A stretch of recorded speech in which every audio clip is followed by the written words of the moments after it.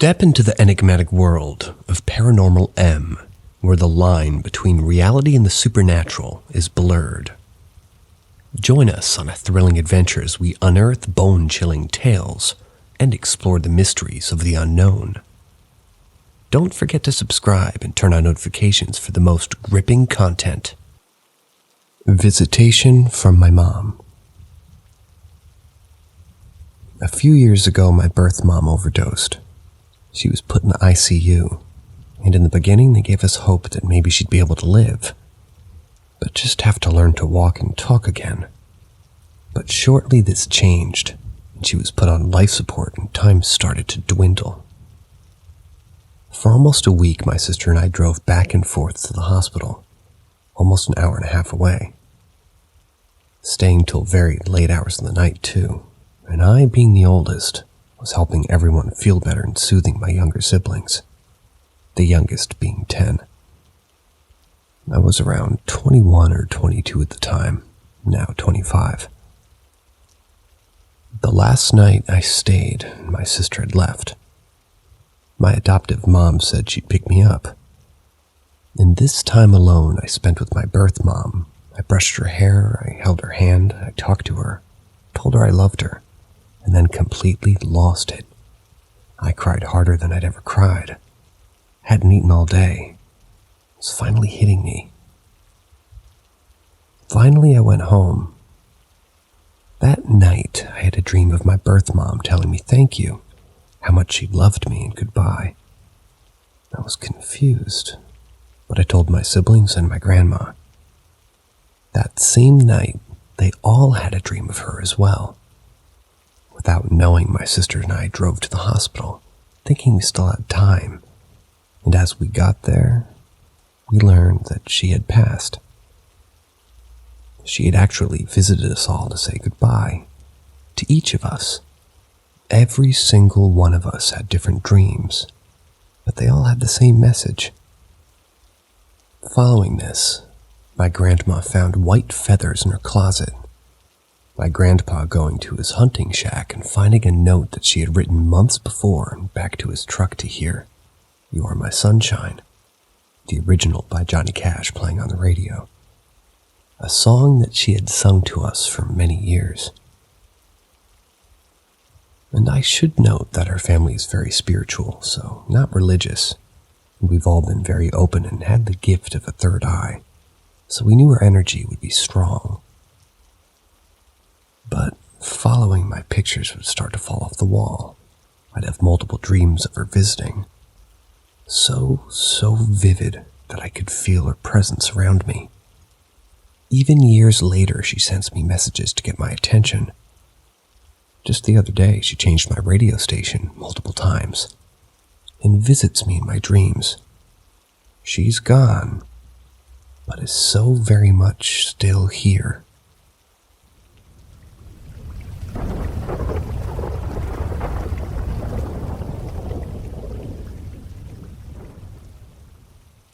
My haunted house. So growing up, I lived in a house that had a cemetery from the 1800s behind it. Along with this, in my side yard, you could still kind of see a foundation from where a schoolhouse had burnt down. I used to sleep in this one room, and every single night I would have nightmares. I'd wake up screaming, and I would see a man with a top hat standing in my doorframe staring at me. Sometimes I would see a little girl in a white dress sitting on my bed. I remember one night when I was little, the girl was sitting on my bed and I was screaming to have my mom come in the room. She looked at me and told me, "Shh." And as soon as my mom reached the doorway, the girl disappeared. Every night in that bedroom, I would have reoccurring nightmares. Wake up, see these people, and then when my mom would reach my bedroom, they would disappear. And I would often be extremely exhausted, even at like 6 years old, and then complain to my family that they kept me up and wanted to play. I've also heard a legend that when seeing a little girl in a white dress and a man in a top hat, apparently this means that there's distress, and that this is a common pair of spirits to come. Along with this, at about age 11 or 12, I decided to switch bedrooms to across the hall. After this, the occurrences almost completely stopped. Almost. There's also been multiple times that my mom would be downstairs doing laundry and think that all of my siblings, by the way, there were 6 of us, and I was adopted, so I was young while they were all teenagers. They would think that we were all up and running around down the hallway. She would get upstairs and everyone would be asleep. Multiple people have heard babies crying, seen little children, and weird stuff will happen, like lights flickering, phones ringing. But nobody would be there. Wind chimes moving inside the house or spinning around super fast.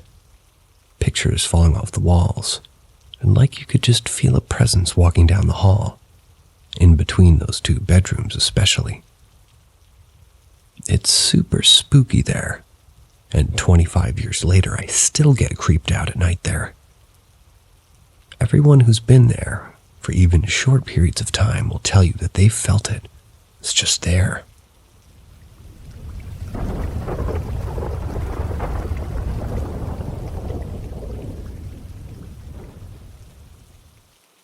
Candle lit itself in the middle of the night.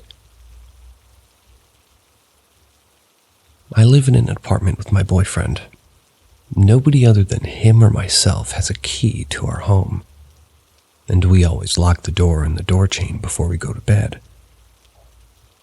So last night when we were in bed, I was having a lot of trouble sleeping. This is pretty common for me. I ended up just scrolling on my phone for a bit while my boyfriend was asleep next to me. He didn't get up at all during this time, neither did I. Before I knew it, it was 3 a.m., and I knew I had to try to get some sleep. I wanted to get some water though, so I walked out to our living area. Sitting in the middle of our coffee table was a lit candle. Now, at first glance, I don't think anything of it. We usually have a candle lit in the evening, and even though I 100% saw my boyfriend blow it out before we went to bed, I am aware that candles can actually relight themselves. However, when I walked up to blow it out, I stopped in my tracks. This is not a candle we have ever lit. In fact, it's usually not even on my coffee table. It's been sitting on another shelf with the lid on since I moved in. But it was in the center of my coffee table, lit, with the lid sitting right next to it, and oddly enough, with no lighter nearby. I blew out the candle, got some water, and decided I'd ask my boyfriend about it in the morning.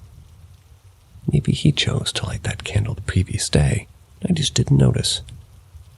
But the next day, I asked him about it. He said no. He specifically remembered lighting and blowing out the candle we always use. We're both just confused. Neither of us has ever sleptwalked, or as far as I know. That would even be hard for me to believe because I was awake the entire night up until then. And I definitely didn't hear anyone in the apartment. I will also say that this is the only time anything out of the ordinary has ever happened here. The only other weird thing is that my boyfriend and I both kind of been having very vivid, strange dreams recently. We even talked about it a couple nights prior. Thought it was weird that it started happening to both of us at the same time.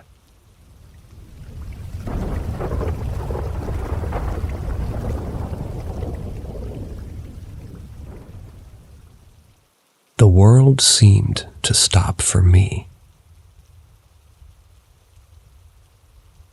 One day I was driving to meet my sister for lunch in a city in Northern Virginia, about an hour from my house. It was raining outside and I had pretty much no tread on my tires, but I didn't know that at the time. Anyway, I had to take an exit onto a busy highway. If you're ever driven in Northern Virginia, you'll know the traffic is absolutely terrible because of all the commuting people do from DC. As I was turning and merging onto the highway, my car completely lost traction. I started spinning. I spun onto the highway, all the while just clutching my steering wheel and hoping for the best. I had no control. I ended up stopping in the middle of the highway, facing the direction of oncoming traffic. Here's the weirdest part. When this happened, there was not a single car on either side of the road. Not a single car in sight.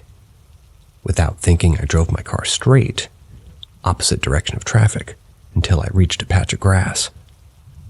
I kid you not, the second my car was out of the way, cars were flying down the road again, hundreds of them. It was an extremely busy road once more. My sister even passed me, called me, and asked if it was me parked in the grass. I immediately started crying because I was suddenly overwhelmed with the severity of what had just happened. Had the traffic been what it normally was during my accident, I would have surely been hit head-on, most likely killed. I still cannot explain what happened to me to this day. It was like a glitch in the system. Obviously, it could have just been an extremely lucky coincidence. However, I drive this road quite frequently and have never, ever seen this highway with not a single car in sight. And somehow there was nobody for the entire duration of my accident. If anyone's ever experienced anything similar, please let me know.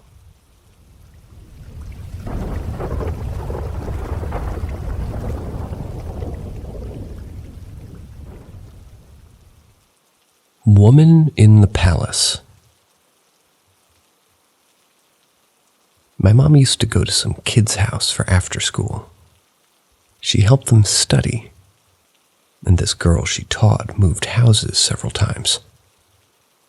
One time she moved to this big, really old palace with many, many stairs, and her apartment was like on the 5th floor, which is pretty high for an Italian building. So my mom had to go there and go up the stairs. Every time she went up the stairs, like in the moments she was in the stairs, she felt sick. Like she started feeling nauseous and lightheaded. Her legs were heavy and she felt like fainting. Like something bad was going to happen. All of this disappeared when she got into the house. At first, she kinda handled it. She ran through the stairs and tried to ignore that feeling. I remember her coming home from work and telling my dad that she felt so bad that she didn't want to do it anymore. Eventually, she told that girl's mom. She explained everything she felt. And that woman was shocked because she felt it too. She thought she was the only one. She also said she heard weird noises and lights used to go on and off by themselves. She found open doors that were closed by her dog, who was usually really calm and they used to scream randomly at the walls. That woman started panicking, went to the palace keeper to ask him for explanations. She felt stupid asking such things, but wanted answers. The old man told her that she wasn't the only one. Basically, everyone felt that, and he knew why. The palace maid, who was mentally ill, committed suicide by throwing herself down the stairs. The woman was completely shocked at that point. She decided to move. While she was planning on moving, the dead maid's niece, who was also a maid, suicided by throwing herself from the window. Yes, she moved. It still makes my mom feel sick.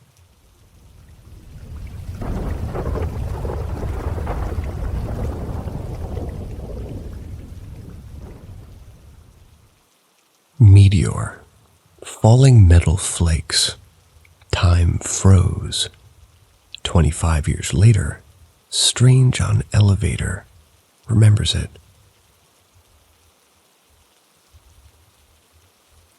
1970 to 72. Not far from Baltimore, and before the Hurricane Agnes. I was preteen at the time. All the kids and adults would gather in front of the house where the roads came together. Most nights the adults would gather and talk. Kids played in the street or rode bikes. Summer evening around 9 p.m. they used to go seeing planes over by the Friendship Airport, BWI. Westinghouse was next to that, so sometimes experimental military planes could be seen. That evening we noticed a very strange aircraft over that way. The light pattern and the way it moved were very strange. Then it just vanished. Not long after, a streak in the sky, assuming meteor, and it burst overhead.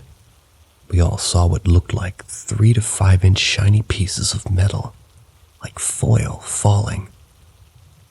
The edges were glowing like hot metal, and they were burning up before hitting the ground.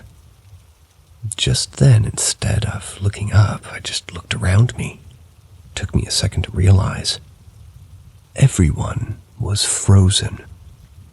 The flakes were still falling, but people were frozen. I then noticed that one other boy was seeing me. He was a few years younger, not one of my friends, so I didn't know him. That quick, everything went back to normal, and everyone acted like nothing had just happened. I ran to my parents asking what had just happened.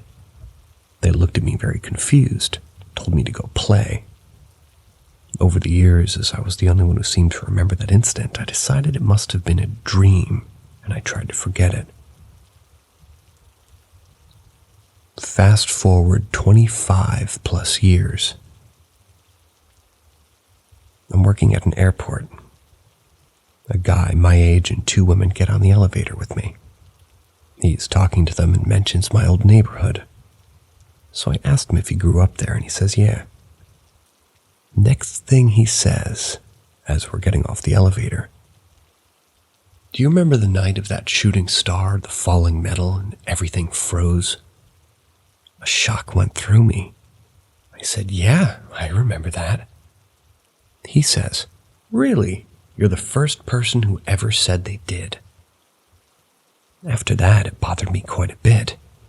What happened, and why did that guy comment, or just why did it happen all these years later? It bothered me so much I even tried to see a hypnotist to go back to that night. Couldn't get into the trance or whatever, so a waste of time and money.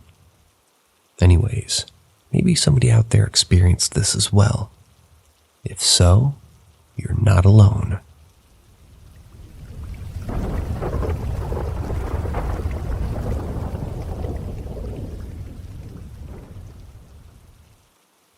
There's something in my girlfriend's house. It all started when my girlfriend told me about what she saw in 5th grade. She told me that one night her and her sister were sleeping in her room. Her sister woke up from a loud bang on the closet door. Her sister tried waking her up, but she never budged. She didn't know what to do, but she was scared, so she left the room. The next morning, Peyton woke me up, thankfully. She went about her morning as usual and went to her closet for a shirt. She was met with a white figure with black, pulsating eyes. She stared into them and saw a black smoke-type substance ooze out.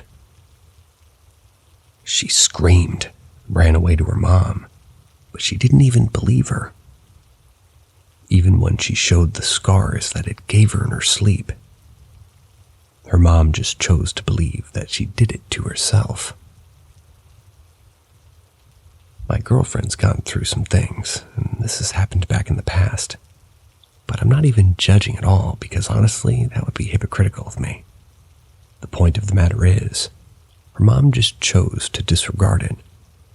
Anyone, if your child or someone you know tells you some shit like this, for the love of God, believe them.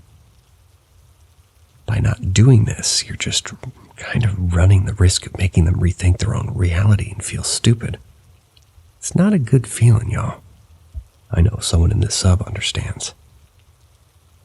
When she told me about this for the first time, I immediately didn't feel right about something. The feeling has never gone away to this day, every time I'm at her house especially. I always feel like I'm being watched. It's even worse when I'm going through shit. It's like I can feel it feeding off of my pain and energy.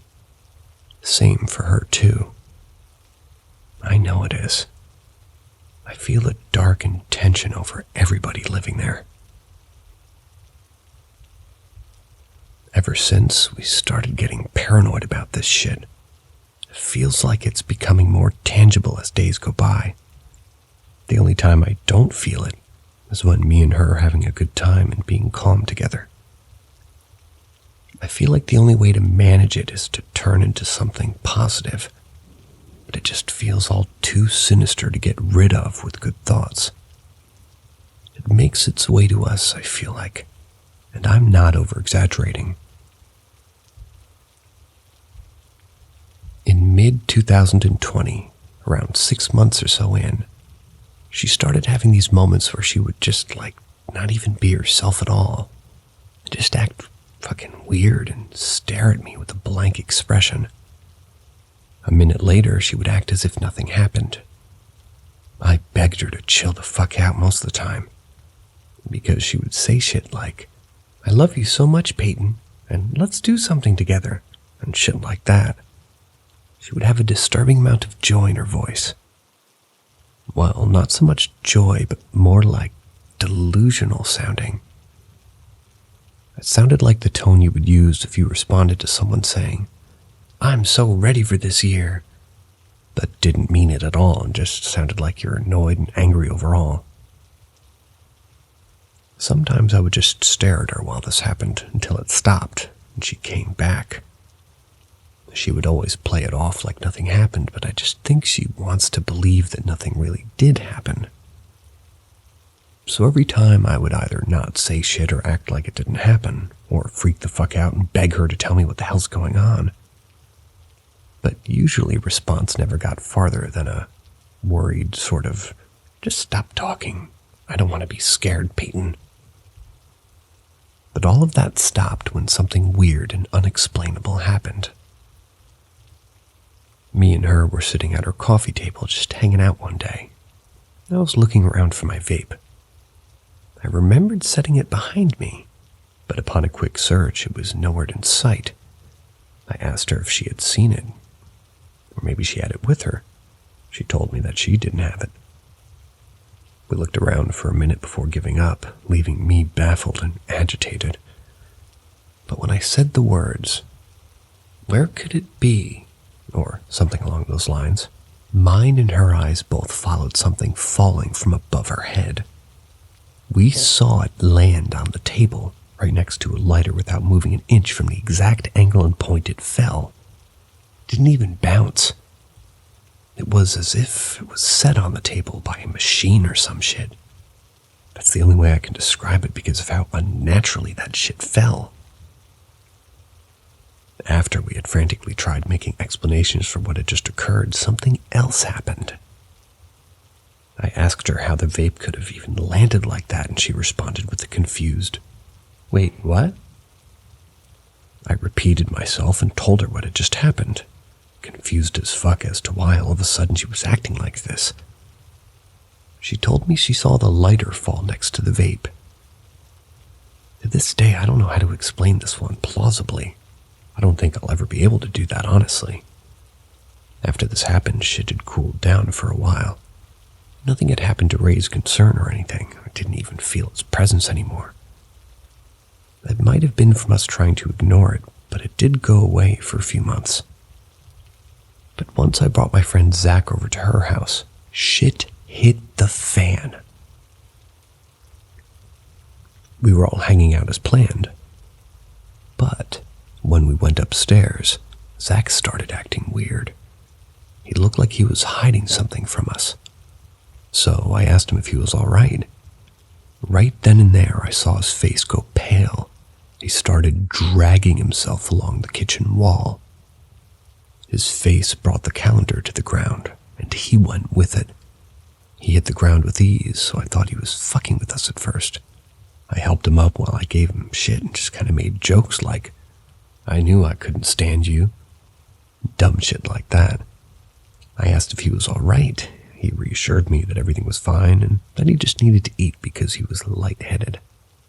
So I went to the fridge, got out some turkey and cheese, and started to get the bread on the other side of the kitchen.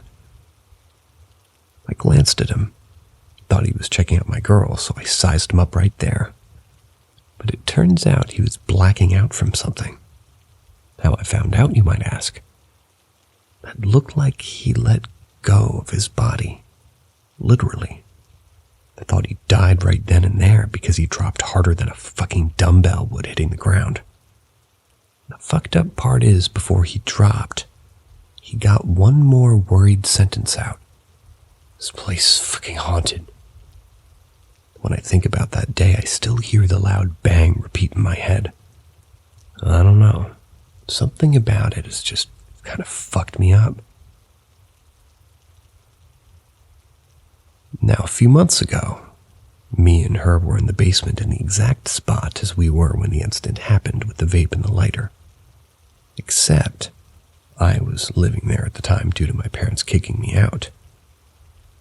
The police had showed up and illegally kicked me out because of my stepmom telling them I wasn't supposed to be there. Even though shit was going on exclusively with my father and her, she kicked me out because I was related to him and proceeded to kick my sister out as well. But that's for real, besides the point right now. The fact of the matter is, I was with my girlfriend at the time and we had blown up an air mattress for me to sleep on while I stayed there. The coffee table was moved to the wall, while me and her just hung out and cuddled on the air mattress. But after a while of doing that, she wanted to have a cigarette. So she looked in the rest of the pack and she was saving. She told me one was missing. I looked around where I was laying so I could find it. But once I showed the least bit of hint that I was giving up on finding it, which was kind of just me literally sighing, it fell from above our fucking heads and landed next to my hand. Me and her both saw the same exact thing at that time. But after it happened, we went on with our days and tried laughing it off. But it was honestly just awkward as fuck after that happened. A little while after that happened, my friend Zach had come over again. When he arrived, we started making jokes about him passing out and stuff. Just fucking with him for real. And overall, the whole day went as planned. But near the end of the day, me and my girlfriend, Peyton and him, we were all on the mattress when all of a sudden, Zach heard a loud crash come from the bathroom. I didn't hear it because I had music on my phone and I was holding it relatively close to my face, so I was skeptical when Zach told me something crashed in the bathroom. But when I saw my girl kind of freaking out, I went to go check the bathroom to calm her. I also didn't need Zach passing out again just in case this was a contributing factor. I wanted to make sure my girl feels safe too, so I went over to the bathroom door and opened it. On the ground was her basket of bathroom stuff, lying upside down with everything still in it. Keep in mind that the basket was sitting on the top of the toilet with perfect balance before. It fit the whole top lid of the toilet, around 2 feet wide or less.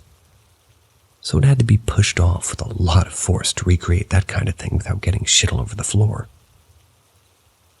And at that moment, I realized I don't know if I should bring my friend Zach here anymore. This was the second time shit happened while he was there and things were getting tense between everyone. So we just called it a day. He went home. The most recent thing to happen actually occurred at her brother's house. This makes me think it can follow people. Because when I passed out on the bed downstairs with her at her brother's, she tried waking me up because I had to go upstairs. Her brother and his girl wouldn't let me. Well, let's just say that they wouldn't let me and her sleep together. And I know that for a fact. I wouldn't be caught dead like that ever. Because frankly, I'm not trying to get killed. But anyways, I fell asleep in the bed a few minutes before she tried shaking me awake. She said I didn't respond in the slightest. She had to shake me as violently as she could to get me up, and after she did so, I got up really fast. She told me I started staring at her. She said she remembers me talking like I was emotionally dead or something, and that I was saying the weirdest shit. She claimed I would look at her with a wide-eyed expression and be like, "I love you."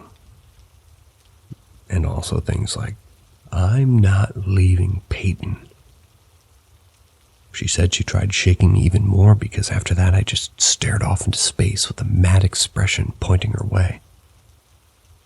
But once she shook a response out of me, apparently I swung my arm toward her. If you know me, I'd take a fucking bullet before I'd even think about laying a hand on my girl. But after this, she yelled at me and demanded I go upstairs. Apparently I yelled, "Fine," and walked toward the stairs menacingly. She told me I climbed the stairs like nothing, having no appearance of even being aware of anything at all. She's pretty sure my eyes were closed while I was going up the stairs, too. I don't know what happened to me, but I think it might have something to do with the way that she was acting all that time ago. But the fact of the matter is, something is in her house, and it needs to leave us the fuck alone.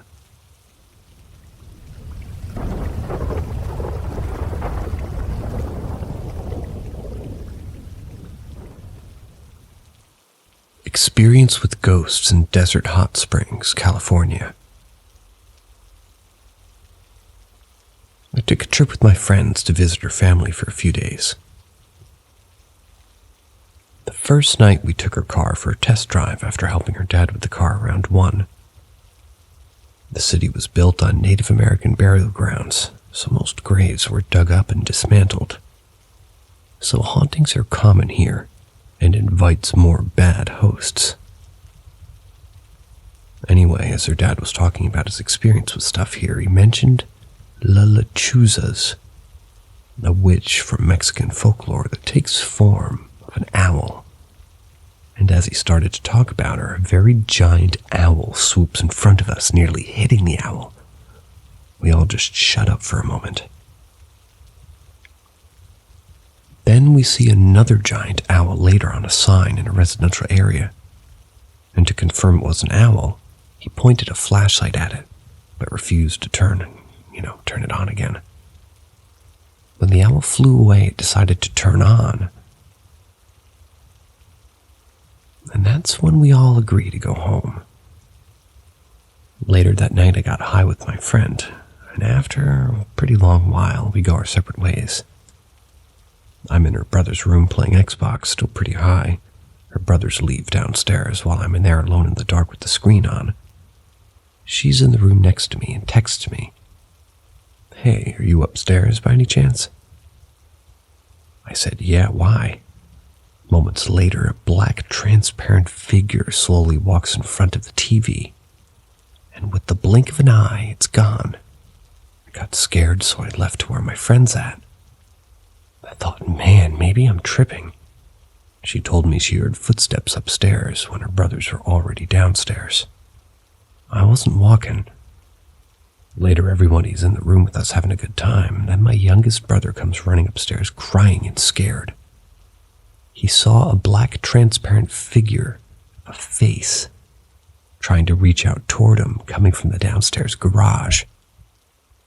Her dad had told us prior that the house is something, but hasn't disturbed them like it did tonight at all. I just didn't want to believe it. We all slept in the living room together after, because 3 of us confirmed that we saw and heard something crazy. Crazy night. Still kept going over, though.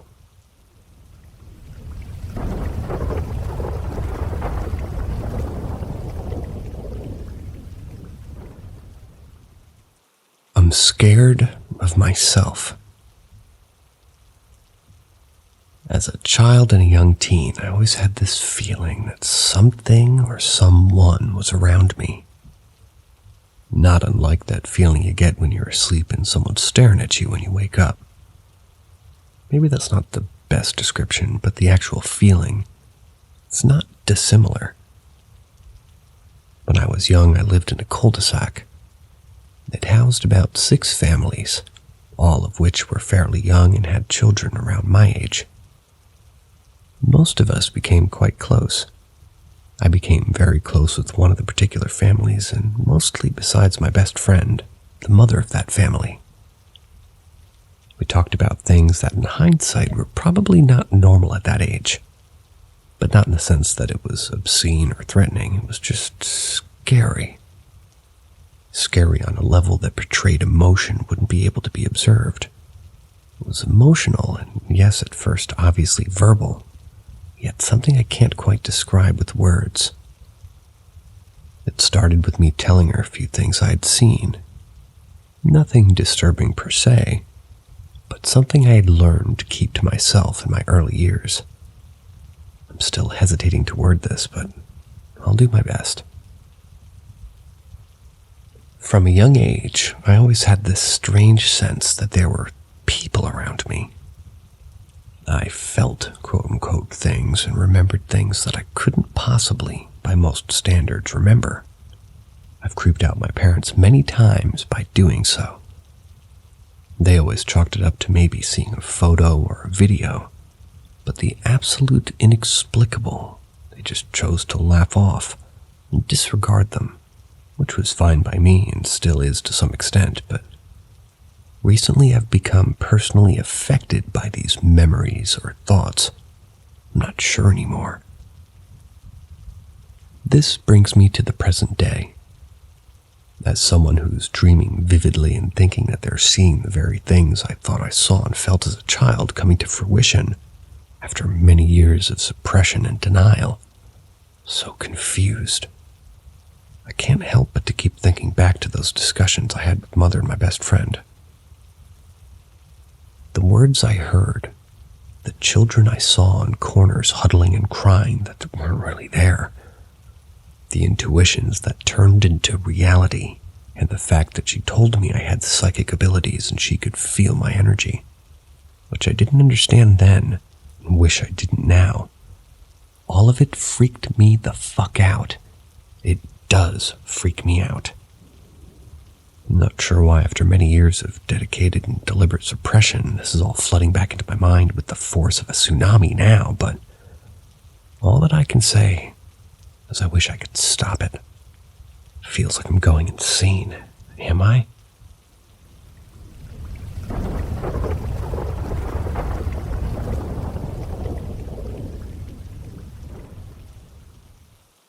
Something scary. When I was a little girl, I lived in a little house. It was on a large piece of horse stabling property in Holly, Michigan. It was household belief that the place was haunted. It was also household belief that the spirit was benevolent, but that didn't stop it from giving quite the scare. Dishes fell off counters, the front door closed by itself, and on one occasion a row of porcelain dolls all stacked at different levels of shelving and surfaces fell like dominoes. When we decided it was haunted, there were 7 of us there. Me, my sister, my dad, his girlfriend, and her 3 kids. But the girlfriend and kids had left, and my sister was spending the night with her friends. My father and I were in 2 separate corners of the house. So maybe the ghost was shy. I had just turned off the light and crawled into bed to shut my eyes. That's when I hear someone say my name. I opened my eyes to a pale, slender figure with jet black hair crawling toward me. When I recall the figure, I only see 2 black holes for eyes and 2 black slits for nostrils. I akin it to sort of like Michael Jackson's skin suit in Scary Movie 3. It may have had some distinguishable features, but I didn't commit them to memory. It seemed calm. It seemed it may be trying to say something to me, maybe even console me, as it reached toward me, but I sort of just panicked. I screamed and my dad busted in the room, instantaneously turning on the lights. Before he was on the opposite side of the house with 2 hallways and a living room to get through. I assume I was screaming before I'd actually realized. figure had vanished, and my dad and I slept in the living room that night.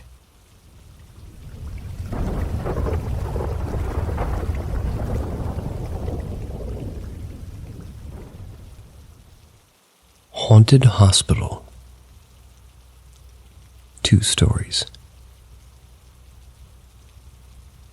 When I was there, I got tasked to help with housekeeping, so cleaning rooms. I did night shift in the ER, the emergency room. Usually there's only one other person there actually works there to help when needed. Story 1. For the first month, I didn't really realize anything out of the ordinary except the feeling that I was being watched. I didn't really think much about it because, well, I was in my military uniform cleaning rooms of people who got released or passed away.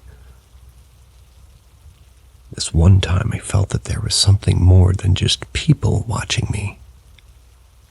When I was in a room just me, I just had this weird type of dread of being watched by something. While I was cleaning the room, it felt like there was someone there just in the corner, but I couldn't see them. Toward the end, right when I was about to leave, I felt extremely cold. Not like a weird chill, like a type of death chill almost. It was such a weird feeling, something I'd never felt before. After I left, I just felt so scared till I relaxed. I don't understand what could have caused it, or how I got so cold in a matter of seconds. Story 2. This also happened in the ER while I was by myself. So in the hospital, all of the soap and hand sanitizer were all motion activated. It started out as a slow night, about 2 rooms an hour.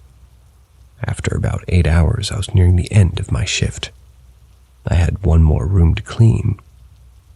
As I was cleaning, I started to have the feeling I was being watched. So I just ignored the feeling. Probably not the best idea, as you'll see. After about 5 minutes of feeling that I was being watched, I started cleaning the bed, which was the last thing I had to do. As I was cleaning the soap dispenser, it just goes off. Even though I was the only person there, I ignored it as I was going to clean it before I left anyway. Not even 30 seconds later, I heard footsteps in the bathroom. And me being me, I decided to look to see if anyone was in there.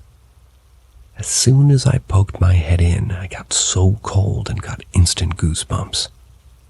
So I left the room, started cleaning a public bathroom for the last 30 minutes of my shift.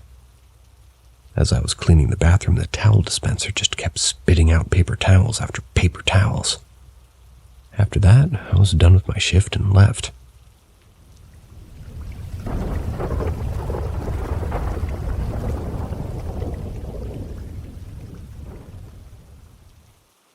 My first experience.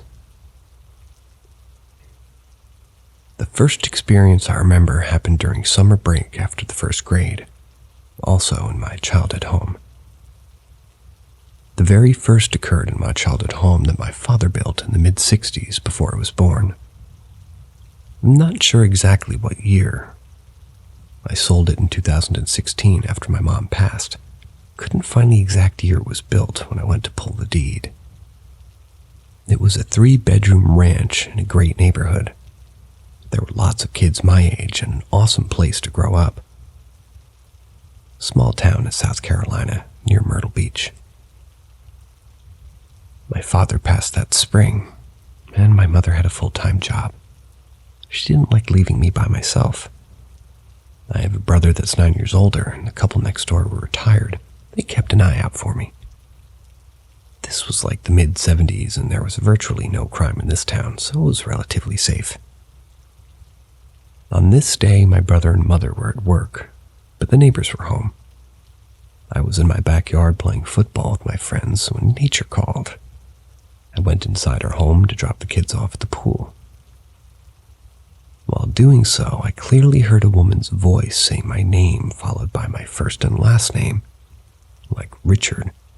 Then a few seconds later, Richard Johnson. Not my name, but same number of syllables. It was a pleasant voice with no urgency. It was melodic in tone, almost sung. It was somewhat unnatural, I'm not sure how else to explain it. It wasn't muffled, and it sounded like the woman was in the house. I remember thinking that it was weird and that the voice wasn't a familiar one. Initially, I wasn't scared, as I thought I could have just been a neighbor. It wasn't unusual for people to drop by. Our home had lots of drop-in visitors. I quickly finished up my business and looked around the house. It was empty. I started thinking that I didn't hear the back door open before I heard it. Normally I would have. The back door had a cheap storm door with a little hydraulic arm and a spring that would creak and pop when it opened and closed. The front door was almost never opened and locked up tight. Now I'm freaking out. I went next door to ask my neighbor if she had come by. She said no and asked if someone was in her house. I told her no, and it must have just been the TV trying to hide my fear and anxiety. By the way, I was positive the TV wasn't on. Also, no radios or anything else. I didn't let her know I was freaking out inside because my mother was kind of hesitant to let me stay home by myself as it was. If I'd alarmed a neighbor, I'd be sent to a daycare or a relative's house. I knew this and did not want that. Mom had already threatened this if I get into trouble, and I wanted to spend the summer with my friends. There are possible explanations for this, such as an auditory hallucination. Some other person stopping by, maybe. I never had any auditory hallucinations before or since. Another neighbor or family member would have come in and left so quickly. I was out of the restroom in less than a minute after hearing this. There simply wasn't enough time for anybody to get back to their vehicle and leave. Our driveway was long with a circle around the front yard. My friends in the backyard didn't see anybody else go into my house. I never said anything else about this to anyone, and I just put it in the back of my mind. I just let it go, went back to playing football. This is the first I remember, very mild compared to the others to come. I've had maybe a dozen throughout my life, and I'm middle-aged. I've never actually counted them. My experiences have been years apart. As I've gotten older, I believe that I'm somewhat sensitive to the other side, or however you want to define it. I don't claim to understand it. I believe in the spirit world and the possibility of interdimensional beings. Though I grew up in a Christian home, I'm not a religious person. I don't believe in organized religion. However, I do believe there's something else beyond this reality, whether it's the spirit world or something else that we can't or don't comprehend fully. I've studied many religions, including the dark ones as well as Wicca and Voodoo. I've done this out of curiosity mainly. I don't believe in them for the most part.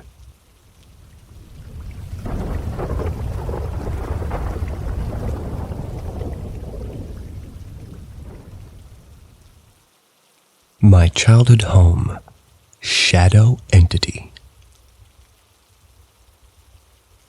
This encounter happened a few years after my first experience where I heard a woman's voice calling my name. It had been a couple of years since my father passed. My mom had started dating a man that she met at church that would soon become my stepfather. It was a warm summer Sunday night. I was home alone as I didn't want to go to the evening church service. I loved Sunday night TV, and I was watching my favorite shows. I was hungry, and I went to the kitchen to get a snack. I could easily see the TV from the kitchen table, as our home had a pretty open floor plan. Everything was good, and I was enjoying the shows and having my snack at the kitchen table. Then the lights dimmed and flickered. It wasn't uncommon during this era to have brownouts.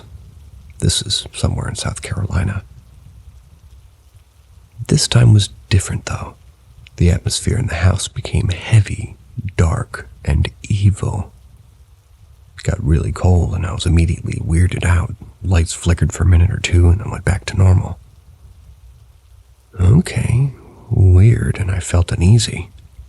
I remember losing focus on the TV and being hyper-aware of something or someone being with me. Tried to brush it off and continue to watch TV, but I could barely focus on it. A few seconds later, I saw a shadow figure out of my peripheral moving around the entrance of the hallway to the right, and the door directly in front of me looked into the unlit, dark, formal room. The hallway went to the back of the house where the bedrooms were.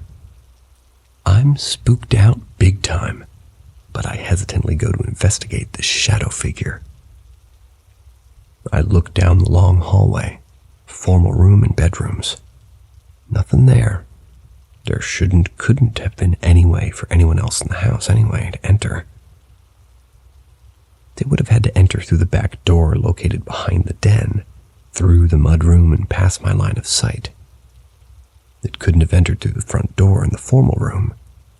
It was an oversized, heavy, solid wooden door, after all. And this was secured by a bolt lock and difficult to open due to the frame swelling from the humidity. This door made a lot of noise when simply unlocking the bolt, and definitely would make a big sound when opening it. We rarely even used it. So it's not possible that somebody entered the house without being seen or heard.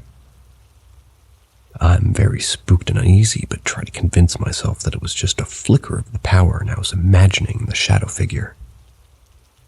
I had lost my appetite, went back into the den, leaving my food on the table, and started trying to watch TV.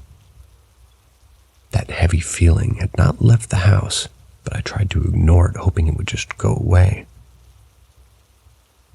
A few minutes later, I saw the shadow standing to my left in the kitchen out of the corner of my eye. As I turned to look at it, it slowly faded. I'm now frozen with fear. The lights dim again, and I hear a scraping noise from the outside of the house, which sounds like someone dragging a rake or something metal down a brick exterior wall. I noped right out of my house immediately, ran into my neighbor's backyard. I'm scared to be inside or outside of my house at this point. I'm terrified, more than I ever have been in my life. I don't feel safe in the neighbor's yard either, but I'm a few hundred feet away from my house. My neighbors aren't home and their house is completely dark. From where I'm standing, I can see into the den through a large picture window. The room is lit by one lamp and I can see shadows moving about. At one point, I saw the shadow watching me through this window. This lasted for several seconds that seemed like an eternity. It wasn't shaped like a person, but more like a tall, dark void of empty nothing. Around 3 feet wide, over 6 feet tall. It went beyond the top of the window that was 3 feet tall, and 6 feet wide, and the top was 6 feet kind of off the floor. This entity didn't feel friendly, it felt angry and hostile. And it oddly felt familiar. A minute later, I see headlights coming down the driveway. It's my mom and my stepfather-to-be. A sense of relief came over me, and that heavy feeling dissipated. Almost immediately, the shadow disappeared and everything went back to normal. My mom sees me in the neighbor's yard and is immediately pissed that I'm outside. I incoherently try to offer up some kind of explanation, but I'm rambling gibberish. My mom, being short-tempered, says, "Get your butt inside, there's nothing in there." I hesitantly did as I was told. When we got inside, she was not happy about the kitchen being in a complete mess. My food was scattered all around the table and floor. I didn't do that. I usually cleaned up after myself. I had no explanation and had given up on trying to explain what happened. I knew it would sound unbelievable anyway. I have no explanations for this experience, even after decades of research into the paranormal. Perhaps it was my father's spirit, angry about the presence of another man in the house he built. Or when my friends and I found a Ouija board in a closet and asked it a couple of questions. Another story for later. This visitor or something similar would return again soon. The scraping noise would also return a few more times over the years. It's really great to tell these events after all these years, honestly.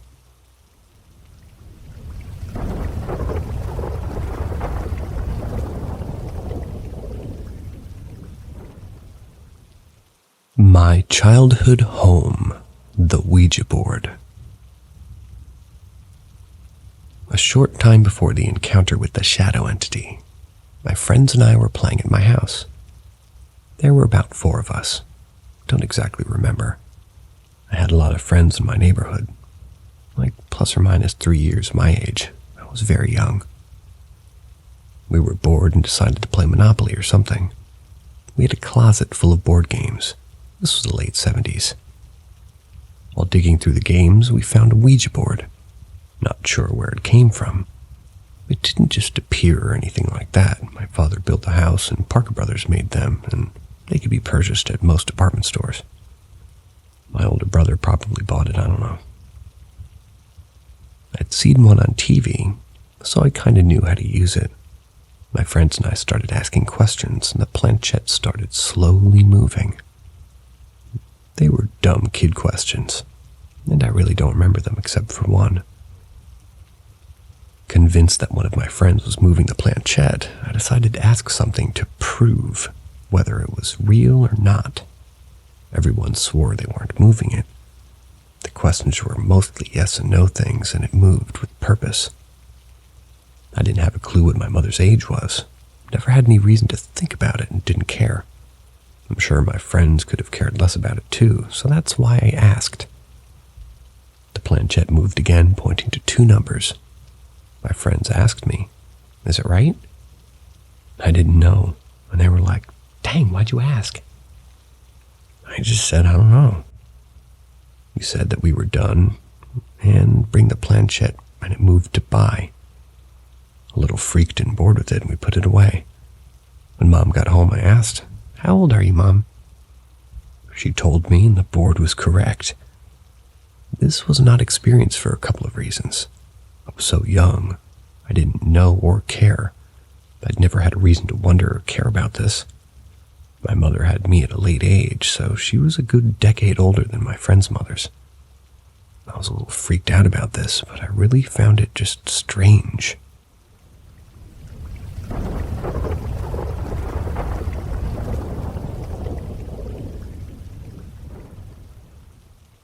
A woman with green eyes.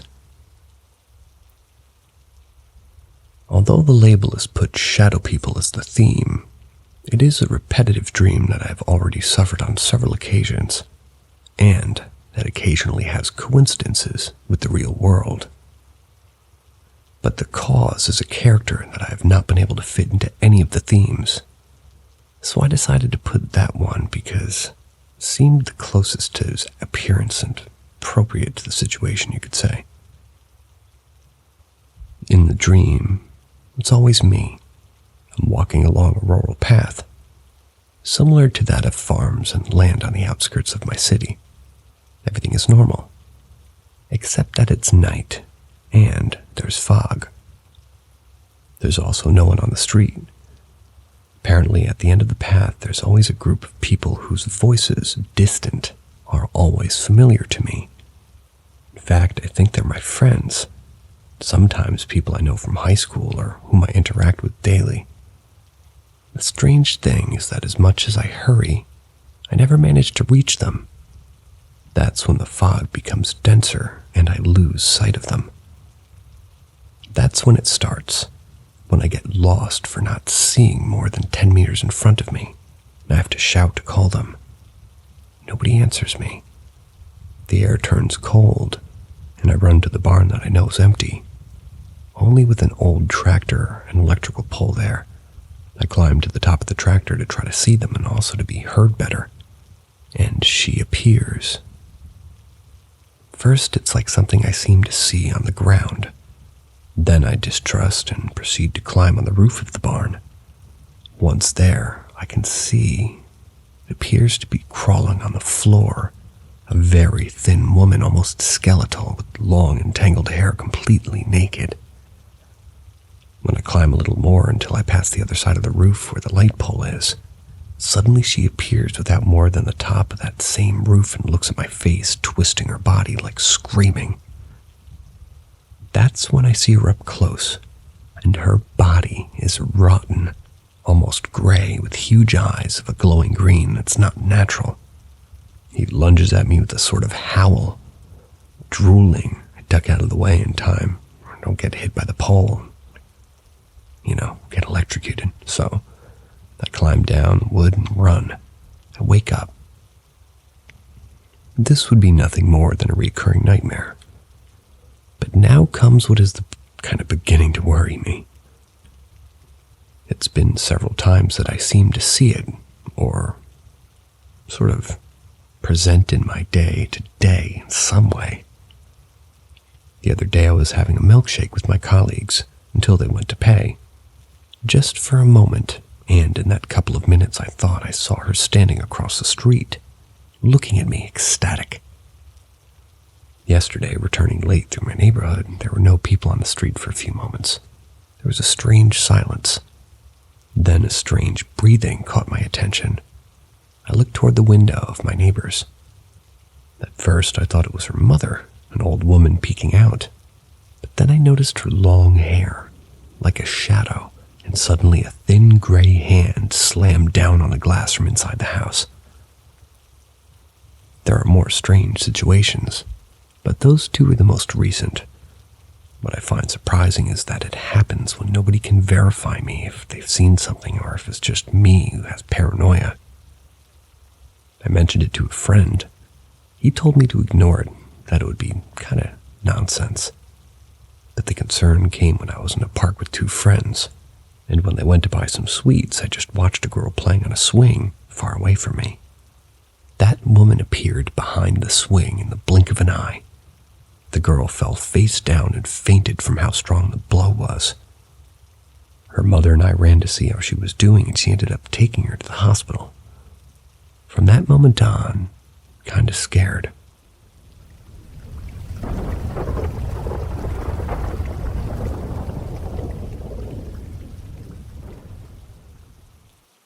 The strangest experience of a morning. About 2 or 3 years ago, when I was a gerontology student in Venezuela, I spent 5 days a week at my grandmother's house, and then returned home on weekends. The issue is that at the time, Venezuela had a critical situation in relation to pensions for the elderly. I had to get up about 2 or 3 a.m. in my city to stand in line at the bank. They hoped that at some point during the day, or afternoon or even evening, they'd be able to receive the money and return home. I apologize for telling these details, but I consider them necessary so that you can understand where I was at the moment that this paranormal event occurred. It all began on a Tuesday at about 8 p.m. My grandmother told me that she would be leaving with a friend to go to the pension at about 3:30 or 4 a.m. This was on a Wednesday. So in case I woke up and didn't find her at home, I would already know where she was. Since this was not the first time this had happened, I decided to set my alarm on my, go off around 7 a.m. so that I would be up by 8 to complete my chores for the day.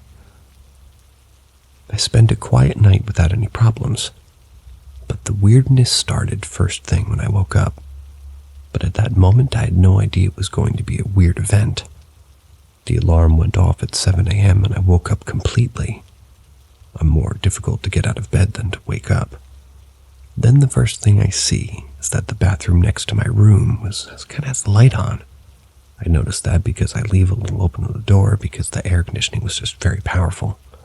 So the light of the bathroom or hallway would be easy to observe. Then not only the light was on, but I could hear the sound of my grandmother's makeup case being handled. At that moment, I was a little surprised, thinking that my grandmother had not gone to the bank. But I didn't give it much importance. I thought that surely she had returned for breakfast because someone was watching her place in line or something like that. Of course, I didn't dare to go out and say good morning because of the same laziness of having to get out of bed. So I turned the opposite direction of my bedroom door and started to check my cell phone. The noise continued until it stopped. I heard my grandmother touch the button to turn off the bathroom light. I heard how she closed the bathroom door, and I heard how she went down the stairs. Everything went on as normal. I got out of bed at about 8:30 a.m., had my breakfast, and had a quiet morning. My grandmother came home around 12:30 noon, and everything was normal. until I asked her why she had left so late and not in the early morning as she had said. My grandmother looked at me with a confused face and told me that she had been out of the house since 4 a.m. Normally, one who lives a normal life and has to live experiences like this, they end up being more than scary. However, this was a little surprising for me because I'd never had an experience like this, but I did have a little history with weird experiences. Of course, after explaining this to my grandmother, she was more surprised than me, as expected. Unfortunately, an experience of this type didn't happen again, although strange things did happen, but it was not something frequent, but something that happened suddenly and already. But I must say that I never liked that house because I felt like it's something that would make it uncomfortable for me. But that's kind of history for another time.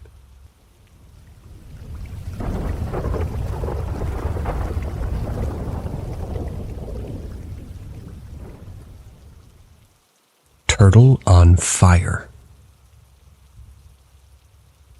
Oddly enough, I remember that we seemed to have gotten the same spot that we have gotten the previous year. At the top of the hill, not far from the path that leads down to the lake itself, where there was a dock.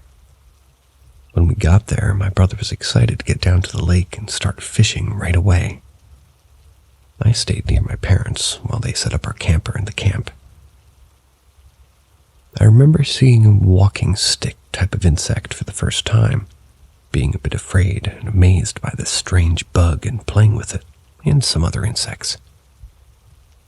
Fast forward a few hours, when my mother told me to head down to the lake and get my brother for dinner. I was walking down the path, almost to the lake, when suddenly I heard my brother yell, "Son of a..." Then I heard a splash.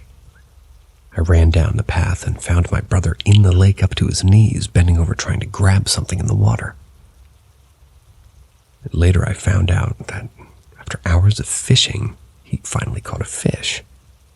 And just as he was pulling it up, it fell off the hook and back into the water.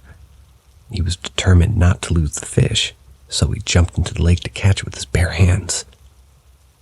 He claims that he was able to grab the fish, but it shot out of his hands like a wet bar of soap shoots out of your hands when you grab it.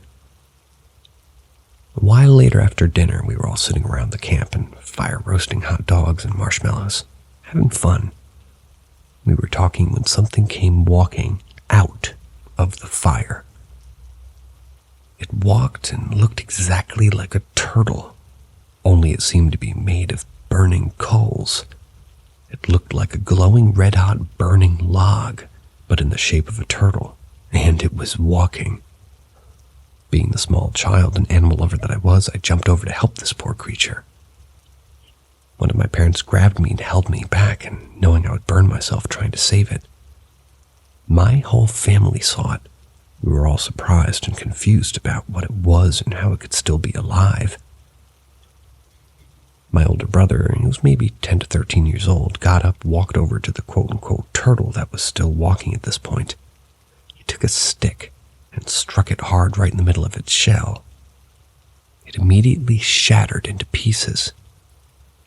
I, of course, was devastated that my brother just killed it. My parents held me and kept me from going over to it. In the morning, I went out to go look at the shattered remains of the body of the animal.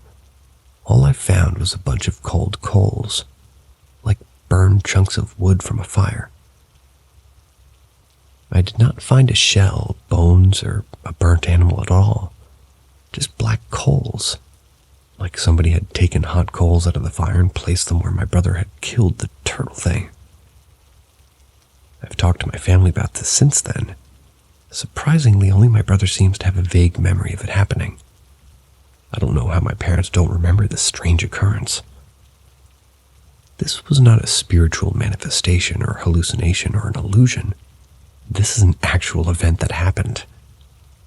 Has anyone ever heard or seen of such a thing before? So far, I haven't met or talked to a single person outside my family that witnessed it, that's ever heard or experienced anything remotely like this. Even if it was a living turtle, How could it be completely burned up and still survive long enough to walk out of a fire a distance of at least 3 feet before my brother shattered it?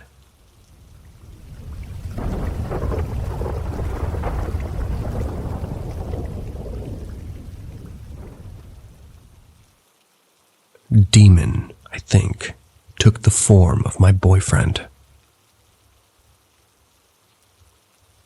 In 2018 or 2019, I was dating this guy, and I would always sleep over at his place on weekends. I would sleep on the right side of the bed, and he would sleep on the left side. One night I woke up because I guess I could feel something staring at me. I opened my eyes, and my boyfriend was sitting on the edge of the bed to my right, just staring at me and smiling. But the way he looked was so creepy. Nothing different about how he looked, but the only way I can explain it is evil. Like a super big smile, wide eyes, just staring at me, but not saying anything. This guy would always mess with me, just joke around, so I thought he was just trying to freak me out or something. I was about to ask him what he was doing, like the words were about to come out, when all of a sudden I felt his body laying down. I heard him breathing, being asleep, deeply, to the left of me. I immediately knew this thing that was staring at me was not my boyfriend. I stopped myself from saying anything or even looking at my actual boyfriend lying next to me. I was still looking right at whatever this thing was that I had thought was my boyfriend. I had an overwhelming sense of just feeling like I was in danger, and if I said anything or looked at my boyfriend to my left, it would know that I knew it wasn't my boyfriend. Something bad would happen. All of this was going through my mind super fast.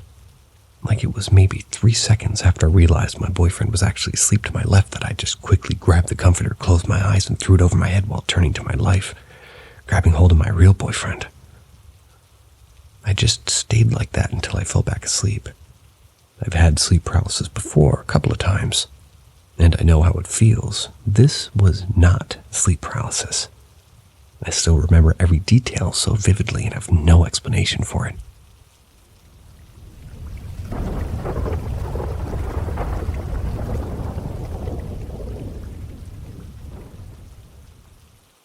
My only paranormal experience ever. I've always believed in the paranormal, alternate dimensions, and extraterrestrials. I just generally believe that the universe is extremely vast, and humans can't possibly mentally grasp everything out there.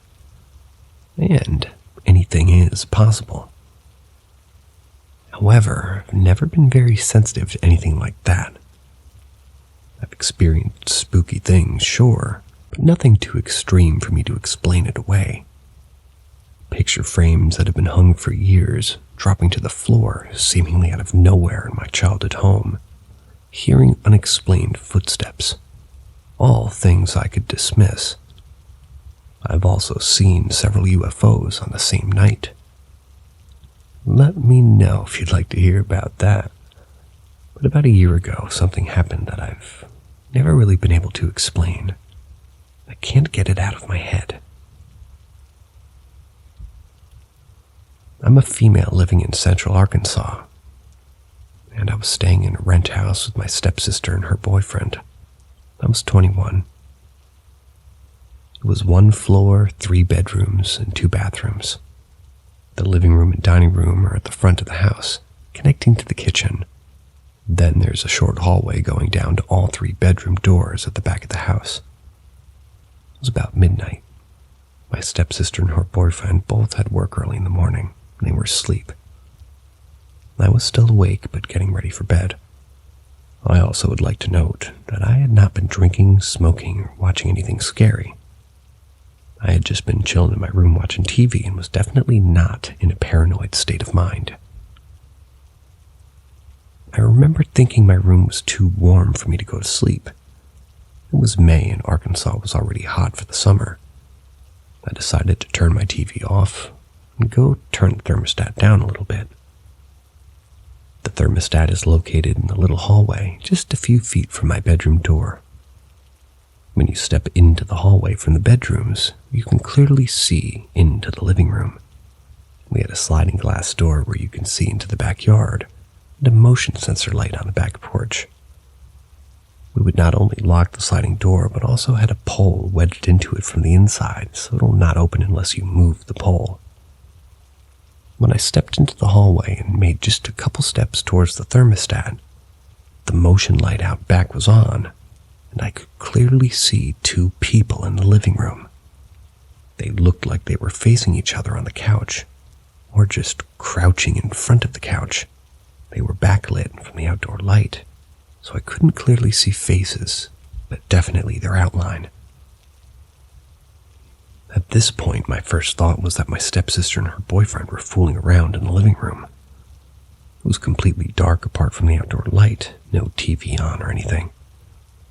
And for some reason, I just thought they were in there to have sex or something.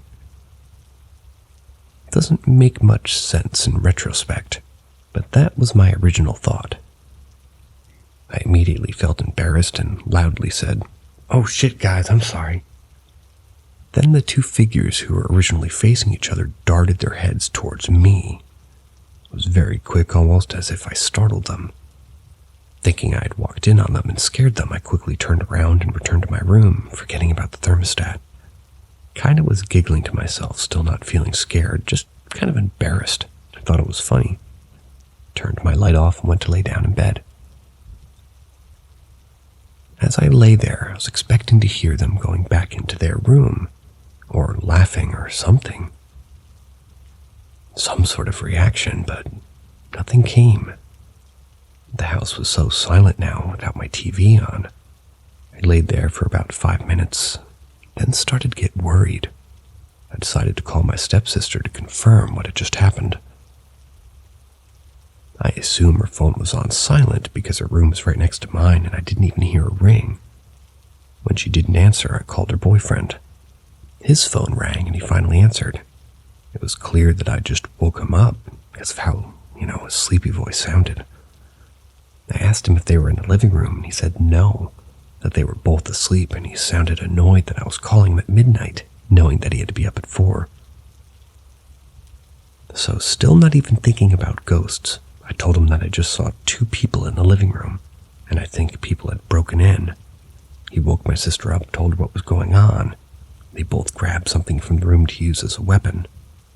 All I had was a pocket knife, but I grabbed it and we all decided to leave our rooms at the same time and step into the hallway. He walked ahead of us, and the 3 of us made our way into the living room, turning on lights as we walked.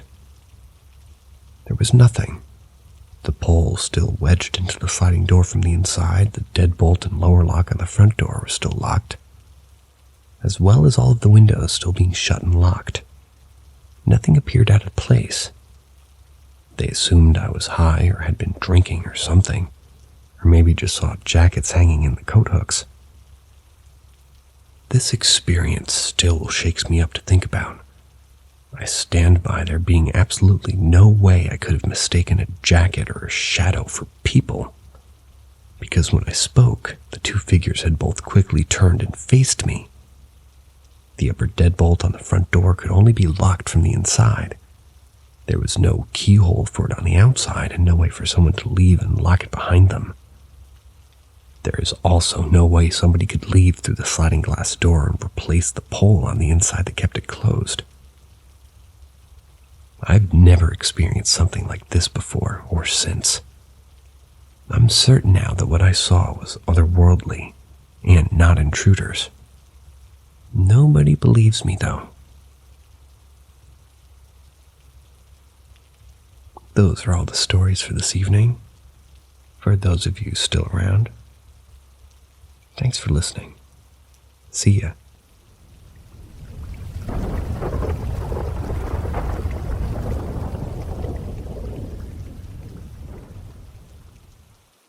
Greetings from the mysterious dimension of Paranormal M.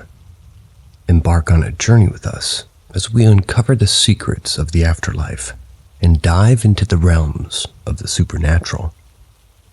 Hit that subscribe button turn on notifications to never miss out on our spine-tingling and haunting stories. Girl in the Window. I'm 23 now, but I was 17 when this story took place. My grandfather was very clearly nearing the end of his days, so we wanted to be with him before he passed away. So, my family visited him in Tennessee for Thanksgiving. On the day we were leaving, I woke up feeling sick. My family lives fairly close to Los Angeles, so it took a long plane ride, and by the time we landed, I was feeling pretty awful. Being in an environment 30 degrees colder than what I'm used to didn't help either. On our first night there, we stayed at the house of my mom's old college friend. It was an old house that she had just bought and she moved into recently. She was telling my mom about how old it was and why she ended up buying it and whatnot. This was during the car ride, but I was feeling so groggy that I wasn't really absorbing any of it. When we finally got there, I could see what she meant by old. It looked like a Victorian-era house and had extremely narrow hallways that those old houses tend to have. When we went inside, I felt a really oppressive energy immediately surround me. I have anxiety, and being in a new, unfamiliar place will often trigger it, so I assumed that all it was, but didn't really pay much attention to it. Instead, I decided to just go to bed, despite it only being around 8. I just felt terrible and wanted the day to be over. I slept on the couch in the living room. Initially, I had a lot of trouble getting to sleep. My head was killing me, and I felt like my entire body was being weighed down, which I attributed to being sick and exhausted. I managed to fade in and out of sleep throughout the night. Later, though, sometime around maybe 5 a.m., I woke up to see someone else there. At the foot of the couch, there was a large semicircle-shaped window that perfectly framed a street lamp outside. Standing under the street lamp was a girl with long brown hair, and she looked terribly ill. She had dark circles under her eyes and looked pale as a sheet. She was barefoot and was wearing an old-looking white nightgown. Not old as in old and worn, but old as in antique, if that makes sense. She was just standing out there, staring at me through the window and mouthing something over and over again. It was windy and leaves were blowing around, but her hair and gown didn't move at all in the breeze. In addition to that, it must have been horrendously cold outside, but she didn't seem to be reacting at all. She just kept mouthing the words to me. Of course, I couldn't hear her, and in my sleepy, sick stupor, I said, "What? I can't understand you." A voice then responded to me, although it's hard for me to describe where it came from. It felt like it was coming from the left side of my head, but kind of behind me at the same time. Although it didn't feel like it was coming from anyone in the room with me, but rather like it was coming from inside my brain. The voice said, "She's saying gossamer. It's good for fevers. She's trying to help you." I got really scared at this, and I asked, "Well, why? She doesn't know me. Why is she out there? Why does she want to help me?" Then suddenly, as if in a blink of an eye, I could feel the dark figure of the girl who was outside just a second ago standing next to the couch, leering over me. The light in the room was coming from behind her, so she looked like a dark shadow person. Leaning over me, she whispered, "It's okay. You're gonna be all right." I immediately woke up at that, and I felt absolutely terrible. I was extremely disoriented as well, because I remembered waking up and seeing the girl outside the window. Couldn't figure out why I had just woken up again. I tried to get up and tell my mom that I needed help, but as soon as I got up, I had a hard time walking. Once I got to the door of the bedroom my parents were in, I collapsed to the floor and pawed at the door calling for my mom.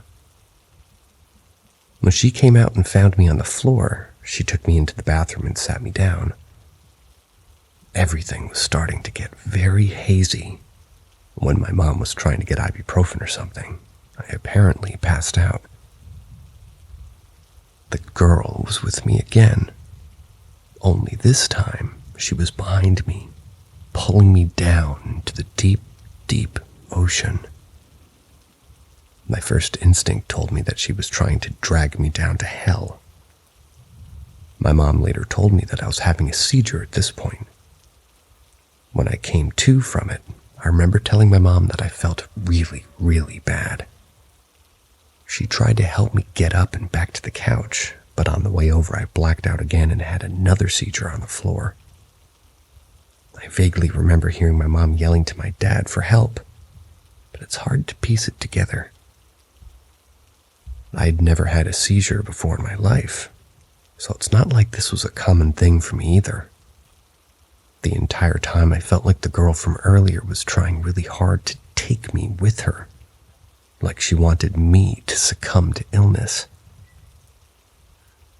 When I finally got back to the couch with the help of my dad, my fever immediately broke. I started sweating like crazy, and suddenly I felt loose and relaxed, as if I was at ease after the whole ordeal. I no longer felt like the girl was there with me, and honestly, I was so exhausted that I wasn't even thinking about it. My mom stayed with me until I fell back asleep, and I was fine the next morning. I was still a bit sick the rest of the time, but nothing compared to that first night. Logic tells me that it was probably a fever dream, but the fact that I immediately felt something wrong when I stepped foot in that house, and that I had 2 seizures after the encounter with that girl, leads me to believe that it was something else. I'm not sure that it was a ghost, because to be honest, it felt more like she was an angel that could tell I was sick, and was trying to tell me to, well, rather take me to hell with her. I don't think she was trying to help me like the voice in my head claimed she was. I think she was trying to kill me. I've never felt closer to death in my life. I've never told my parents about this experience for fear of ridicule, and I figured that I'll never be back to that house anyway. Especially since my mom's friend has since relocated once again, so there isn't much of a point. I just hope that I never encounter whatever that girl was again.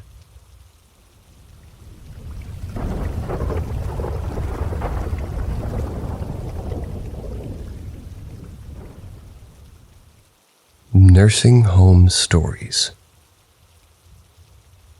I'll start off by saying I'm a CNA, and I used to work at a shitty nursing home. I always worked at like 3 p.m. to 11 p.m. But this one night in the winter there was a storm. It wasn't too bad, but no one was showing up for the next shift, the 11 p.m. to 7 a.m. shift. So before the end of my shift, people were being mandated to stay, and I was one of them. It came to the end of the shift. I did my normal rounds and was about to start some cleaning duties, when my supervisor came up to me and had told me that I was switching places with another CNA, which I kinda was okay, but whatever.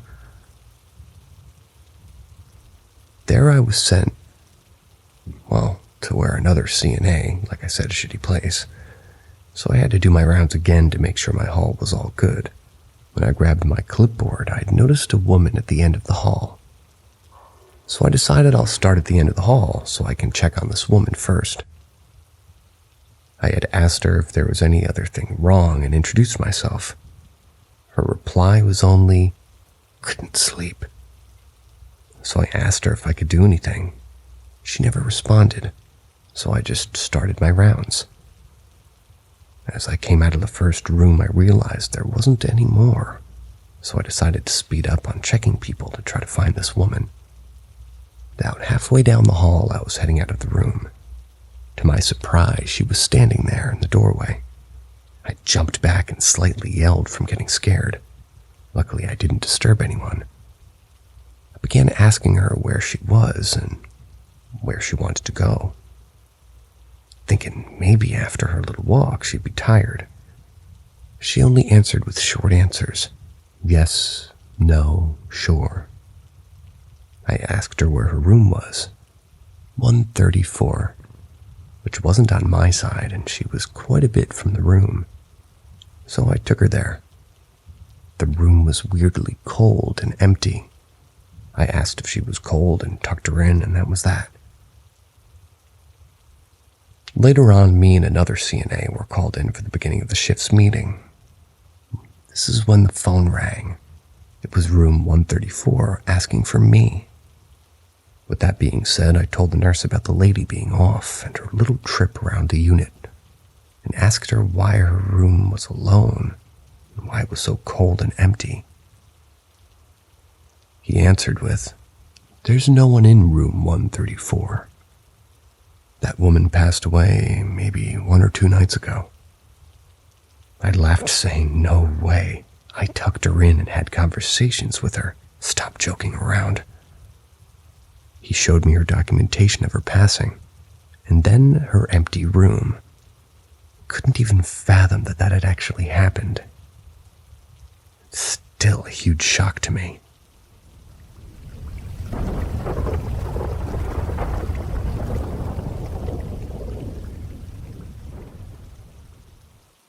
Nursing Home Stories, Part 2.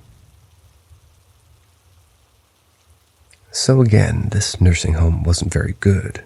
It wasn't legal with a lot of things. But the time I became a CNA, I was 18, but I've been working there for a year already. So I was pretty young, and a lot of people who would just tell me, this probably isn't good for you, which little was like, what can I do about it?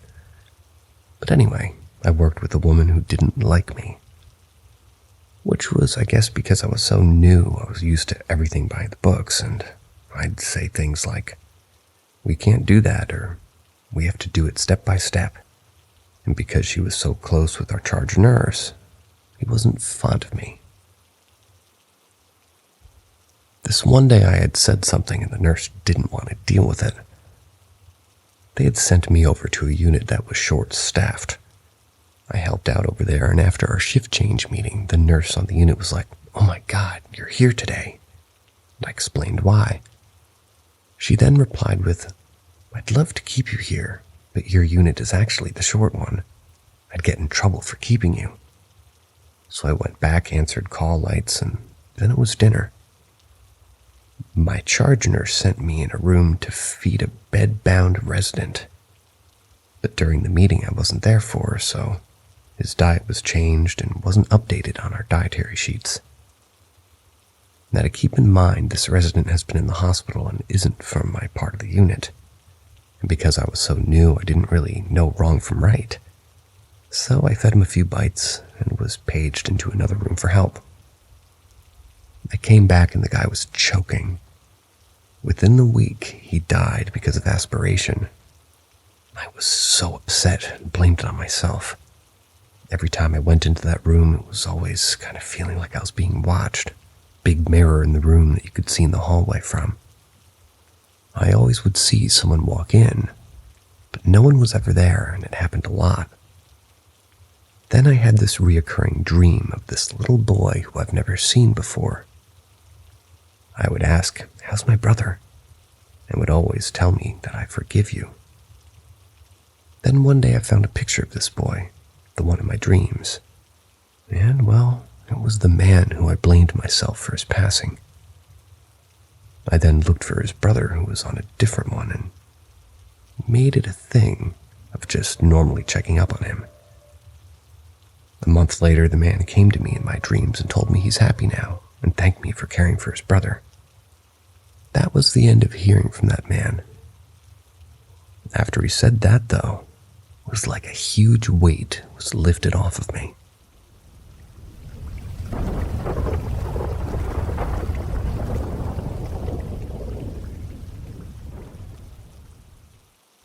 A ghost said my name in an old barn. I, a 24-year-old female, was about 15 at the time of this, and my friend, also a 25-year-old female, but 16 at the time. We used to go to this horse barn after school. She would go every day to muck the stalls to work off the board for her horse to stay there. It wasn't a huge barn, sorry for all the details, but it pertains to the story. It had probably 16 stalls, but maybe 12 horses actually boarded there. The building was like a straight line with the front entrance pointing toward the road and the other end pointed toward the paddocks. It was easy to know if somebody pulled in because the entrance was literally right next to the road and car headlights would shine through the whole barn. Anyways, me and my friend, I'll call her Mandy, we were sitting in the tack room with the door open waiting for my dad to pick us up. This was in the winter of New Hampshire, and it gets dark by like 3:34 during that time, so it was pretty dark out, besides some lights in the barn. We're just sitting there talking, when suddenly I hear someone yell my name, Hannah, like a question. I didn't say anything about it for about 10 seconds, then Mandy says, "Did somebody just call your name?" I knew I wasn't crazy then. I said yes, and we both peeked out of the tack door. The voices sounded exactly like my dad. There were no headlights in the drive, and we were the only ones there. I called my dad, and he was still 20 minutes out. I want to add earlier in the day that we were bringing a horse in from the paddocks, and this horse is maybe 25 years old and bomb-proof as hell. He refused to go inside to the point that he actually knocked Mandy over and ran back out. It took 10 minutes to get him back in. We both have wondered for years what this meant. It's my only one, really, encounter with the paranormal. And honestly, now that it's been almost 10 years.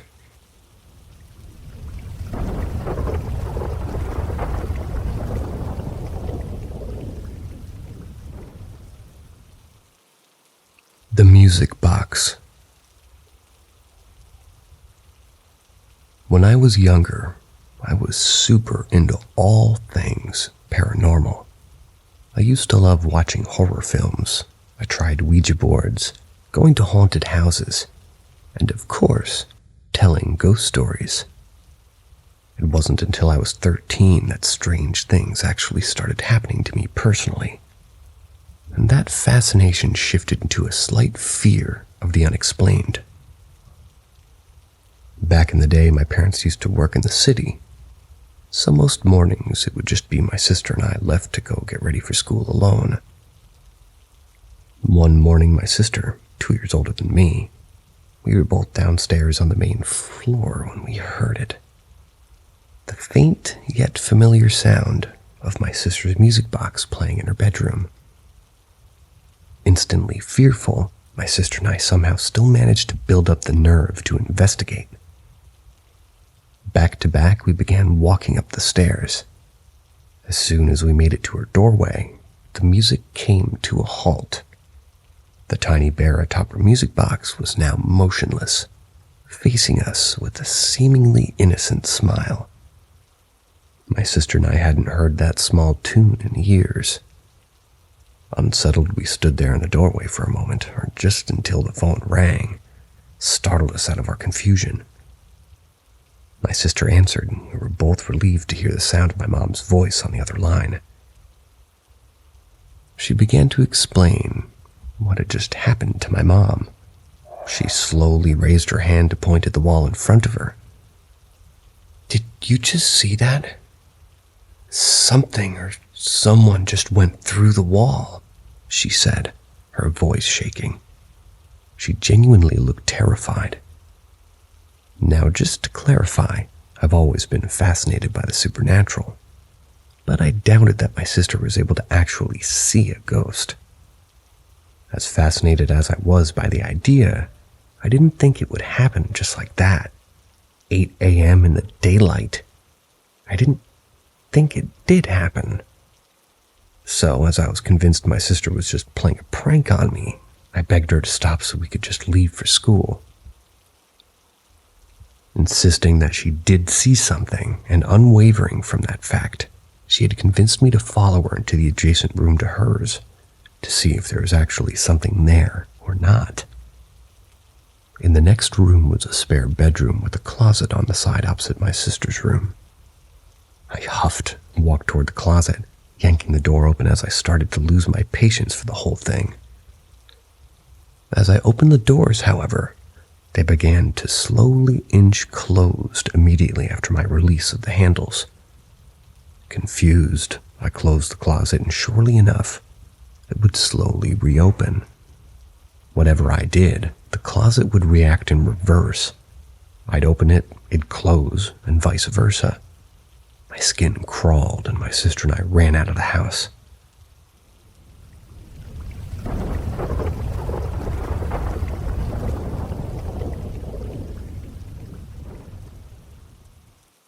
Not alone. This particular instance was several years ago, back when I used to have a math tutor in high school. Once a week, every Friday after school, I'd have a tutoring session at the library by my house. It started at 3:30 and class would let out around 3, so I was often early. Before my session one afternoon, I went to the washroom. I noticed a woman go into the last stall. When I exited my stall to wash my hands, I noticed the last stall was vacant. But I also hadn't heard the woman leave.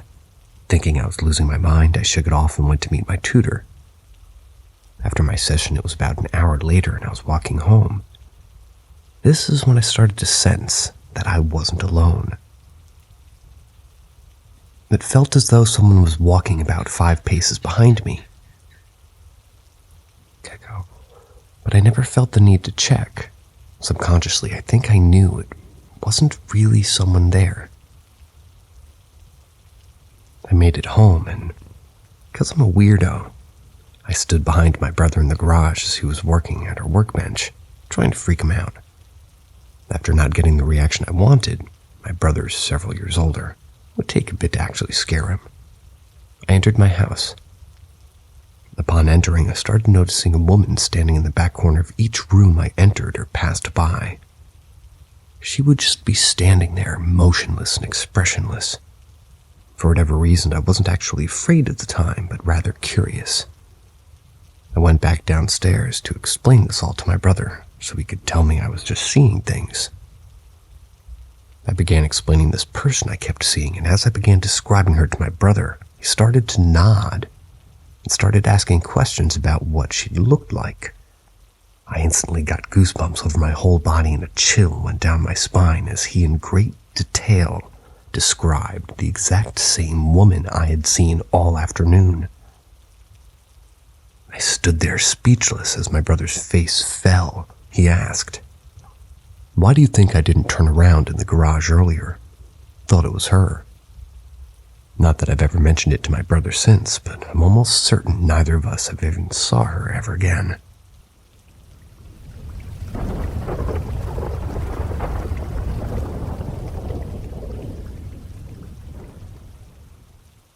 The scariest sleep paralysis. I've always experienced sleep paralysis since age 12. I'm 22 now. It would happen maybe twice or 3 times a month from age 12 to 16. I would feel the typical, what I thought to be, witch on my chest trying to get inside my body. The typical someone climbing into bed with me and wrapping their arms around me and squeezing me until I could hardly breathe. Someone pulling at my legs. I've never experienced anything where I've ever seen somebody before until 2 nights ago. It was typical. I woke up. I couldn't move. I couldn't speak. I looked around my room and saw nothing. I heard horrifying whispers, however, telling me how every single one of my family members was going to die and how the world was going to end. I would not be spared because I have a wretched soul. My bed was against the wall on the right side of the room, and behind it was part of the window leading to the side of the house. The whispers were coming from outside. Once the sleep paralysis was over, I quickly got on my knees and looked outside my window. I saw a woman squatting down near my window with piercing black eyes, short black hair. It was all matted, very pale skin. But I could see that her veins were black. She had cuts and bruises all over her legs. Her arms were bent inwards. I don't know how else to explain it besides her elbows were outward of her body. She was carving something into the side of the house with her bloodied fingers. When I made eye contact with her, I passed out and hit my head. I want to believe that this was just a dream and my mind was playing tricks on me, but I've been terrified since that day. The one thing that always gets me, though, is I've been terrified of my window for as long as I could ever remember, and I barely just recently moved my bed close to my window because I was always thinking that I was just being irrational. I checked outside once I woke up. There was nothing besides a dried brown stain on my wall. It could have been dirt, but I'm too scared to think otherwise.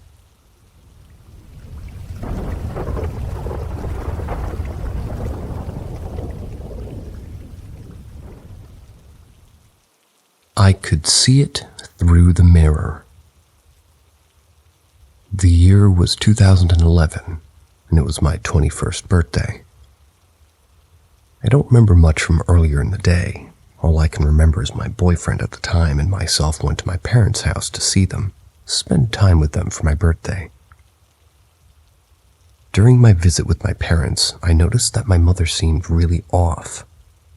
The facial expression she carried seemed far away, like her mind was elsewhere, but her body was there. I do need to point out that my mother and I were extremely close. She was literally my rock, the most important person to me in my life.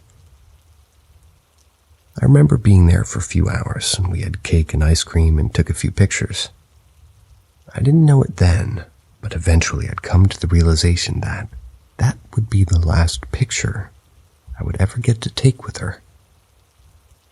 I remember getting ready to leave and kissing her and hugging her goodbye. The last words she ever spoke to me was, "I love you, I'll see you tomorrow."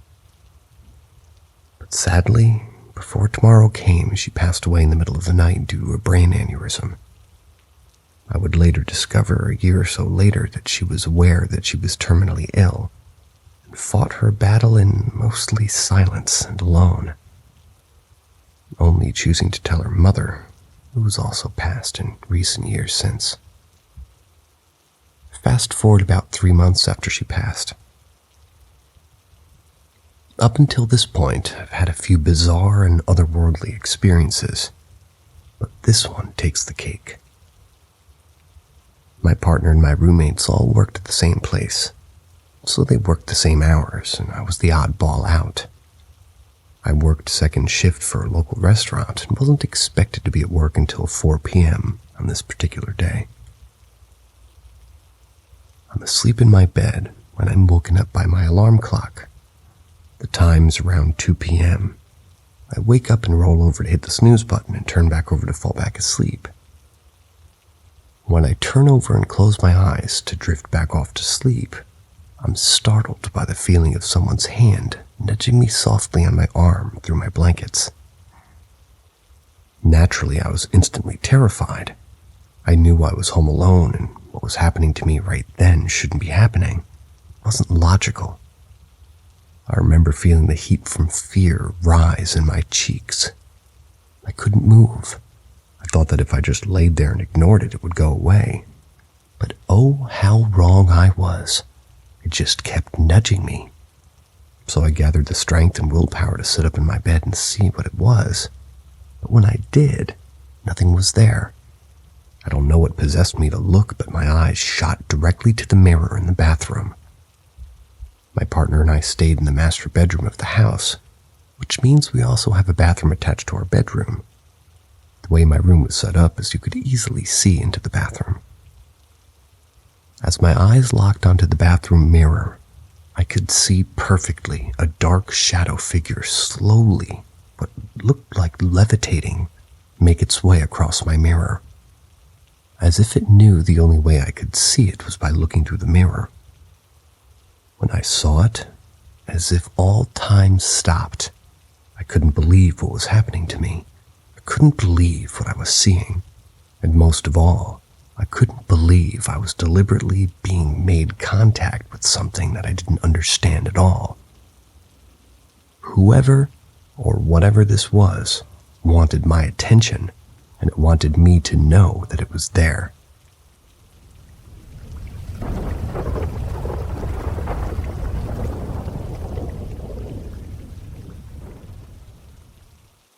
Something curious is happening at 66th and 2nd in Manhattan.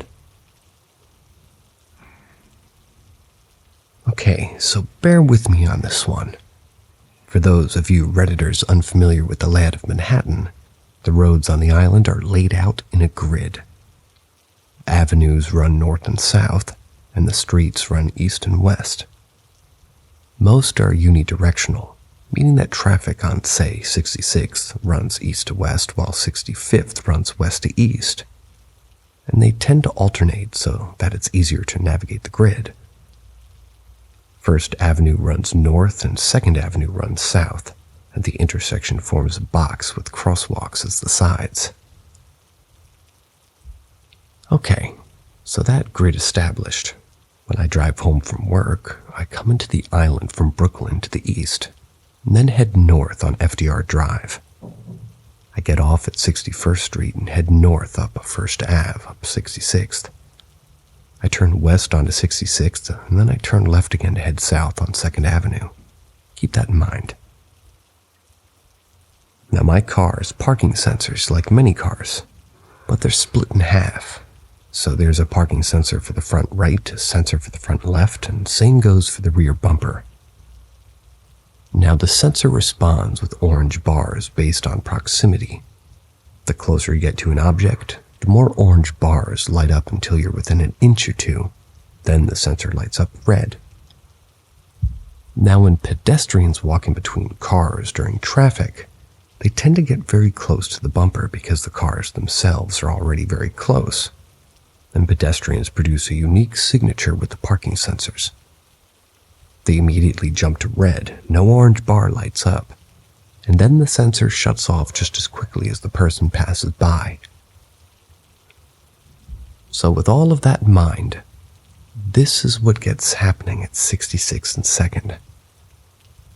When I get home, traffic tends to be busy, and sometimes the light will completely cycle before I've had the chance to even make my left turn and I end up with my bumper in the crosswalk, but not close enough to a car to make the sensor go off. Sometimes, though, the sensor jumps to red and then off as if a pedestrian's just passed by. Now you might be inclined to think it's some environmental factor triggering the sensor, and it was just my first thought too, until I realized that it's only, and I mean only, ever happened at 66th and 2nd, and only when my car is in the crosswalk. Well, today maybe there's some sort of radar device around that's messing with it, but nope, it only happens in the crosswalk.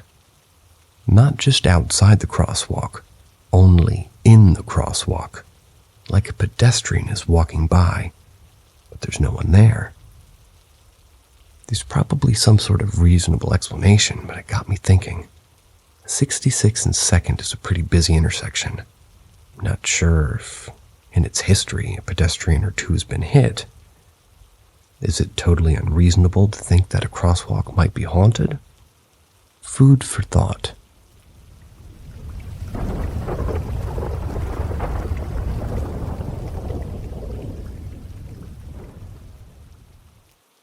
My one and only experience. This story happened 1.5 years ago. I've only ever shared this story with one other person, the other person who's actually in this story. First, a little about me. I have a formal education in the hard sciences, and I'm halfway through a doctorate of medicine degree program. So those are the lenses through which I see the world. This makes me a natural skeptic on most things. I firmly believe in the existence of extraterrestrial life because of the vastness of the universe makes it a mathematical certainty, but I'm far less convinced on the subject of UFOs. Although, there are a number of well-documented events that keep me from dismissing them outright. By the way, this story has nothing to do with aliens, though at least I don't think it does. I guess I only mention it for the purposes of demonstrating that I keep an open mind on things, but that I still need to see at least some sort of suggestive evidence. I'm a huge fan of the paranormal as a genre, though. I find the stories and media fun and entertaining. I like being scared, and I enjoy the experience of reflecting on what if. But it's always been just that to me, a genre of entertainment. Then this happened, and I still can't explain it. My fiancé and I grew up and live in a small city in New England. Honestly, it's really only a city by definition. It's bigger than your average New England town, but it's far more suburban than your average city. The house that my family has lived in since I was 2 is located on the outskirts of this quote-unquote city. I'm now almost 30, and although my fiancé and I live in an apartment below her mom's place, I still keep a lot of my stuff there at my old house, including my motorcycle. When you pull out of the driveway and go one way, it takes about 10 to 15 minutes to get into the city proper, but if you go the other way, it takes about 2 minutes to hit farmland. Heading towards the farms, you end up on a road called Pine Hill Road. On this road is a very old cemetery with gravestones that date as far back as the 1700s. The cemetery encompasses a square plot of land bordered on 3 sides and by Pine Hill Road on the 4th. The official name of the cemetery is Pine Hill Cemetery, but everybody in that area calls it by its other name, Blood Cemetery. It is allegedly one of the most haunted cemeteries in New England. The name derives from the Blood family burial plot, located more or less in the center of the grounds, and it's where most of the alleged activity arises from. Tangibly, the blood headstone is engraved with the image of a hand, and it is said that during the day this hand points towards the heavens, while at night it points down toward the ground. It's also said that the ghost of Abel Blood roams the grounds. It's illegal to enter a cemetery at night here, and the police do patrol this area because of how frequently people try to get in at night to see for themselves. I personally have never actually been inside the grounds, day or night, not even during the experience that I'm about to describe. By the way, I've used the real name of the place. Feel free to Google the cemetery all you want. That way you'll know I'm talking about a real place with real stories attached to it. And this really happened to me. I've driven past this cemetery a million times before, day and night, and not once have I ever seen or experienced anything out of the ordinary. That is, not until one night last fall. It must have been around late August or early September 2017. Summer was on its way out and fall was just starting to let everyone know it was on its way. It was late and pretty dark one night when my fiancé and I were out for a ride on my motorcycle. We love riding around this area because there's little traffic. The roads are just windy enough to make it fun, and the farms are beautiful. We were riding up Pine Hill Road and we were just beginning to pass blood on the left, as we've done so many times before. Going about 30 miles per hour, it must only take 3 to 5 seconds to pass the whole property. But this time, something very strange happened to me. Time appeared to slow down when something red reflected. It was across the visor of my helmet. I turned my head to the left, and this is what I saw. Up in a tree, just along the left border of the cemetery, there was a floating orb of the brightest red light I'd ever seen. So bright it was that its center was white. Orb isn't really the right way to describe it, though, because it wasn't just a sphere of red light. It looked like it was oozing and dripping like it was made of plasma. The best way I can think to describe it is that it looked like a tip of a signal flare when it's held off the ground. It was like that bright, and it was oozing like the tip of a flare, but it was not shooting out from anywhere like a flare does, where a flare has a sort of elongated shape from the spark shooting out at the end.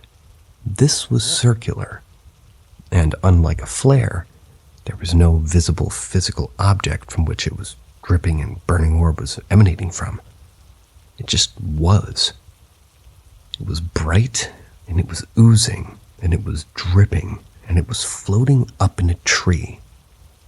I really can't underscore enough just how bright this thing was to me. Then I noticed the rest. Moving around this red orb was a set of hands.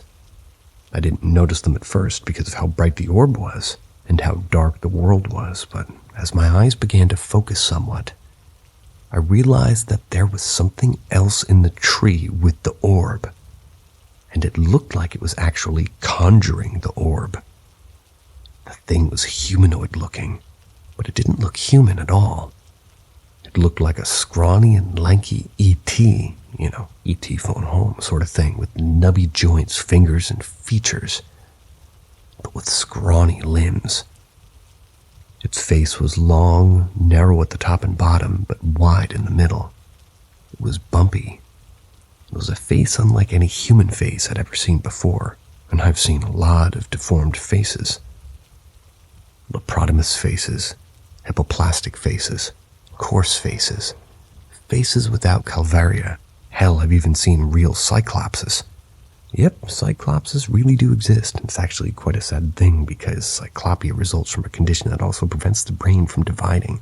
The baby is usually stillborn.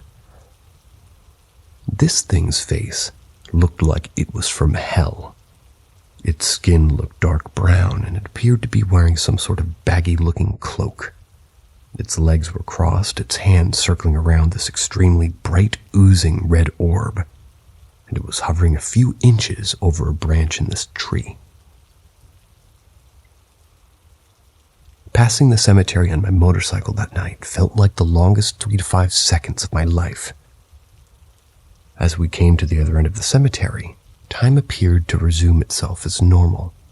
I looked back over my shoulder and it was gone. I looked back again, still gone. Twice more I looked back. Twice more it was nowhere to be seen. I immediately pulled over and my fiancée asked me what was wrong because she knows I never pull my bike over to the side of the road unless there's something up that I have to do. Especially when it's dark, and especially not on these windy roads where people tend to drive like a bat out of hell. Can't blame them. These roads are fun. "Did you see that back there?" I asked her. "See what?" "That red light we passed at the cemetery just now." "Red light?" she asked, a little confused. Turns out she hadn't seen a damn thing. Nothing. I explained to her what I had just seen and experienced, or whatever it was that had happened. She believed me, noting how I looked visibly disturbed by something, but whatever that something was, she hadn't seen any of it.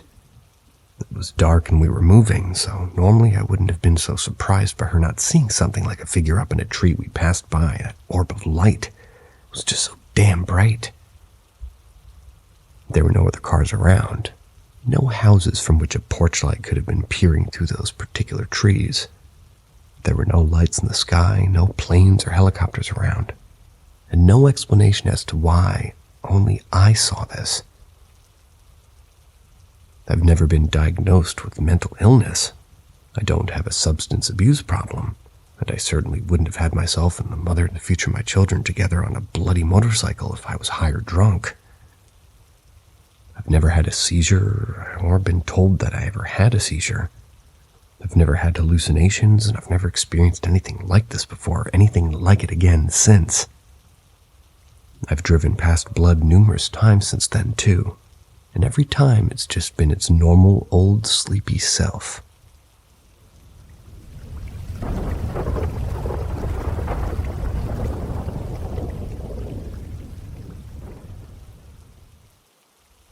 Hoping this goes here. I used to work as a transporter. When I say transporter, I mean a transporter of the recently deceased. How this job would work is we would receive a text of a location and the name of the deceased. We would then go and pick up the freshly passed from their house, or the accident site, or the old folks' home, etc.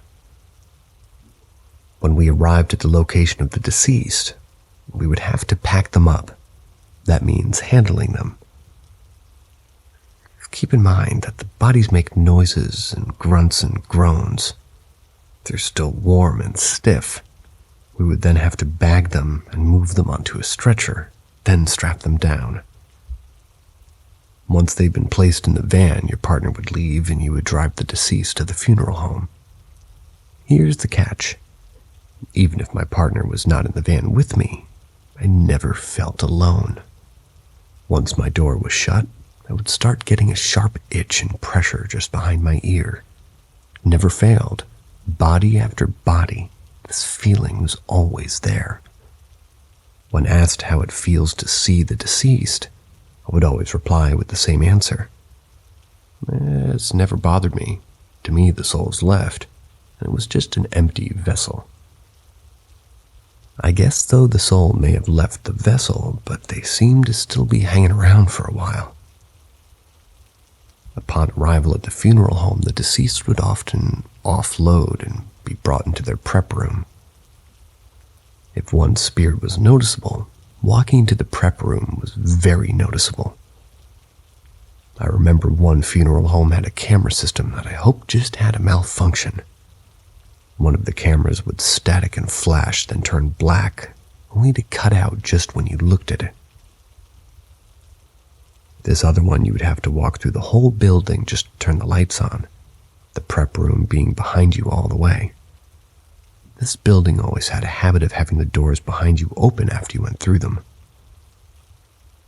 Doing this job was, well, interesting. I'm not sure how to really express how overbearing the atmosphere was in one of the funeral homes. We're at about 0200. But if you want a creepy time, go hang out in the prep room during the witching hour. I no longer work being a transporter. I swapped out to work as an on-call pallbearer. Seems I cannot escape the dead.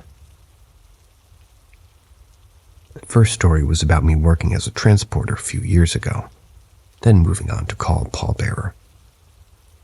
Someone had asked if I had ever had any other experiences, so I thought I might post a few and see how they're received. If you would all like to know more, let me know.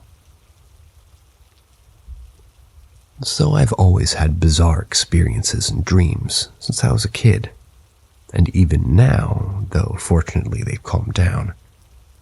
Due to how long it's been for some of these, time will have marred my memory. I'll try to keep this as accurate as possible and sort my stories by houses.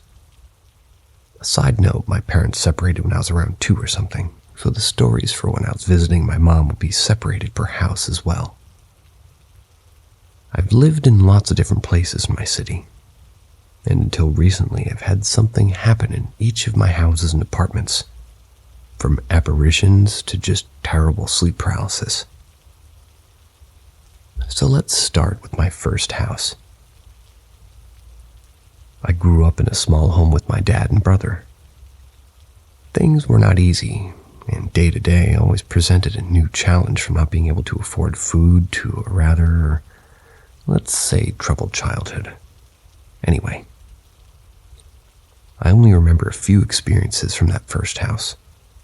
One of the biggest ones that stuck with me was during an early morning breakfast. My brother and I were sitting at the table. The table was situated close to the door that ran to the basement. I remember hearing our cat running up the stairs, and when I looked over, I saw our fuzzy friend beelining around the corner like a bat out of hell.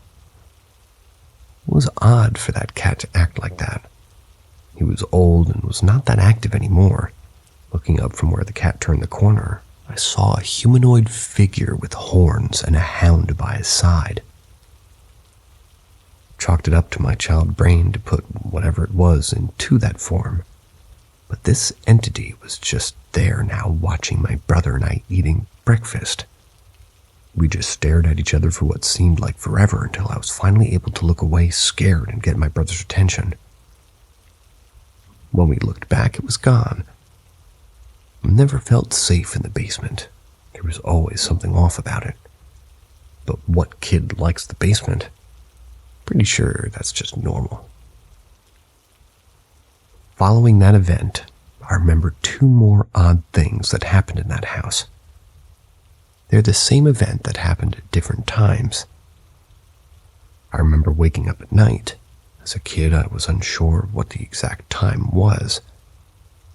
Laying in bed, I opened my eyes to white mist or fog. It wasn't wet. It was just there. You could see through it fine as well as you could see everything in the house, almost as if you had your lights on. I opened my door and left my room to look down the hall, and it was the same. A white mist that allowed you to see it as if it was day. I would write it off as nothing, but it would happen again to me in the same house. The mist had the same characteristics, visible that it was there but never blocked your vision. It only allowed you to see as if the sun was out. Eventually, we moved out of that house and into a different neighborhood with my dad's girlfriend. Unfortunately, things only picked up for me.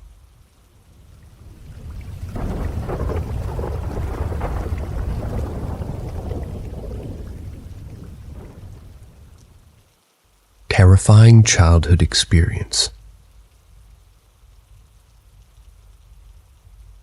When I was about 8, I was sleeping in my room. It was about 3 a.m. when I slowly woke up to a voice saying calmly, but with a sense of urgency, "Wake up! Get out of here! Get out! You're not safe! Get out!" I couldn't even point if it was a male or a female whisper. It was so neutral. I got up from my bed, nothing in my room. Got out of the bedroom, turned the hallway light on, and again, nothing. Then this huge sense of urgency fell upon me out of nowhere. I ran to my parents' room. I entered as quietly as I could so I wouldn't wake them up. They didn't. So I closed the door behind me and went around their bed, in a way that their bed was positioned between me and the door. Then the same voice that woke me up kept saying, "You're still not safe. Stay here, don't move, stay here, it's not safe." I stood there, crouching behind my parents' bed for a few minutes. Then I looked over the bed toward the door. In the faint light coming through the small gap beneath the door, of the light I left on in the hallway, I see a pair of shadows moving, like feet. As if someone was moving back and forth in front of the bedroom door. The shadow kept moving for a few seconds, then suddenly stopped, as if the person behind the door stopped moving and was staring at the door, a few centimeters away from it. It just stood there, motionless in front of the door for a few minutes, then just walked away. I saw the shadow moving, disappeared. The voice then kept saying, "Okay, it's better now, but you're still not safe. Stay here. It's still not safe." After about 15 minutes with no shadow, no voice, no movement, no nothing, the voice came back and calmly said, It's safe now. You can go back to bed." And so I did. Just got up, walked to my room, feeling perfectly safe and calm, and fell asleep as if nothing happened.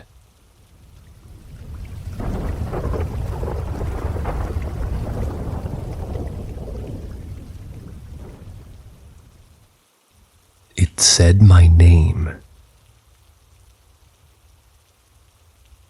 I had just come back from working the night shift at a long-term care facility for the elderly. I lived alone in my apartment on the second floor. My door was bolt-locked. It was 6:30 a.m. and I finally laid down to sleep. I had my bedroom window open and I could hear the cars driving on the highway. All of a sudden I hear my name being whispered. I kind of figured it was a mixture of exhaustion and me warping the car sounds. I continued trying to sleep when I heard my name in a very clear, loud whisper and I froze. Then I heard the breathing. You know how when shivers run down your spine? I got shivers that shot through me from my feet to my skull and a feeling of pure dread. I was instantly sweating. I turned over in my bed and slowly covered the blankets over my head. The footsteps proceeded around my bed toward me. I could hear the breathing getting closer. I was so scared I think I just shut down and eventually fell asleep. The next day I went about my day. When I finally came home, I pulled into the parking lot of the building, parked, looked up at my apartment. I got that dread feeling in my stomach. I had completely forgotten what happened that whole day until when I got home. I thought it must have been so traumatizing that my brain shut it out. But here I was, remembering. Went over to my neighbors to tell her what had happened. I went home later after I felt brave enough and tried talking to it. I said, "I don't want any problems. I just want peace." I realized whatever this thing was, it had to have been around for a while to learn my name. I never saw or heard anything in that apartment again, though. It sounds insane, I know. This isn't the first time I've witnessed breathing and footsteps. The other time I actually saw a figure and it scares the shit out of me thinking about what I've experienced. I just haven't written them all out on here yet.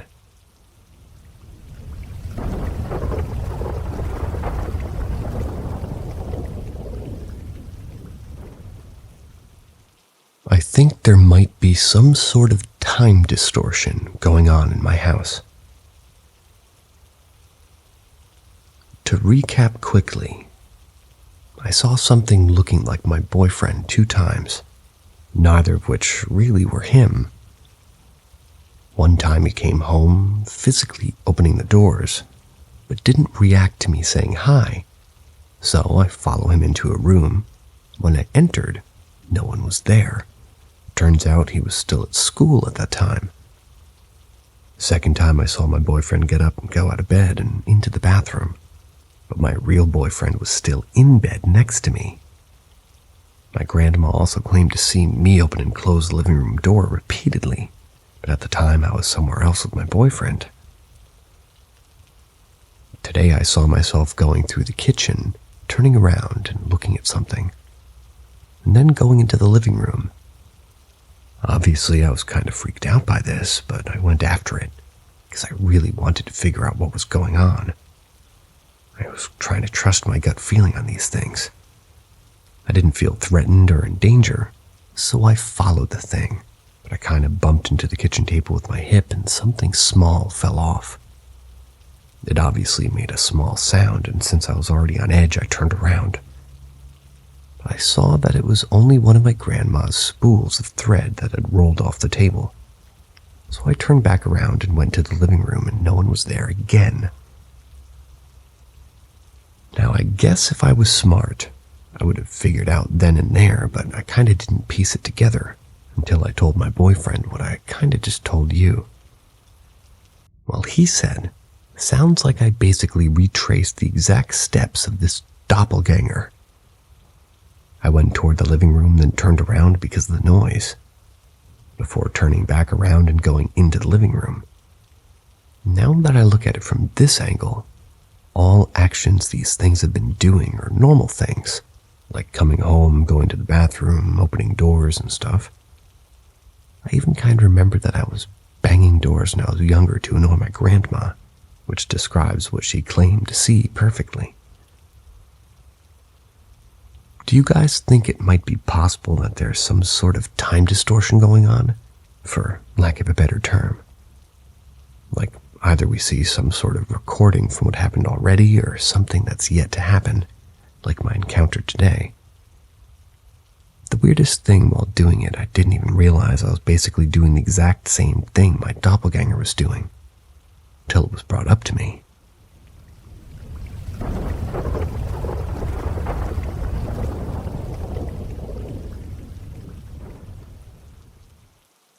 Something in my home started to imitate my family. I'm 22 years old and female. I have a history with mental illness, PTSD and depression, but no illness that is commonly associated with hallucinations or the like. I lived together with my boyfriend and my grandparents, my childhood home, and ever since I was little, some weird things would happen. Most commonly, we would see someone or something inside the house, even though all of us were in the garden. But I rarely, if ever, encountered anything face to face. When I was 16, my mother passed away, and I inherited a jewelry box. I believe something pretty bad was attached to it, and I had a very horrible experience back then. But I put the jewelry box away since and haven't seen that thing again ever since. To retell that story here would be way too long, so I just quickly mentioned it. I only mention all of this so everybody has a good idea of my personal background. Maybe that helps in figuring out what's going on now, though. The situation at hand is that something seems to be impersonating family members. It started a few weeks ago when I was home earlier than everybody else, and I was waiting for my boyfriend to come home too. I was on my PC when I heard the door handle being pushed down. It's a bit squeaky. The door was opened and I heard heavy footsteps behind me going into the bedroom. It sounded perfectly identical to my boyfriend's footsteps. I called out to say hi, and at first didn't think anything of it because he often rushes past me into the bedroom because he needs a little bit for himself when coming home. I didn't get any reply. That was kind of weird to me. So I went into the bedroom. There was no one there. I suddenly got this really bad gut feeling and quickly left the bedroom and locked the door. I also closed the other door that had been opened. Later on, I told my boyfriend about it. He thought it was creepy too. The next day, my grandma called me upstairs because she was angry that I was up late last night and slamming doors upstairs. I asked her when I supposedly did that, and during the time frame that she said that she saw me slamming doors, I was with my boyfriend. But Grandma was adamant that she saw me clear as day. Now, yesterday night, I woke up in the middle of the night and saw my boyfriend get up and walk to the bathroom, open the door, and go inside. But he didn't turn on the lights. That's weird because he doesn't really like the dark. Then I heard him shuffling in bed right next to me. I panicked and turned on the lights, which woke him, and he was pissed. He asked why the bathroom door was open and why it woke him up. I told him what happened. He went into the bathroom to check out if there was an intruder, but there was no one there. I'm really scared and don't know what to do. We still live under my grandparents' roof, and they won't allow for us to call a priest or anything of the sorts. I'm by no means a paranormal expert, but I get really, really bad feelings from those imposter things. And I like to be, and I like to be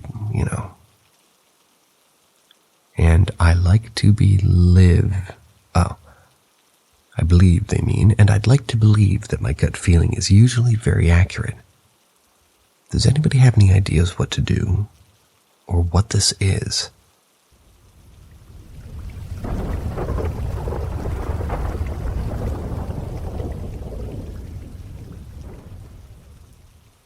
I saw my dad So my dad died earlier this year, unfortunately. The way he died was terrible, in which my whole family has to go to therapy. And yet I still miss him and love him always. To get into the experience, I've moved around a lot this year due to personal problems since my dad's passing. I also got 2 puppies this year from the same litter. Lost my dad and dog on the same day. Kinda like a replacement for the 2 loved ones I've lost this year. One of the dogs was quiet and usually chill, except he's had moments where he starts staring at a wall or something in the room randomly when he wouldn't normally do this. I know dogs have a sixth sense about paranormal stuff as well as other cats and other animals. This behavior would happen about each month around 2 to 3 times since I got him in May. Then I moved again to my grandfather's house, in which he is my dad's older brother. There still is some tense feelings here and there because it's still a very sensitive topic for my grandparents and dad's side of the family to talk about my dad or even see videos of him. They were all close. Around the same time I started my new job, where it would require me waking up at 2, 3, or 4 in the morning to leave for work. In front of my room, there's like a tiny light that usually is on, sometimes when people forget to turn it off though. There's nothing in the way of that light that could ever cause a shadow. One day I was leaving for work about a week ago. I go get my shoes and I'm about to leave the front door when I look up in front of the light is a big shadow of a person. I immediately recognized who it was. It was my dad. The only reason I know it's him is because of his shoulders and height. I look and I saw his big shoulders and head. I blinked, then it went away. I closed the door to the house and went in my car. Till about 10 minutes later it hit me again that I just saw my dad. I think I cried about it after work, but I couldn't tell anybody in fear of them thinking I was crazy.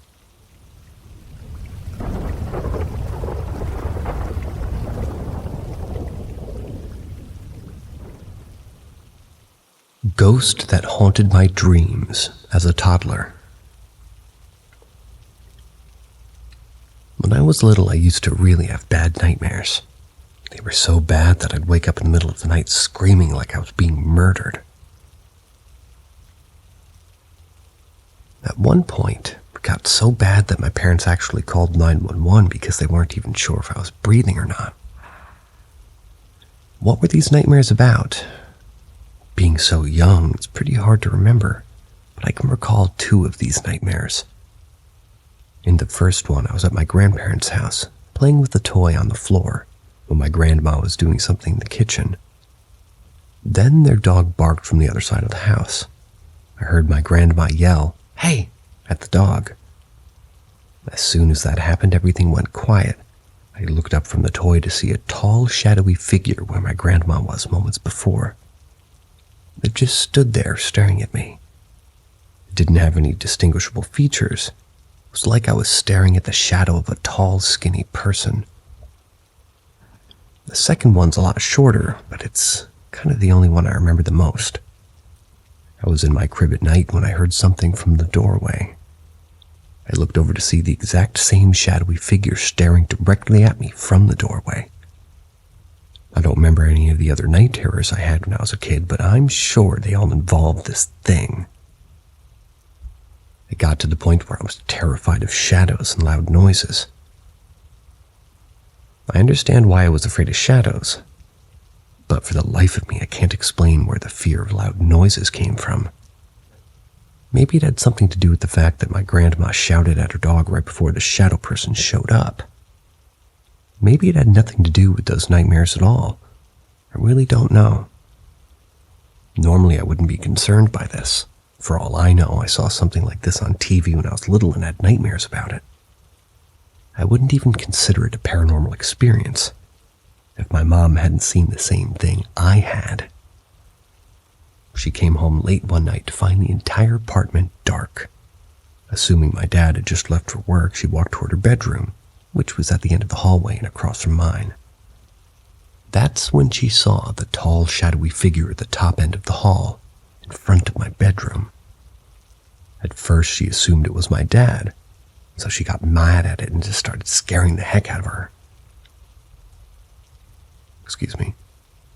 So she got mad at it for scaring the heck out of her, but the figure didn't move. She reached behind her to turn on the light and the figure vanished. She told me about this years later. My dad backs up the claim, since he recalls getting panicked phone calls from my mom saying there was a ghost in the apartment. And that's where it ends. A few years later, we moved out of the apartment. I'd never experienced anything to do with that shadow ever again. Ever since then, I always sleep with the hallway light on because I'll never forget the feeling of absolute terror I had when I saw that shadowy figure staring at me from the doorway.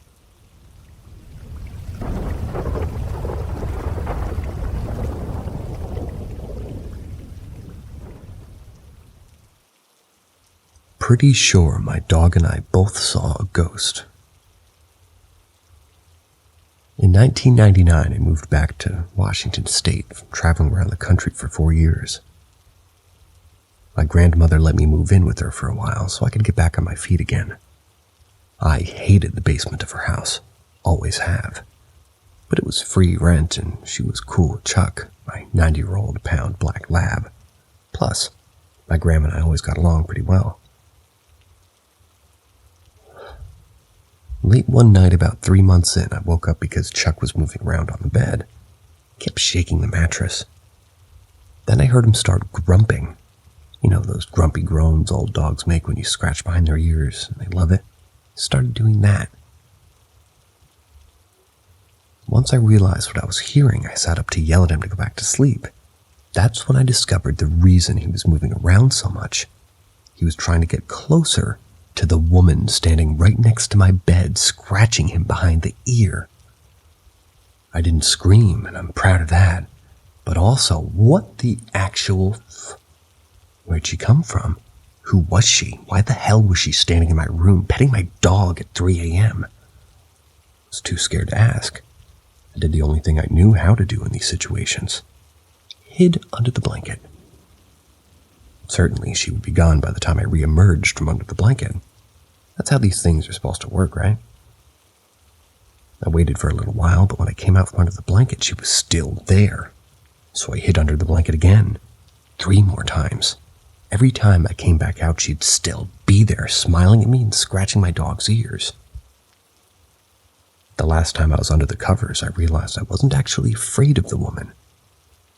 Chuck and I met under stressful situations for both of us. Because of that, he and I had a super strong bond. I trusted him implicitly. If she'd meant me harm, he would have reacted to her negatively. His reaction was clearly positive, so I figured that she probably wasn't there to kill me. So, I came out from under the blanket on the last time, intending to deal with the freaky woman still standing next to my bed. Somehow I decided that turning on the light would make her disappear. I reached over and snapped the bedside lamp on. I don't know why I thought that would work. Is that even a thing? Are ghosts supposed to disappear in the light? Well, I turned on the light and she didn't, so I don't think that's a thing. But then she'd been standing at my bedside petting Chuck for several minutes, and I was out of ghost-busting options, so I gave up on being terrified and just looked at her. Really looked at her. I can still see her right now in my mind, dressed up in a classy brown pantsuit with a cream-colored blouse. She had shoulder-length auburn hair styled beautifully with these long, big, curly loops. She looked like she'd been on her way to a work party or something. She only stopped by for a second to say hello. She was very pretty. She looked happy. I didn't have the nerve to talk to her, but at least I don't remember speaking, but I stayed present and we looked at each other for a while.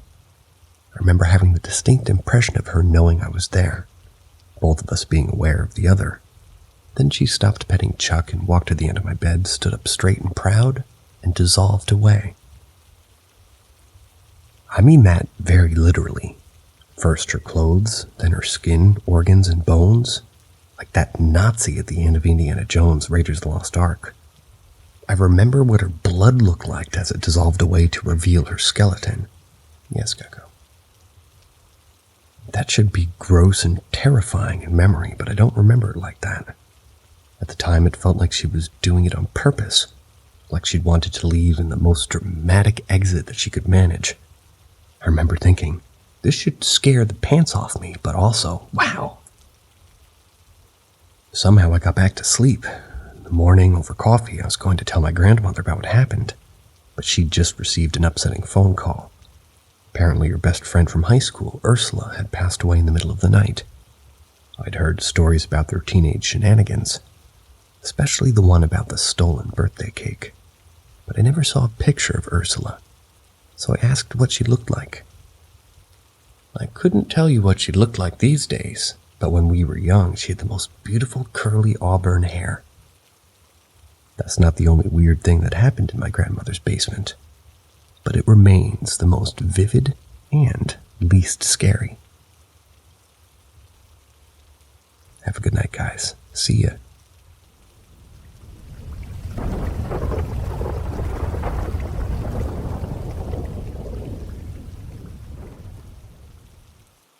Welcome to Paranormal M, your portal to the realm of the unexplained and the extraordinary.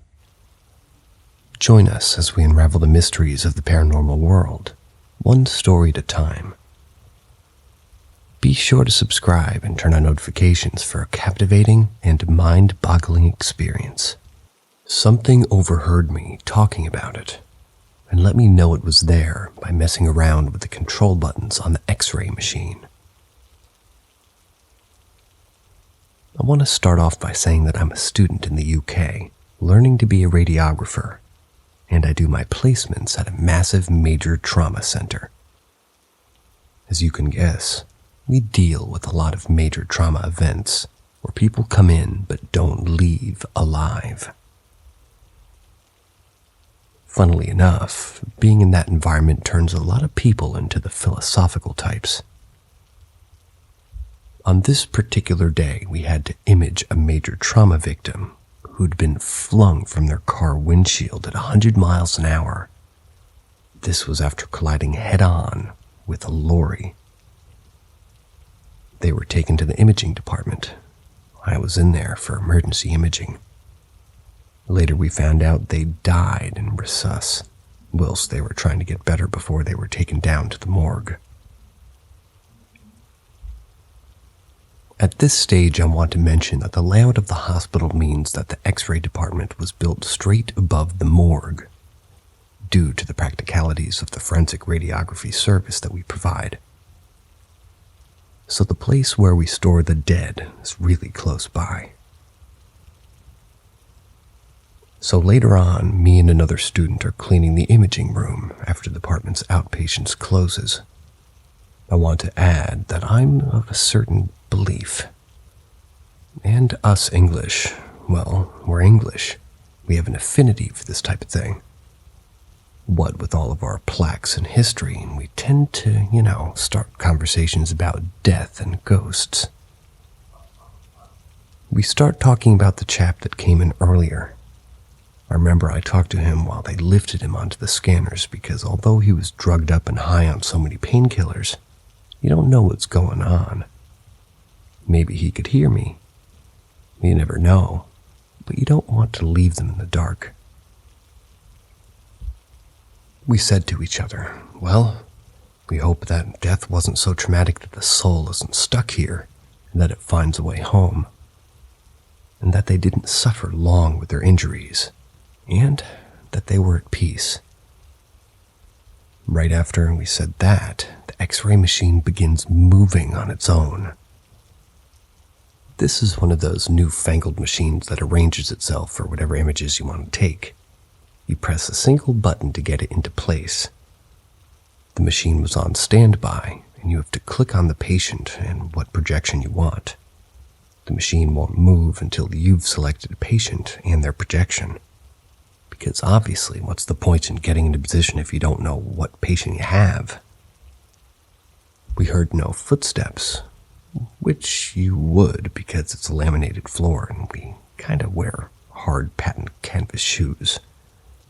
And you would have heard the door open because giant lead-lined rectangle on hinges, None of us were near the machine buttons, which were behind a screen. I should mention that I know it wasn't a technical fault because the machine had been serviced a couple of days prior, and they would have picked up the fault and put it out of service because radiation safety issues. It moved itself into the position for a chest x-ray, which was one of the positions we took for this patient, both for the CT and the mobile that we did in the resus bed for tubes and things. Maybe that's connected, maybe it isn't. But after we saw a shadow out of the corner of our eyes, both our heads went to the same corner of the room and we saw this flicker of black go through the closed double door. We stood there, speechless for a couple of minutes, trying to get our heads around what happened. We're still trying to understand what happened to this day. It's a weird thing to happen. Even so, those things happened right as we said, and it's how things panned out. That machine has never moved on its own since that day. I personally believe that our body is a biological machine, and that the energy formed from forming neurons and memories, which are networks of energy anyway. So, we're just conscious energies which exist after the body dies. I think maybe he followed someone back and found us, and he wanted us to know that he was okay before he departed to wherever he was headed to. Hope he found where he was meant to go in the end.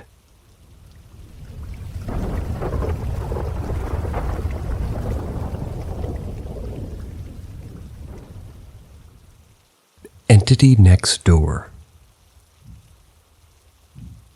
This happened to my sisters and I back in the summer of 1994. We were in search of an apartment to rent. One of my sister's friends recommended a townhouse that she was getting ready to rent.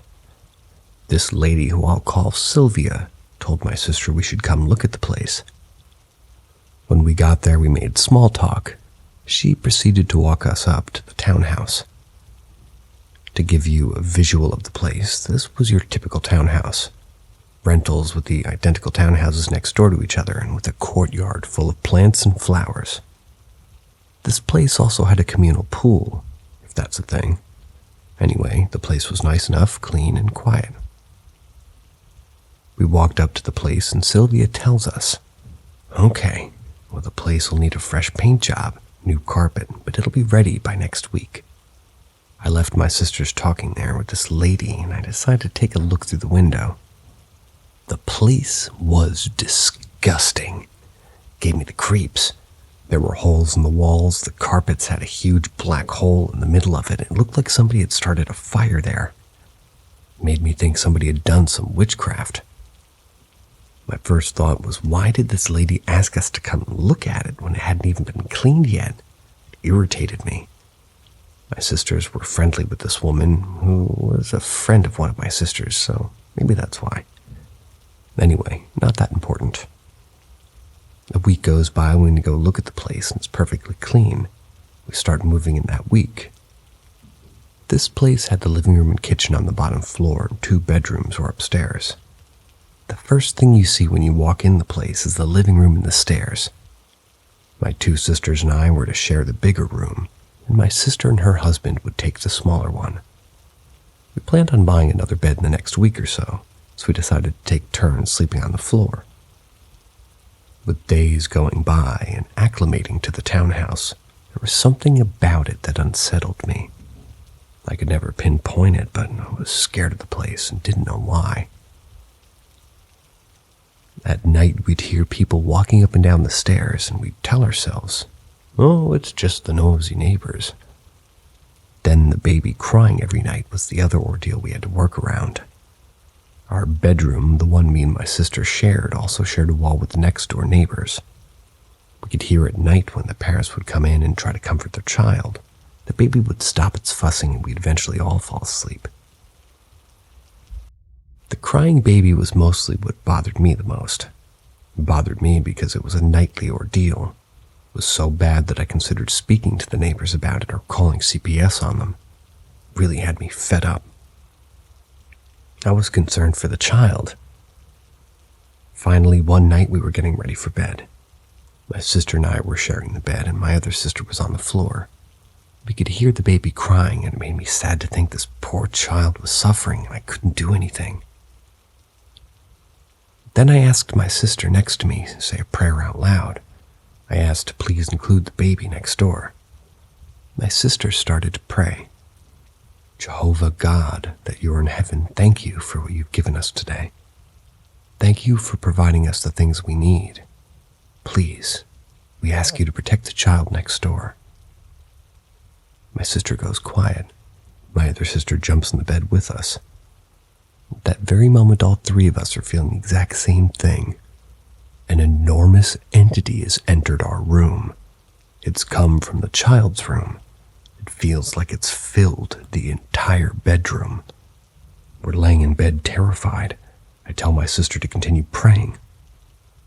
Keep praying, Kate. She continues. Jehovah God, in the name of your Son, Jesus Christ, remove whatever's in this room with us. Please protect us and the child next door from any evil and harm. We ask this in the name of your Son, Jesus Christ. We stay silent for what feels like 10 long minutes, but I'm sure it was only a few seconds. I ask my sisters, did you feel it too? One of my sisters says, yeah, it was huge. She says, I'm just glad we have Jehovah to protect us. We slept soundly that night as well as the baby next door. We prayed out loud every night since, and nothing ever bothered us or the child again.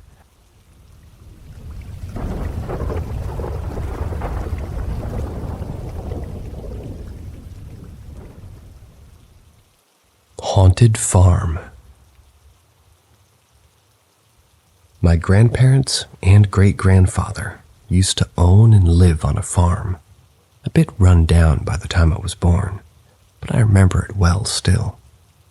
My great-grandfather died in an annex to the farm where he had his own living space. The farm itself was getting old, a few hundred years old from the original cottage it was built around. So my grandparents decided to sell it to a pretty wealthy guy. Let's call him Dan. They apparently renovated it and made it look real nice again and modern. We stayed good friends, and he took ownership, so we go there often enough. Now I've had dreams of ghosts at the farm, but never experienced it myself. But I shall tell you what others there have experienced. My grandfather had had dreams of his dad, who was my great-grandfather who died in the annex, come to visit him on the night, merely to tell him that he was gone. Dream or real, he was never sure. Also, the usual familiar smells in certain rooms, nothing crazy. My grandmother had less aggressive happenings than others, such as footsteps that fade off only for a door to slowly swing open, the smell of tobacco smoke from the laborer that once worked for them, and the piano would play a key every now and then. The two dogs they had would go crazy in the room with the piano, but they always barked at me and my brother, so I thought they were just bastards anyway. My grandmother was always interested in my dreams about the farm, as if I was a paranormal investigator or something. But anyway, various creaks and knocks are always heard, but it's an old place. One could easily shrug it off as wind or a dog moping around. One night, Dan was sitting in the lounge watching TV with his young son when he swears something touched his hair quite blatantly. Dan shrugged it off as he's skeptical about such things. Later that week, lying in bed, the call of nature wakes Dan up. Also, he notices surprisingly cool in the room for the first time of the year. But then he can't get up. Something is physically forcing him down in his bed. Dan's a giant man as well, by the way. He can't even struggle. It's as if a weight is on every inch of his body. It seems nearly 5 minutes of oppression before he shouts, "Fuck off me!" Does the weight subside and he can move again? Either way, he never ended up going to the bathroom till morning after that. My family never had a bad experience at the farm with regards to the supernatural. I personally found some rooms creepy and the long corridors unnaturally spooky, but at the same time I never felt threatened. I sometimes wonder whether it's family members' ghosts, which is why it's more amiable towards us than visitors to the farm.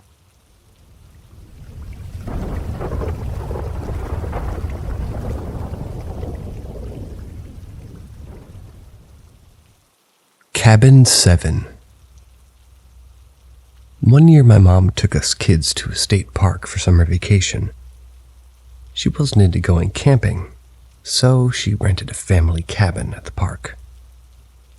The cabin was picturesque, with native stone walls topped by brown plank trim, and it featured a small bedroom, a kitchen, bathroom, and had 2 couches in the living room. One of the couches was a hide-a-bed, the other wasn't. A wall plaque informed us that the park cabins had been built by the WPA in the 1930s. We had arrived in late afternoon and began unloading the car for our 3-day stay. I was to hang our clothes in the tiny closet, and as soon as I opened the closet door, I got a bad case of creepy chills. Though the west-facing cabin door was open and sunshine was streaming into the room, not one ray of light penetrated into the closet. It was like the light just stopped when it struck the open closet door. The wood trim along the opening gleamed in the mellow light, but the interior was pitch black. I couldn't find the rod to hang the clothes on. I didn't want to enter the closet to feel for the rod, and there didn't seem to be a closet light. Mom brought the flashlight. The batteries must be low, but they could dimly see the clothes rack. My sister 13 and me 11 would sleep on the pull-out couch. Little brother at 18 months would get to the other couch.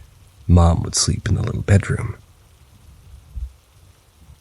Unpacking finished, we hurried outside to enjoy the mountain scenery while it was still light. That night, Mom left the bathroom light on with the door nearly closed. This made a nice dim nightlight in a strange place, except for the closet next to the bathroom. We'd all been asleep for a while when I woke up without knowing why. Something wasn't right. I hadn't been aware of hearing anything, but something definitely wasn't right. I studied the room carefully. Nothing. I panned across the room again, and that's when I saw a very tall man leaning forward over my little brother on the opposite couch. The man was wearing a tan trench coat, like in the old Humphrey Bogart movies, and the 1940s era brown hat. His back was to me, and he appeared to be studying the sleeping child. I couldn't move, couldn't even breathe. Little brother's eyes opened. He looked up at the man and began screaming bloody murder. The man just faded out. He didn't leave, but he was gone. Now Mom's up. All the lights are on, brother's still screaming and won't settle down. Sister sits up, rubbing her eyes groggily. What's going on? Meanwhile, I'm yelling hysterically. There was a man in here. Mom checks the exit door next to brother's couch. It's locked. She grabs a skillet from the kitchen and checks the bathroom and the closet. Goes back for the flashlight because it's dark in the closet. Nothing. Sister gets up and grabs little brother. He begins to calm down, but he's clutching her neck so hard it hurts. A thorough rehashing of events didn't lead to any conclusions. Sister insisted that I'd had a nightmare. I countered. What about brother? Did he have one too? Mom didn't have much to say, just mostly looking thoughtful. She had never allowed us to watch ghost or monster movies for fear that it would give us nightmares. Finally, she said that we should all go back to bed and talk about it in the morning. She tried to put brother back down on the couch, but he kicked and cried so much he wound up taking him to bed with her. She left the kitchen light on this time, and we finally got back to sleep. Next morning at breakfast, Mom explained a little about ghosts, and how this might be one. She said ghosts were lost and confused souls. It couldn't actually hurt us. After our day's activities, we would pray for the ghost. It should go away. It didn't. After our prayer session, Mom left the bathroom light on with the door open just in case. I wanted to go home. Brother still couldn't stand the sight of the couch. Sister resented the fuss because her sunburn was bothering her.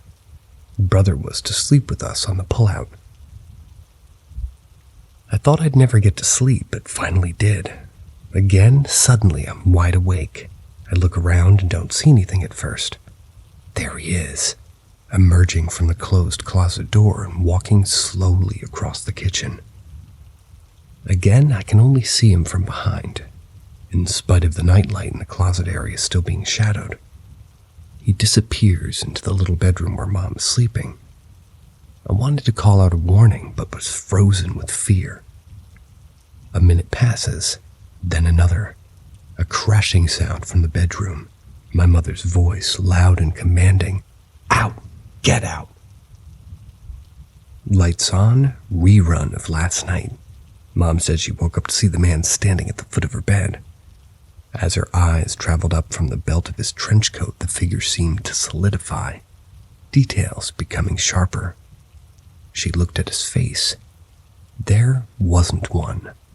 An automotive coil shock absorber emerged from the neck of the trench coat and disappeared into the fedora hat. It raised its arms like a Bela Lugosi monster or priest giving benediction, began falling forward onto the bed. Right before it hit the bed, it disappeared.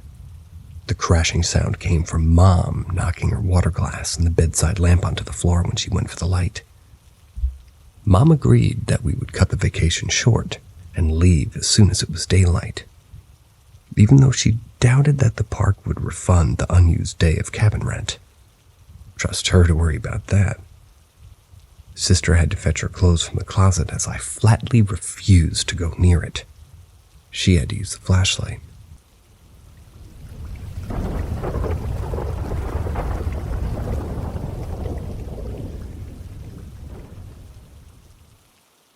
A couple of comments asking to tell my story on other posts. So here's the start. So from the beginning, I wake up in my mom's house. It's the last day of the month. It's time to move out or be thrown out. My mom did give me 2 weeks' notice that she wanted me out on this day. However, I thought she was just in a bad mood. I was wrong. That morning, she wanted me gone. It was a Saturday morning. I'd just been paid from the job center. It wasn't a lot of money, but enough in my mom's mind to get me started. After an argument, I left with a small bag of clothes and my laptop. I took my laptop in spite, as my mom used it more than I did. I took a train from Barry Island to Cardiff, then to Newport City. Then another bus to a village called Ringland. I met with 2 of my mates, paid them half of my money to score me half an ounce of amphetamine. As soon as I get it, I swallow 1 gram. It stopped me worrying about being homeless, and at 11 a.m. planning my weekend and who I'd spend it with. This was my life every other weekend. No sleep, smoking fags, drinking lager from Saturday morning, taking drugs to Monday morning, catching a train back to my mom's with all the people going to work. I wonder why they're all staring at me. I must have looked so rough. Also a shit example of the school kids catching the same train. I dressed well, but I was becoming very skinny. I'm very happy I couldn't see the real look in my eyes after being awake all weekend. I looked back, feel embarrassed, realized why my mom had to get me out. So I've had my drug-fueled weekend. I'm out of money, and reality kicks back in. And I remember I'm homeless. I'm verbally abusive to my mom over the phone because she won't allow me back there. I'm on a come down. I'm paranoid, worried mess. I wonder if my Nan will let me. She lives in a town not far from Newport. I walked the 7 miles to her house, so she lets me in. She knows why I'm there. She probably expected me. I would never swear in front of my Nan, not because she was strict, but because she's the nicest, calmest woman in the world, and to this day I don't think I ever heard her swear or say a bad word about anyone. I'm angry. I'm swearing.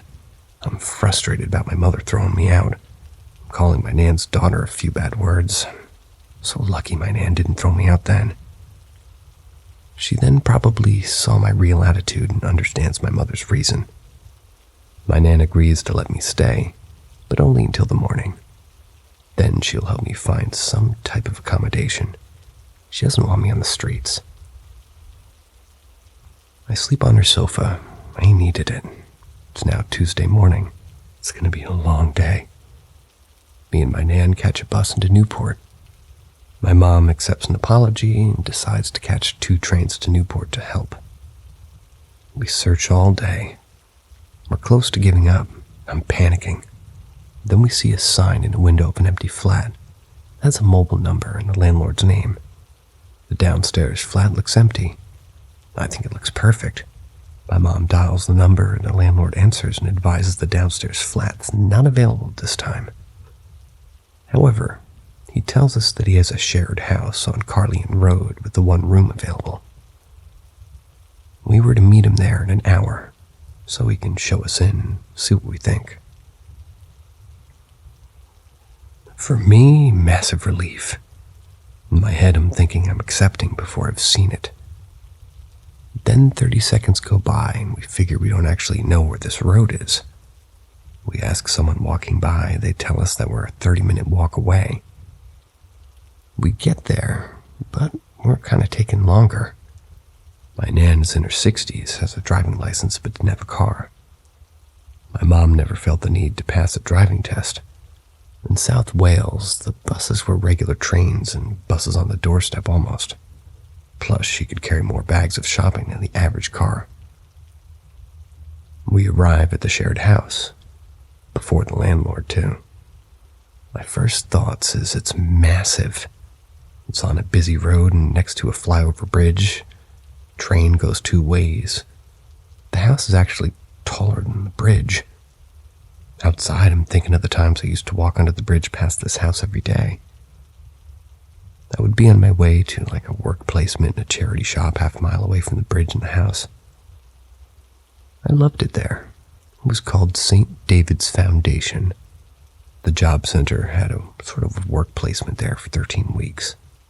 I used to walk past this house and wonder who lived there as the drive we now stood in was waiting for the landlord. It was always occupied by a couple of men.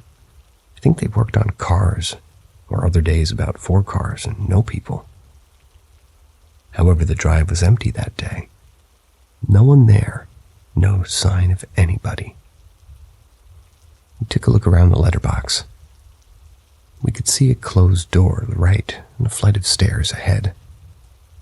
I remember seeing the stairs and wondering how old the carpet was. Maybe 1960s, looking at the pattern. Just as we were getting worried, the landlord turned up on a motorbike. He pulled off his helmet, apologized, and told us that he was a teacher and he was stuck at the school. My mom obviously fancied this guy. Later on, she admitted she thought he was nice. She was kind of into her hard-looking men. He introduced himself, and all I could think of is that I don't get along with teachers. Probably had a shit attitude around him, I can't really remember. The landlord gets this huge set of keys out, led us to the front of the building, led us in the front door. The door was a huge, big, solid wooden door. Around the door was huge green plants that grew up the whole front of the house.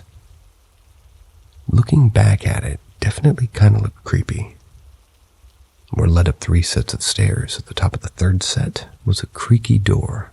When it opened and slammed shut by a spring, then immediately on the right and left opposite each other were rooms 5 and 6.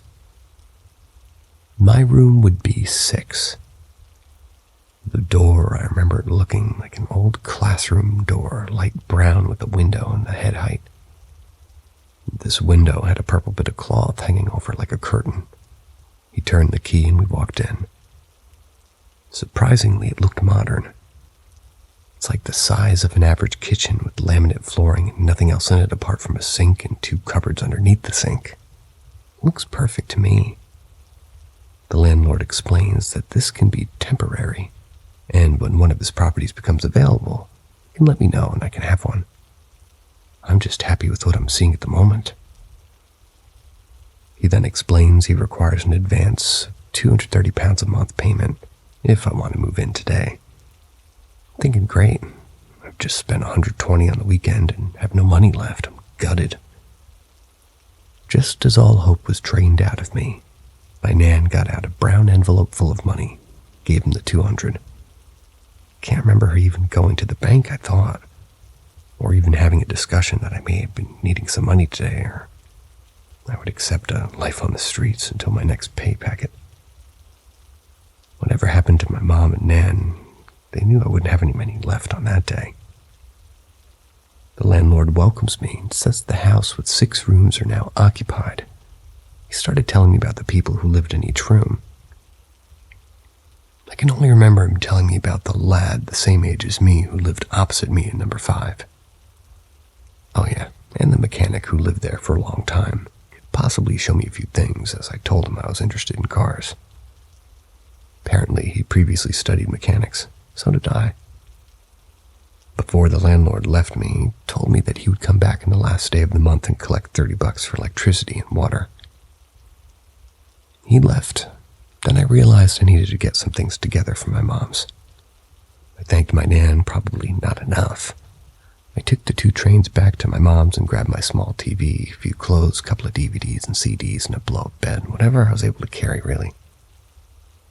I said my goodbye for now. She told me she was sorry. I thanked her for helping out. I felt this would have to be the time to change my ways. I took the 2 trains back to Newport Station and walked the half-mile to my new room. Got to the house. I walked the 3 sets of stairs, through the loud banging door, and then into my room. I still see no one. I pumped up my airbed, blowed it up with a very loud electric pump. I set my TV, and it was about 8 p.m. It was a long day. Took a look out of the window. I could see a small bit of the main road in the driveway outside, with now a white van reversed onto it. The main view was the railway track, and it ran across the top of the bridge. I was looking down on that bridge in my room. Apart from the squashed fly in the window, that was all I could see. I had a couple of pounds in my wallet. Decided to go down to the shop, which was towards where I used to work in the charity shop, but not as far. On the way, I thought maybe I could call tomorrow and see if they needed any help. I got to the shop and bought 2 liters of white cider. Thought to myself, well, I'm in my own new place. I'm quite nervous. Maybe I'll sleep well. After this, I remember getting back to my room and drinking from the bottles as I had no cups. I'd done nothing else apart from that and watched TV. Then the next thing I knew, I'd woken up in the morning around 5 a.m. on top of a blown-up bed, recognizing that I still had half a bottle of cider left beside me, with the top unscrewed. I looked then ahead of me, getting used to my new surroundings, realizing the cupboard doors under the sink were wide open. Thinking to myself, can't even remember even opening them. If I did, I'm sure I would have closed them. And then thinking about the 1 liter of white cider I drank. That was nowhere near enough to drink to make me pass out the way I did. Human nature is normal to ignore these things and put it to the back of your head and carry on. However, trying to ignore the weird dream I had that night of being strangled was slightly more difficult to forget. But I went on with my day, didn't question it again. Until 10 years on, I'm questioning this first night along with the many other events that continue to go around in circles in my everyday thoughts.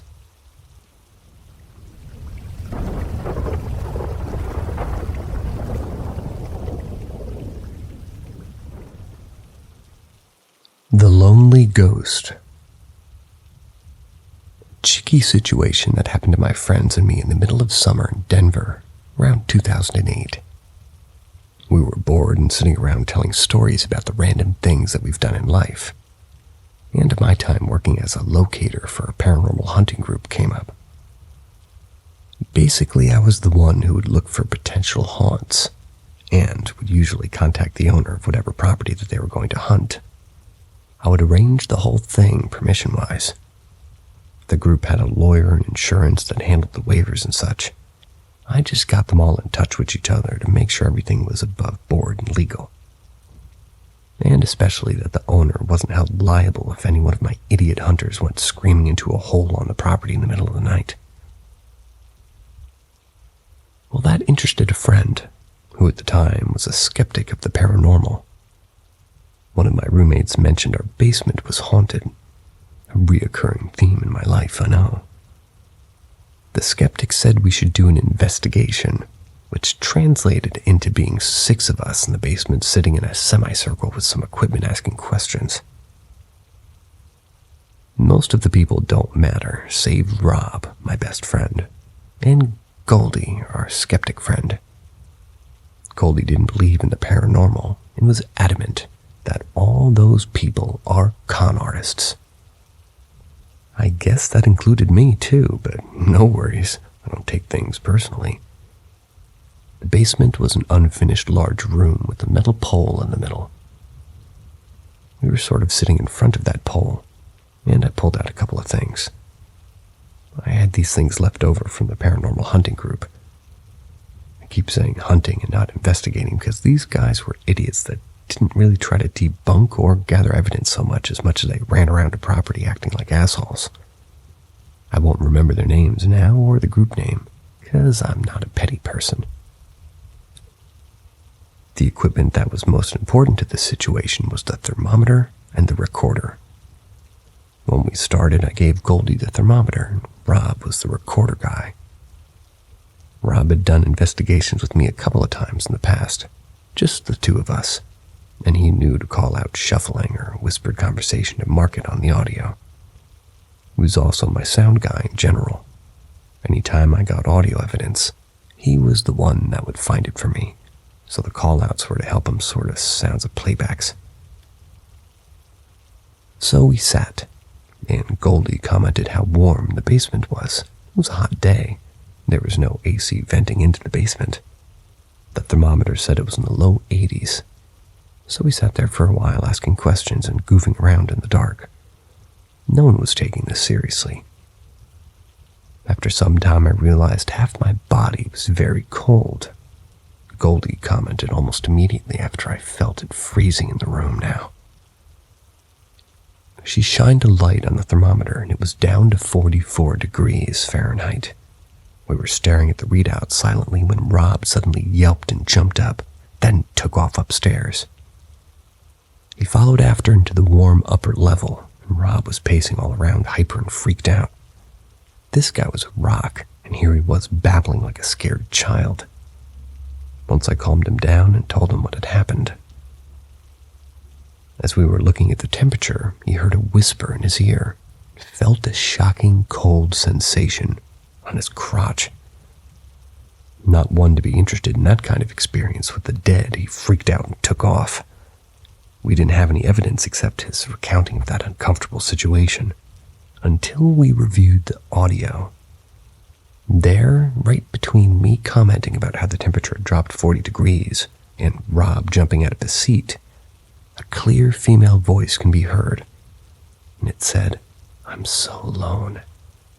Goldie freaked out since she was the only woman in the room at the time, and this voice was right next to the mic, while she was at least 8 feet away from me. These days, Goldie is much more open to the idea of ghosts and spirits.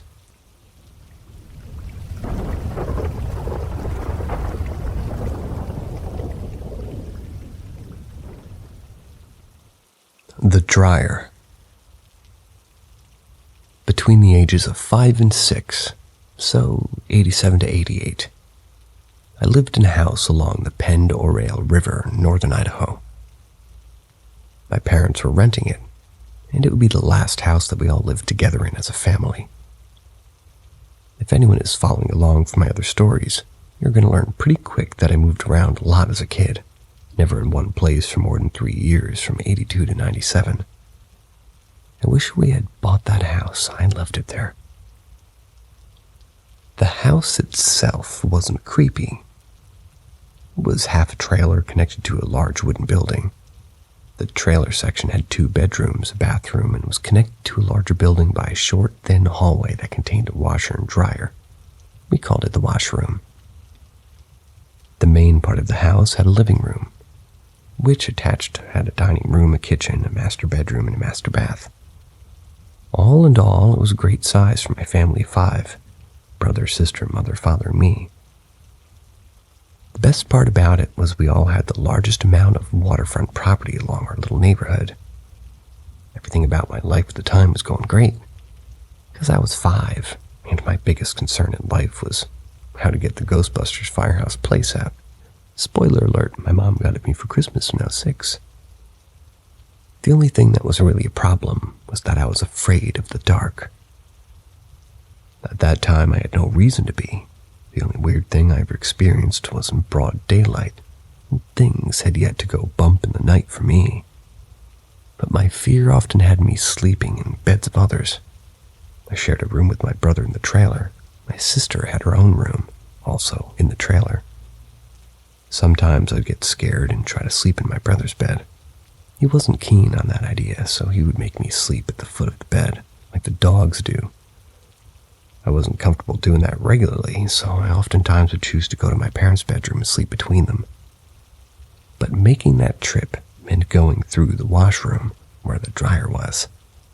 Something about that short little hallway at night sent shivers down my spine, and I hated if the dryer was left open, because it would scare me.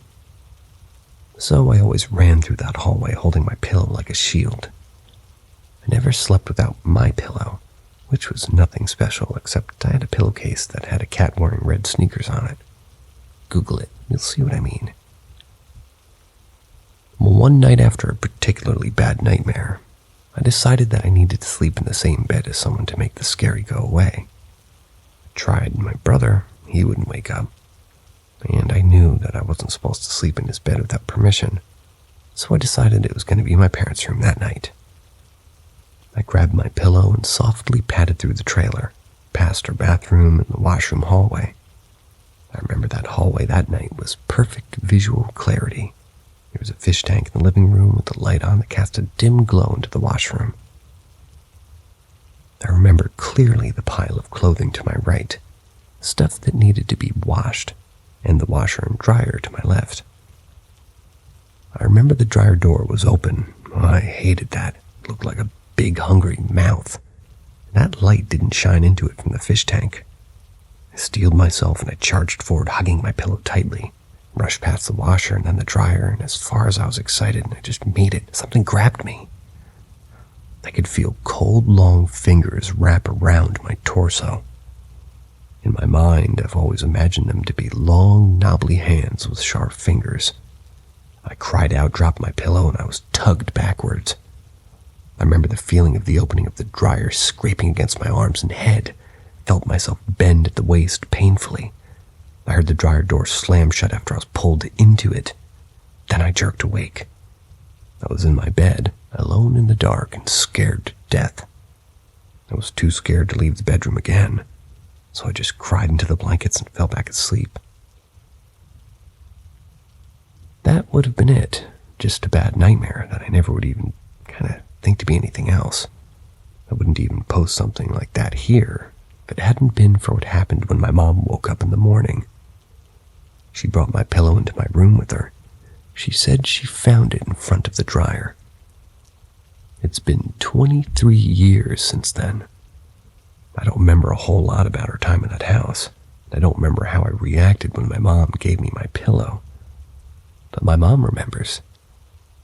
I was talking to her about this story, and what I remembered about the house was accurate or not. I asked her if I'd ever told her about the dryer grabbing me. She told me about the day she found my pillow in front of the dryer. When she gave it back to me, I started crying. I told her about my dream, and I'd promised I'd never go to her room to sleep again. The reason she remembers that is because I never did sleep in her room again. She found my story about what happened to be super creepy. Can't tell you if this actually happened or if it was a crazy dream where I sleepwalked and dropped my pillow in the washroom and then went back to bed. But I figured it was spooky enough to share here. And it's as true as I know it to be. I'm still super picky about sleeping with my pillow, and every dryer I've ever purchased has to have a light in it. Not a conscious choice because of this incident, just something I realized to look out for in a dryer that I thought was kind of funny.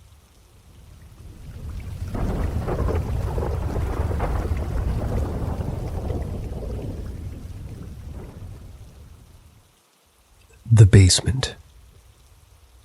It's long-winded and the first part of an anthology I wrote, but it's a good read, and true as far as I can remember it. Some of it may have been hallucinations or a child's imagination, but outside the scope of the story, I've never been prone to visual or auditory hallucinations, even after falling 10-ish feet into solid cement. Think what you want. I stand by this as being 100% true in the first half of a series of the most terrifying encounters I've ever had. So this is the beginning of the most terrifying paranormal thing that ever happened to me.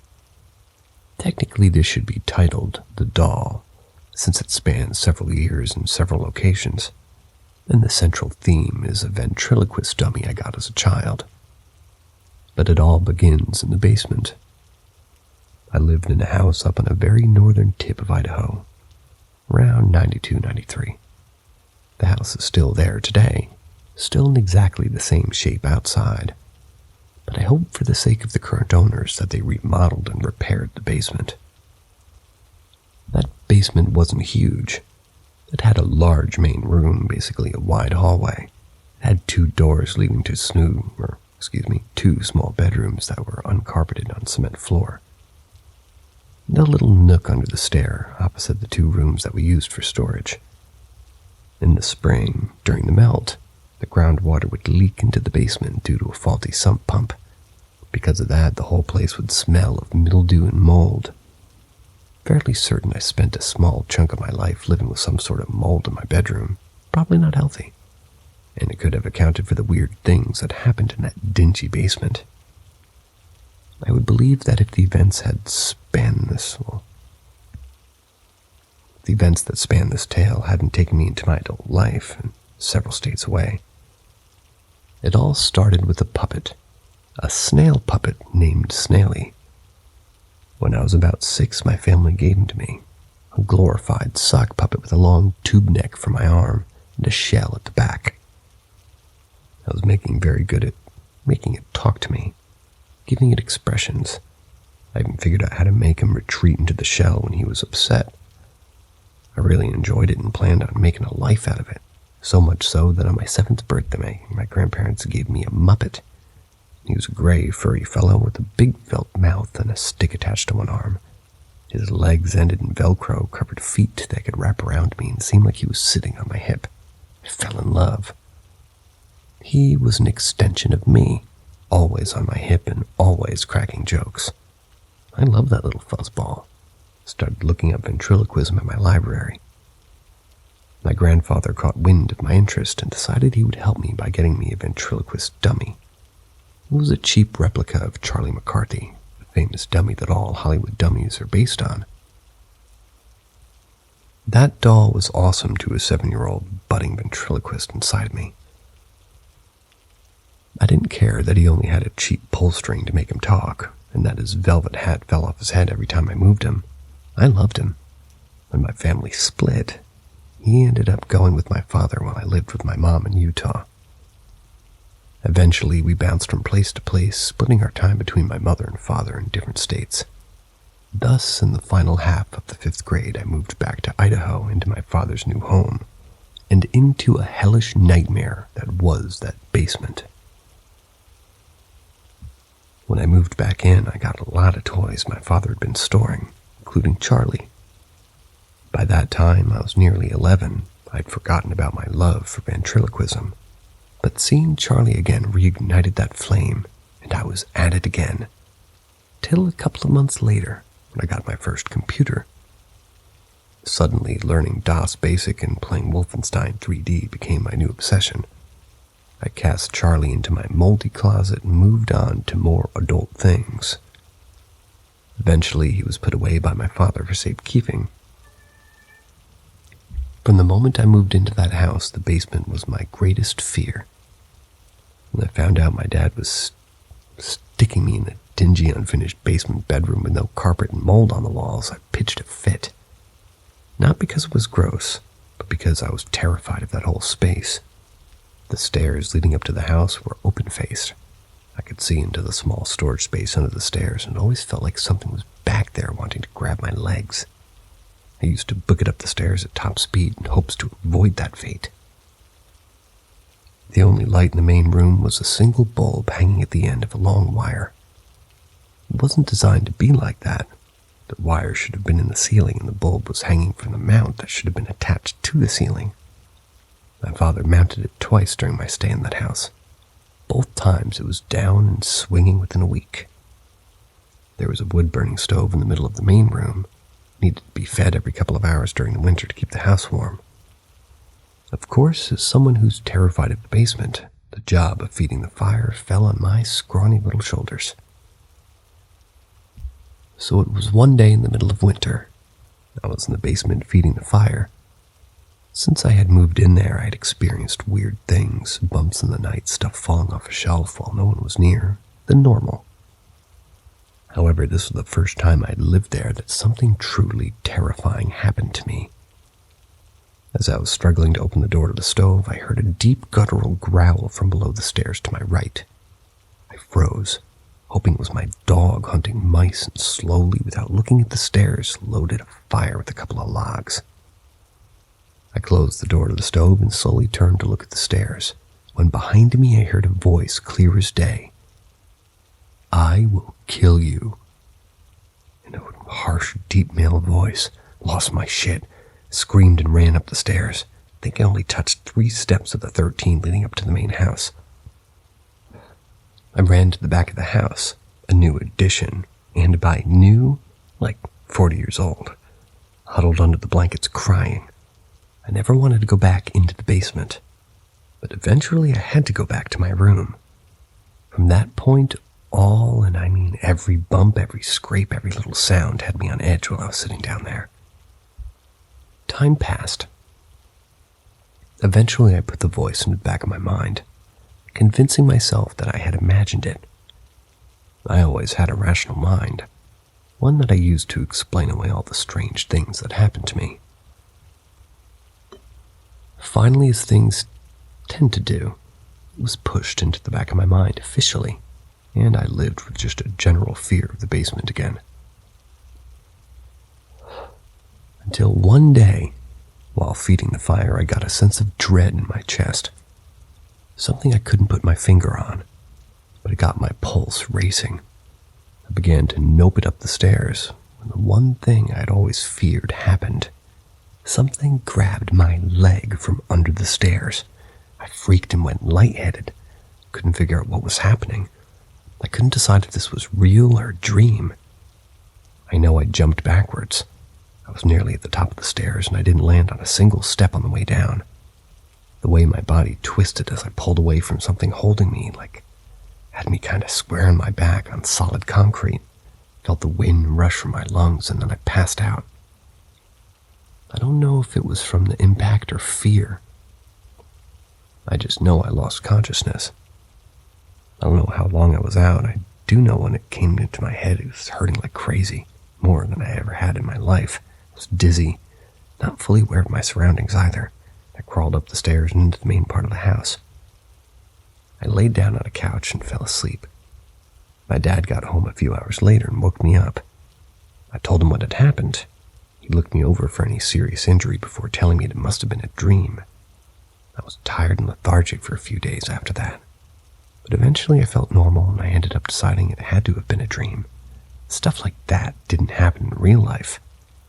Thinking back on this now, I may have suffered a head injury and probably should have gone to the hospital, but my dad was very much the walk-it-off type. My brother knew of my fears and would torment me as much as possible, jumping out at me or sending me to get things from the basement just because he knew I was afraid. The worst thing he did to me was move stuff around my room at night. My room didn't have a door, so it was easy to sneak in and move stuff around. He would put my toy chest in front of the doorway or turn my desk upside down and put my chair on it. Never anything subtle about it. I didn't want to fuel his behavior, so I never got upset. I just moved things back. My mom always told me that he would grow tired of his pranks if he didn't think that they were working. Old school don't feed the trolls moment. Eventually it stopped, or so I thought.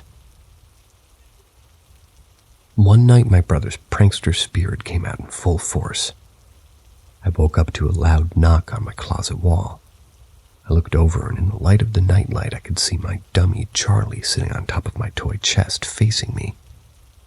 I laughed a little nervous laugh. Charlie had been put away in a garbage bag with all the other stuffed animals I didn't use any longer. The bag was stored in a shed in the backyard. I was proud of my brother for the effort. This had kind of more subtlety and class than his other pranks. I fell back asleep. A while later, I was awoken to another knock. I sat up hoping to catch my brother doing something else. This time, Charlie was on the floor, sitting upright, facing my bed. I rolled my eyes and sighed. I respected the conviction, but I was too tired to deal with it anymore. So I fell back asleep. One last time I was woken up. This final time the doll was on my chest. I flipped shit and ran into my brother's room, yelling at him to stop messing with me. The only problem was his room was empty, and it slowly dawned on me that he hadn't been home all day and was planning on spending the night at his friend Nick's house. I had been alone in the basement all night. It was quite some time later that I discovered that he'd never moved anything in my room. In fact, by all accounts, my brother did everything he could do not to go into my room. It gave him the creeps. I felt like I was going insane. Couldn't fathom how the doll had ended up on my chest, or how it got inside in the first place. Ran upstairs crying uncontrollably. My dad's door was locked, so I climbed onto the couch, fell asleep with my face buried in fear. The next day I woke up. I was on the couch, and it all felt like a dream. Still, I was done with the basement. Started sleeping on the pull-out couch after that. I don't remember the story I told my dad, something about the mold bugging me. But I never slept in that room again. Luck was on my side, and the basement started to flood heavily the next few months. My dad eventually moved me into the room upstairs with my sister. Thought my troubles were over, but that was just the beginning of the nightmare that spanned almost 10 years of my life.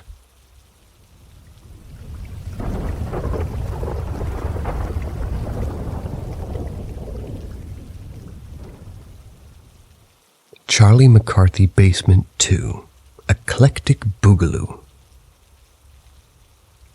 It covers from the first few months after moving the doll in 1993 to the year I was supposed to graduate high school in 2000. I feel I should clarify a few things before moving on. First, the basement was written in 2017, and I copy and paste from where I had written it. This story is being written right now in 2020. My writing skills are a bit rusty, so I apologize. Second, the appearance of the doll. He had a hard head and hands molded plastic. His right eye had a slot carved out to hold a plastic monocle. I lost that monocle pretty early in owning him. He had a felt hat that had gotten beaten up pretty quickly by me, so it was misshapen, but I had managed to hold on to all this stuff. His jacket could be removed, his whole torso and arms were white cotton. The elbows were just a strip of sewn thread divided in a long tube of cloth. My doll's hair had a scuff at the back of the partition, showing the flesh-colored plastic and its paint. He had 2 plastic shoes that you could tie, but I had lost one years ago. Inside the other one, I had painted 2 letters with white paint. The letters were parts of his last name, so I won't divulge what they were, but they were distinct and very much a support to my claim that Toy Story was a rip-off of my life, as it came out 2 years after the events of this story. Pictured below is what this bastard looked like. I hate it with a burning passion, and looking at it makes me sick to my stomach.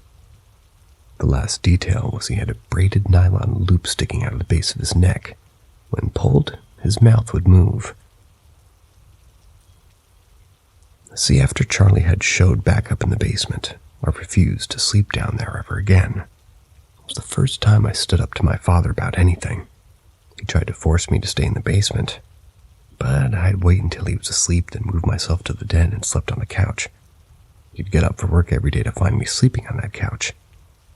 Eventually, he stopped trying to make me go into the basement. It was summer by this time, and I have fond memories of staying up all night playing Nintendo and riding my bike to the beach every morning to swim for hours. Despite what happened near the end of the season, I still hold that to be the best summer of my life, because I felt so free.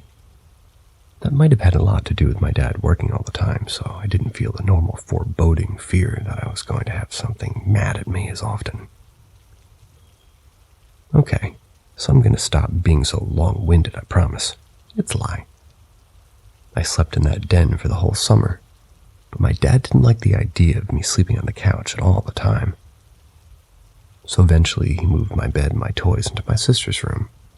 This was 93, so she would have been 8 at that time, and I was probably, I was just about to make that full-time rush into puberty, which made that situation uncomfortable to me. However, we made do, and I just avoided the room unless I was sleeping, but I had to maintain her bedtime, so I was in bed super early, and I didn't like that.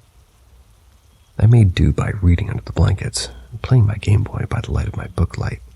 No big deal, I adapted, but I missed the freedom of the den. When my dad moved all the toys in my bed into the room, I distinctly told him to put Charlie back into the shed. Watched him throw it into a plastic bag that had all my other dolls and puppets from my younger years. He wasn't pleased that I made him do this, saying I was being dumb and I needed to grow up and stop dragging him into my games of pretend. Well, one night before school started, I was sleeping soundly on my back. Something I never do anymore. When I felt the weight of my chest, it was heavy. I don't know how to say this in any other way, but pointy. Like there were odd angles to it, pressing into me.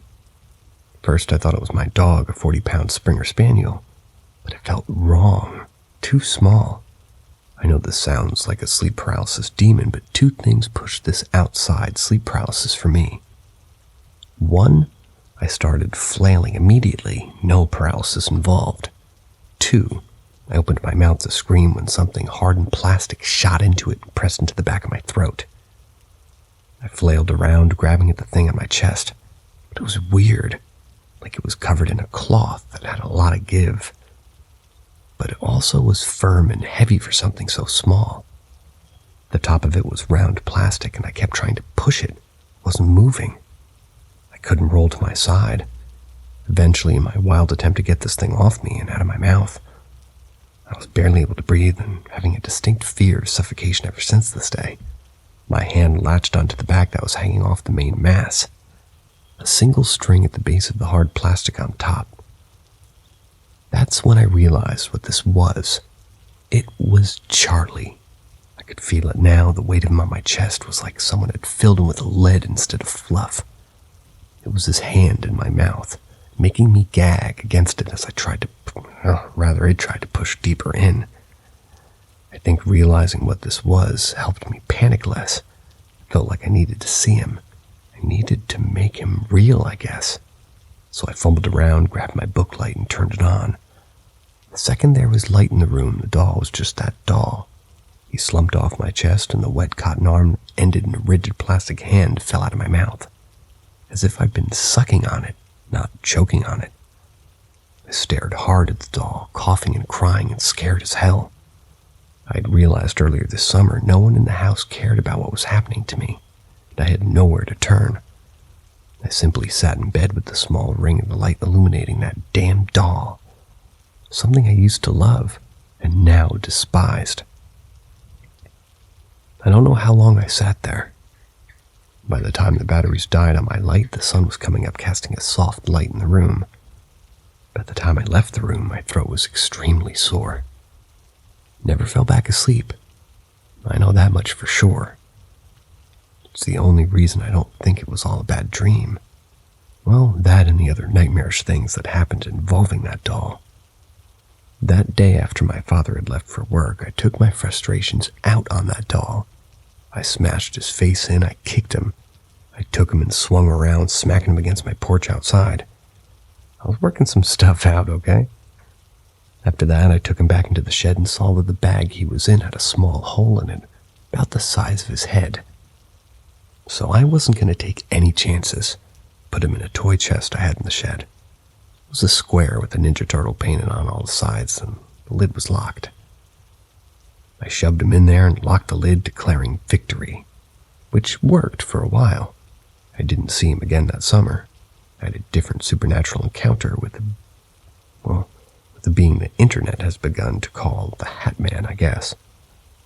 I didn't know he was basically a cryptid, but apparently he's a big deal and has a sub dedicated to him. I'll leave that one be for now. This story isn't about him. The last time I saw Charlie in Idaho was after school had started. I had just come home from school and my girlfriend had come home with me. She was a cool kid. Really liked her, despite not knowing what a romantic relationship really was. But this was the last time we ever hung out. We got home and dumped our backpacks on the floor next to my front door and sat down to watch Star Trek. It's part of why we were friends. She loved Star Trek, and so did I. We watched it together every day after school until her mom picked her up. It should be noted that though the backpacks weren't visible to us, from where my couch was, the only way to get to the bags was to pass by us, in between us and the TV screen. Kinda hard to miss, right? Well, halfway through the episode we were watching, our backpacks flew across the room. They didn't roll or slide. They passed in front of the TV in the air, like someone had chucked them. She screamed, I screamed. There was no ice cream involved. We ran over the bags, then we looked at where they came from. Sitting against the door with a smug air about him was Charlie. It was like he was taunting me. The girl didn't know what was happening or why I was more freaked out than her. My mind was racing. I decided the only thing to do was to make sure that he was gone forever. Now, an adult would think fire, but to a sixth grader, fire was not on the menu. I decided to bury him, and the girl got conscripted into helping me. She was scared and confused, but eventually she did help. Got my dad's shovel and took Charlie to the woods behind my house. I dug a deep hole, super deep, to a preteen that had to have been at least 3 feet deep. I threw Charlie in and the girl said, "As I lay me down to sleep," prayer while I buried him. I don't know what it's called. I never was a church kind of guy, but after I finished, I put a set of cross sticks on the dirt and covered the mound with pine needles. And that was it. The girl broke up with me when she left the house that day. The next summer, I moved back in with my mom and never looked back at Charlie or that house again. I never told anyone. Neither did the girl, as far as I know. Not that it'd matter. I never saw anyone who knew me from Idaho ever again. Even when I was back, I didn't run into any old friends. So I grew up, moved to California for high school, met a girl, fell in love, as one does. Eventually, 1998, my dad moved out to Cali to be closer to the kids that he used to neglect, and brought with him all the things that we had left behind, hoping that we would equate nostalgia with love. I kept that Ninja Turtle box out and left the toys in it. Don't worry, he wasn't in the box.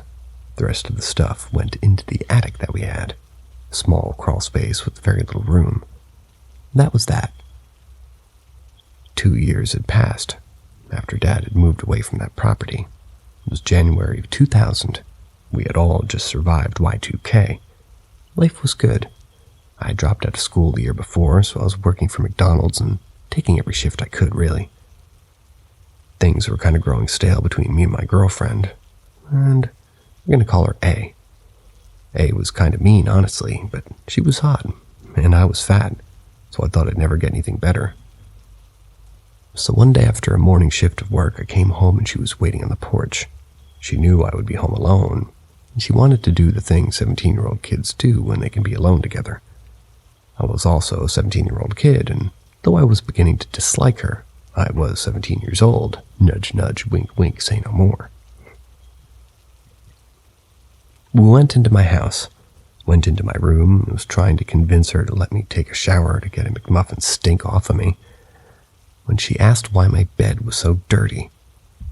I turned around, and on my bed was a small set of sticks, crossed under a pile of pine needles. That made little sense because there were no pine needles around my house. Also, dear readers, though you've made the connection, I'm sure, I did not.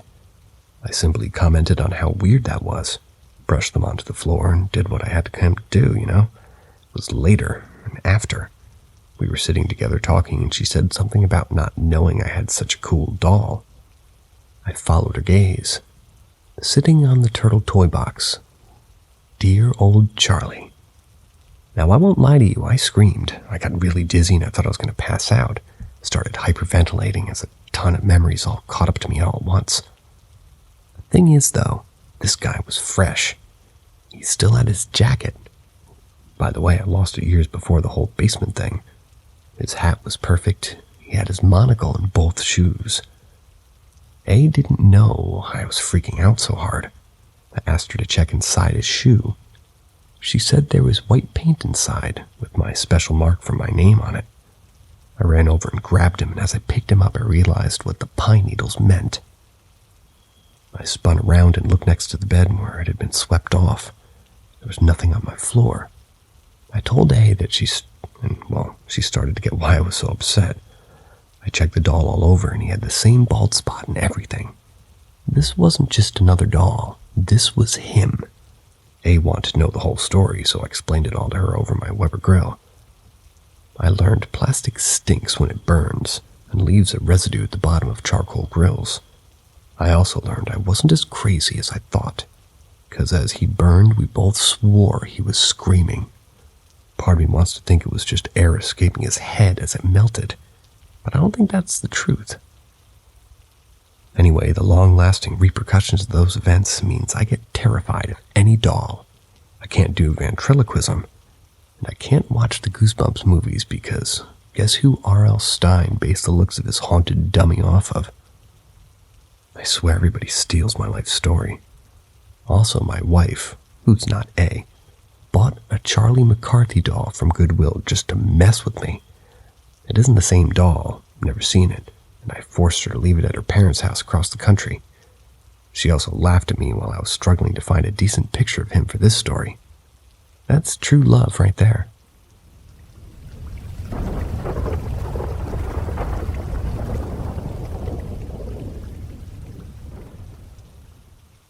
Step into the shadowy universe of Paranormal M, where every corner holds a secret, and every tale sends shivers down your spine.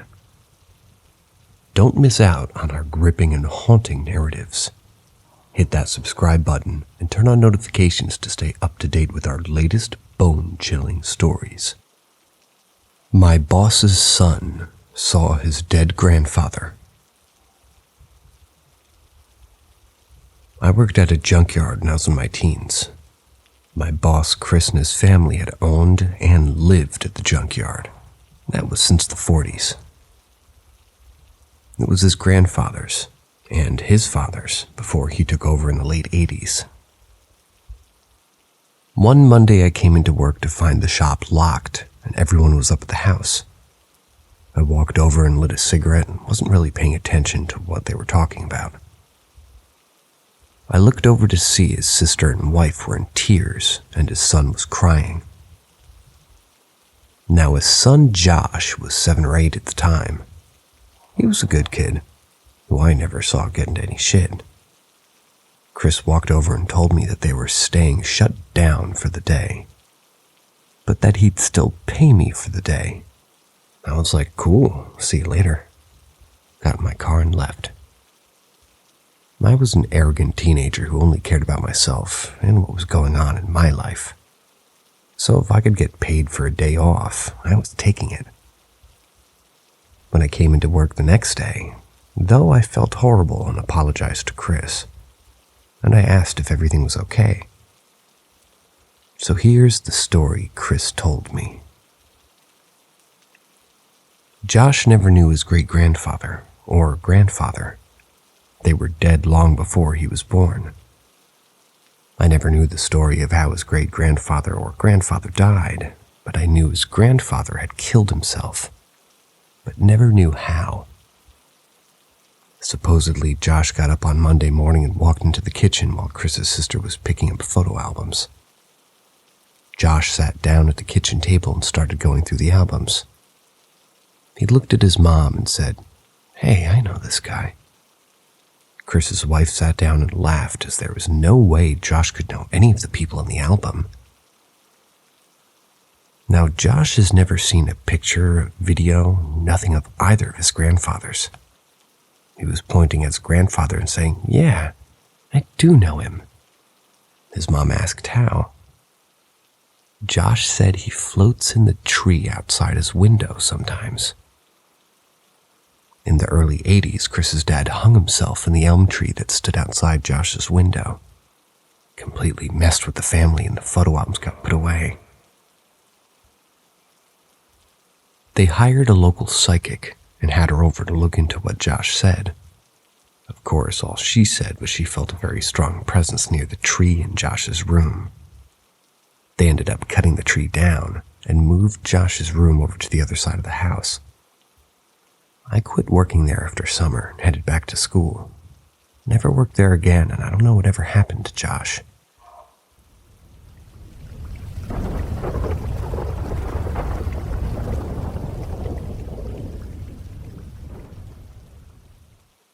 My experience working deep sea. This was about 6 years now, in early 2014. I'm a merchant mariner, and at the time was working on an American flagged car carrier in the engineering department as an oiler. My whole life growing up, I've had some rather strange things happen. I've seen some things, felt some things. But this is the first time I've had it happen on a ship I was working on. I was on the midnight to noon watch with the third engineer. When I was in the middle of my reading one evening, I happened to notice an orange blur in my peripheral vision on the deck below, which was the lowest deck in the ER. I turned my head and caught just a glimpse of orange coveralls walking down the shaft. This wasn't an engineer or anyone else in engineering, as we didn't wear coveralls. Our work outfit consisted of cargo and mechanic pants, and whatever shirt you owned. The deck guys, however, did wear orange. So I finished up my reading and walked down the lower level to find him, the guy. Thought maybe it could have been the AB on that night. They were the watch, but they don't make rounds in engineering spaces, but whatever. So I go down there and no one's there. Whatever, probably just tired, I thought. I finished my rounds. After finishing up, I turned in the sheet to the third in the control room, then stepped back out to go start on a project when I saw the door to the tool room and machine shop was closed. Again, I thought probably a decky down here to steal a tool or something. So of course I go to the shop, and as I entered the shop, the door to the storage room was just closing. I continue to follow, but there's no one in the storage room, and the only way out would be through the steering and up into the main cargo deck. I continued in steering, gave a quick glance around again. I found nothing. On my way out, I glanced into the hydraulics room when I finally saw him. He was facing away from me, looking at a panel, and I almost just walked past. I caught myself mid-step and shouted over the sound of the steering pumps to get his attention. The man jumped and was turning around when the ship lost power. Losing power was nothing new. This ship has had a faulty shaft generator for a while. It was pretty standard. I didn't think anything of it until I got my flashlight out of my pocket. The man was gone. Like he was never there. I looked around, but nothing. I was starting to get a little nervous and jumpy at this point. But right before panic had set in, the diesel generators kicked in and lights were restored. I returned to the control room to ask the third if a decky had left the engine room, though he said no. Cut to a few days later, I'm talking with the boatswain's mate in a deck locker when I notice a picture hanging almost as if it were a memorial. I asked him about it. The bosun said that he'd been there for a while. The ship used to be Swedish flagged, and they had a death aboard back before it became U.S. I sort of went quiet, then told him what I saw a few days ago, and he just goes, "Oh yeah, we catch glimpses of them roaming the cargo deck sometimes too." I didn't have anything else happen that trip, and we even got the shaft generator fixed in the next port, but still it was sort of wild having that happen in the last place I'd ever expect.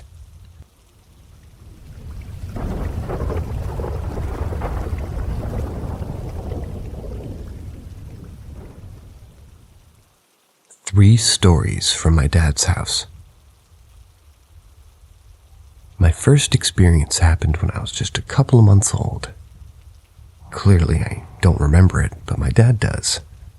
And I had my first memorable experience when I was 6. Things seemed to follow me, or maybe I just ended up in the right place at the right time. Whatever the case, I've had more experiences in 26 years than most people will have in their lifetime. A large chunk of those experiences happened at my dad's house. It's a tiny 5-room bungalow built in the late 30s or early 40s. Metal siding, a small attic, and an even smaller root cellar with an eerie crawl space. It sits on about a half-acre of land in a small town that, quite frankly, has a strong, foreboding vibe all on its own. Beyond the backyard is a small cornfield. Beyond that are woods with a small swamp running through it. That swamp has some stories of its own from what I remember. My dad bought the place when I was 15. I wasn't as excited about moving out of a rusted ancient trailer as I should have been. Dad had spent 2 or 3 years looking for an actual house for us. We must have looked at over 40 houses in that time, some better and prettier than the bungalow. The first question he asked me the day we started moving our stuff was, "What do you think? Is this place haunted?" And I said, "I don't know, but it feels weird." I moved in with him full-time when I was 18. Divorced parents, shared custody. That was when things started to get spooky. 1. It wasn't long after Dad bought the place that things started happening, although he didn't tell me about them until I started experiencing them. I'd often smell a smoky floral perfume moving through the house. Sometimes it just smelled like roses. It never stayed in one spot. Dad said he smelled it a lot. Sometimes it was so strong that it woke him up. 2. Footsteps. Lots of them. 3. Movement in the attic. There's only one way into the attic, a drop-down door above where my bed used to be. Some nights I'd hear them walking, stomping, and furniture being dragged up there. However, there is no proper floor up there. If you've ever watched National Lampoon's Christmas Vacation and remember the attic scene, you'll know what I'm talking about. 4. I used to want to be a singer, so I'd spent a lot of my time alone, which was most of the time, trying to build up my confidence and train my voice by singing loudly. One day I sang a song pretty damn well. When I finished, I heard hearty clapping coming from my bedroom. I just paused and said, "Thank you." Eventually, more advanced spooky things started happening. The first event I remember was in the middle of a beautiful bright day. I was folding laundry in my bedroom when I heard a large dog barking in the house. I went out to look, thinking one of my neighbor's pit bulls had gotten in.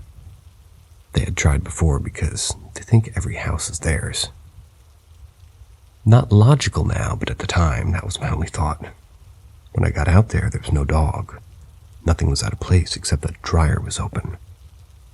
I always closed it because the open door blocked the back door too much. It was also hard to open and had to be slammed shut. The moment I saw the door was when the voices started.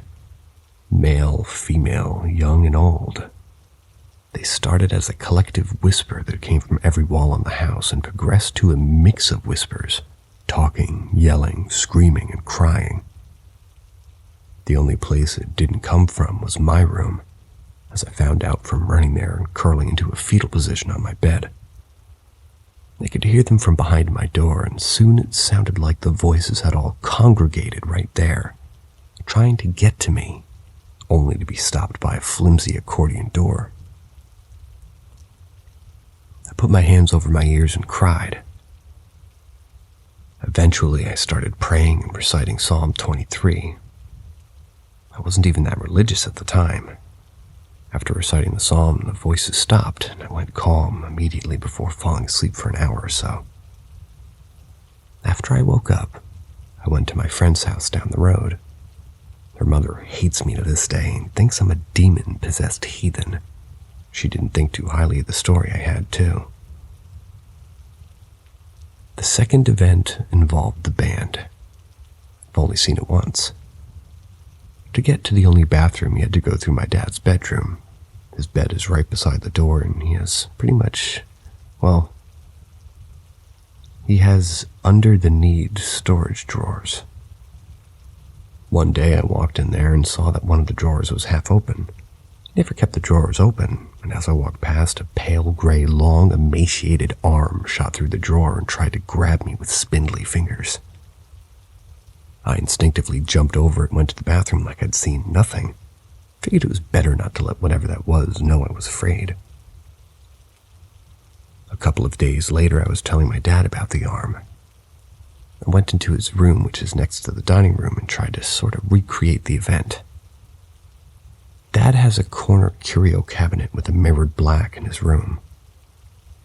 I stood near the bed and looked over at the curio cabinet and saw a woman standing behind me. She was white, not Caucasian white, just pure snow white. Her skin, hair, eyes, even her dress, all one even tone. Her hair was up in an antique bun style, and her dress looked to be a plain style dress from the late 1800s. While I tried not to let the hand even scare me, this woman drove me over the line. I screamed, started crying. This was my second or third time seeing a full-body apparition, but it was the first time I'd ever been so frightened by one. Dad came in, and obviously no one was there. Seeing her is what really started the worst of it. She would end up being a major player in all of this. Sometime between first meeting her and the most horrifying event involving her, I got a dog. Her name was Ferris, and she's my baby. She had a hard time adjusting, so I spent a lot of time at night with her by my side as I watched movies by myself. Dad worked long hours, was often in bed by 8, so I always closed the French doors between the living room and the dining room to keep the noise down. A few days after adopting Ferris, I noticed she would look over the doors and growl. I ignored it for a week or so, chalked it up to her adjusting. Then one night I looked over and really wish I hadn't. On the other side of the doors were hands pressed firmly against the lower panes of glass, and figures low to the ground, moving in a slithery, almost slimy way. Couldn't make out the detail, but somehow the images of decomposing bodies writhing in pain on the floor came to mind. Instead of freaking out, I turned up the TV volume and watched my movie, all the while glancing over at the figures behind the door. They never left the entire time. I'd see them a few times afterwards, but they eventually went away. Ferris always let me know, and, they were there. They also never left handprints. Then there was Quasimodo. I don't know who or what he was, but I only ever saw him in the reflection of a full wooden glass curio cabinet that my dad had sitting on top of the TV stand in the living room. He was mostly shadowy, although I could make out certain details like the cut and color of his hair, his hunched back, and twisted arms. The first time I saw him, I looked over at the curio cabinet as I walked through the room and saw him walking closely behind me. It made me jump, but I didn't feel afraid like the white woman did. He didn't stick around long. I wish he could have taken that bitch's place. There was a time when our sump pump malfunctioned and the root cellar flooded. I was woken up by my dad yelling up from beneath the floors. "We got a fucking problem down here." I was a bit pissed that he woke me up like that, as if he thought I had some broke appliance spidey senses that should have woken up hours ago just as the sump pump broke. I asked him later why he woke me up like that, and he said, "Woke you up? I heard you walking around upstairs before you even said anything." We both got a chill from that one. Now for the long story, the day of absolute hell. I hadn't slept well that night. I woke up around 4 a.m. I know this because I could hear my dad out in the kitchen making coffee before he went to work. I'd been woken up to the feeling of someone's entire hand covering my face, using their fingertips to grip tight. I laid still for a while and hoped that it was a dream, sleep paralysis maybe. But I could move. When I looked up at the wall, I saw something so incredibly surreal. I used to have a beautiful handmade yarn shawl that I got at the thrift store. I kept it hung up on my wall because it was so beautifully made that I considered it a work of art. Popping out of the neck hole of the shawl was a human head. Pale gray, had dark, almost childlike features, but there was something so menacing about it. I stared at the head for a long time. It stared back at me, expressionless, and only blinked a couple of times. I eventually heard my dad leave, and I ran to turn on the light. It never broke eye contact with the head, and it never broke eye contact with me. Just like something out of a cheesy horror movie flick. The moment I turned the light, the head was gone. I tried going back to sleep with the lights on, but couldn't. I sat out in the living room and watched TV until 7 a.m. About that time, I felt like my heart was being crushed from within my chest. I saw a pale, transparent figure standing in front of me with its hand to my chest. I recognized it as the white woman and tried to get up. Somehow she held me down. I reached for my phone to call my mom, but for some reason the call wouldn't go through. Texts did, though. I sent my mom a play-by-play of what was going on and told her how scared I was and how I thought the woman was trying to kill me. Of course she was. I used to have screenshots of the texts I sent to my mom, but they'd become lost after an old phone I kept them on died. The white woman vanished just as I felt like I was going to pass out, maybe die. I got out of my chair and ran outside. One of my neighbors was out at her car, about to go to work. She knew we believed the house was haunted, but never judged us for it, so I ran to her and told her what was going on. She tried to calm me down and told me everything would be okay. She said to call her if anything else happened and she would pick me up and just take me back to work with her. I went back inside and immediately regretted it. Walking past my dad's room gave me a terrible feeling. I peeked inside and saw the woman standing in the corner with her back toward me, her chest and shoulders heaving as she was taking long, labored but silent breaths. I didn't stick around. I grabbed my purse and keys and ran back outside just before my neighbor was about to go to work. I frantically told her what I saw. If there was any doubt in her mind, it was gone now. She saw how stressed and terrified I was. She walked over to look at the house and then turned to look at me. Behind her, I saw the woman's face staring at me through the kitchen window. I shrieked and watched as the face quickly ducked back to the right. The direction she moved is illogical, since there's a cabinet, sink, and wall there. Sometimes I wonder if she left the house for a moment. My neighbor explained to her bosses and coworkers that I was with her because I had some home issues and needed to get out of there. I'm sure they all thought I was on drugs just by looking at me. I was sleep-deprived mess, mismatched clothes and slippers. At one point, I even tried sleeping on a couch in the lobby. Couldn't sleep. I tried sleeping in the conference room. Couldn't sleep. I wandered the building for a while and eventually made my way to an unused cubicle across from the neighbors. The rest of the day is a blur. Things sort of calmed down after that. There were small experiences here and there, footsteps and smells. I moved out shortly after there for various reasons. I've only been back twice. Dad says those small things happen from time to time, but nothing too big. My experiences in general have slowed down. Maybe it's because I'm not seeking anything out. Maybe it's the stress of the tangible world overshadowing anything that might be trying to show itself to me. Sometimes I miss it. Most of the time I look back at all the otherworldly bullshit I've seen and think, nah, I'm good.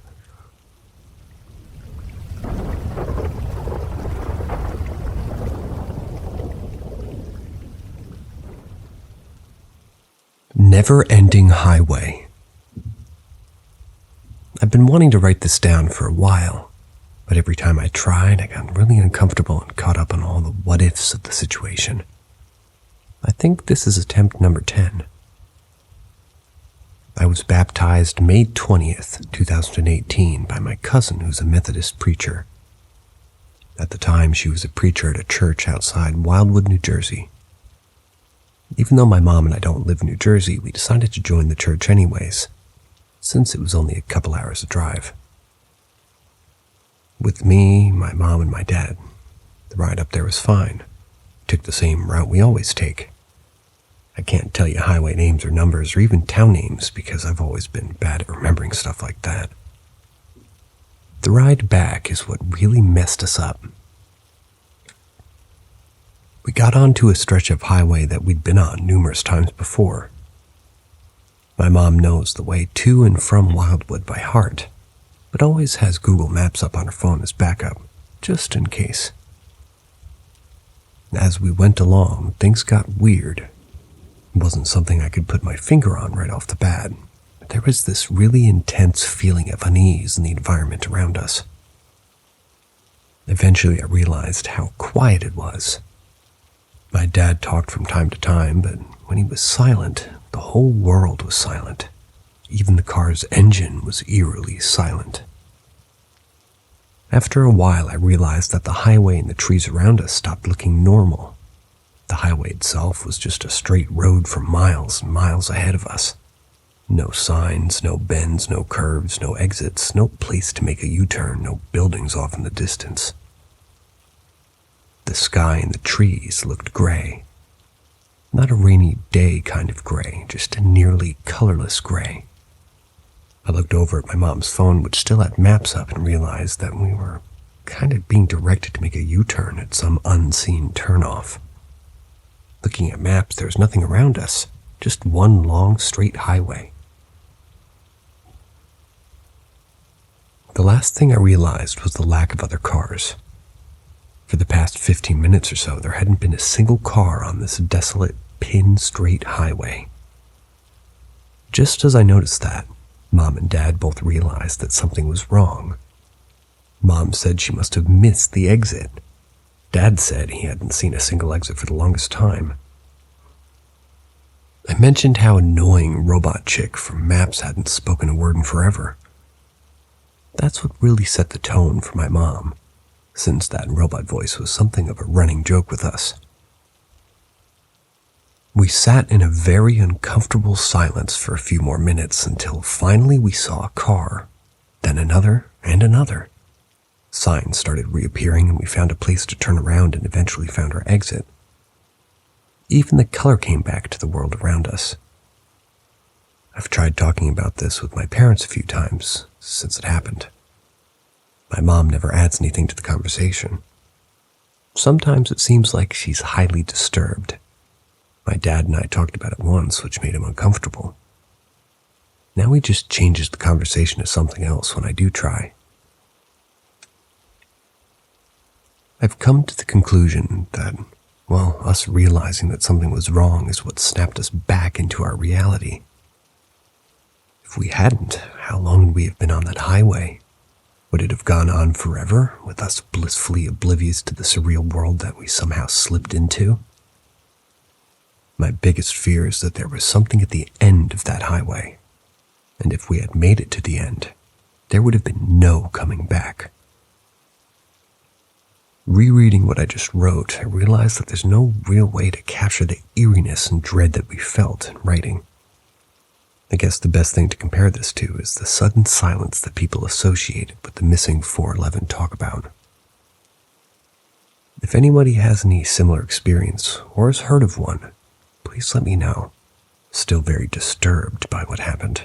It's been over a year since we went back to New Jersey, and I know we're due for another trip very soon with the family reunion on the way.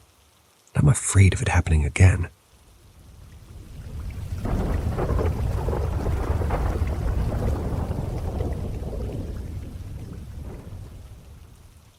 My experience living in a haunted house. A few years ago, I lived in a haunted house.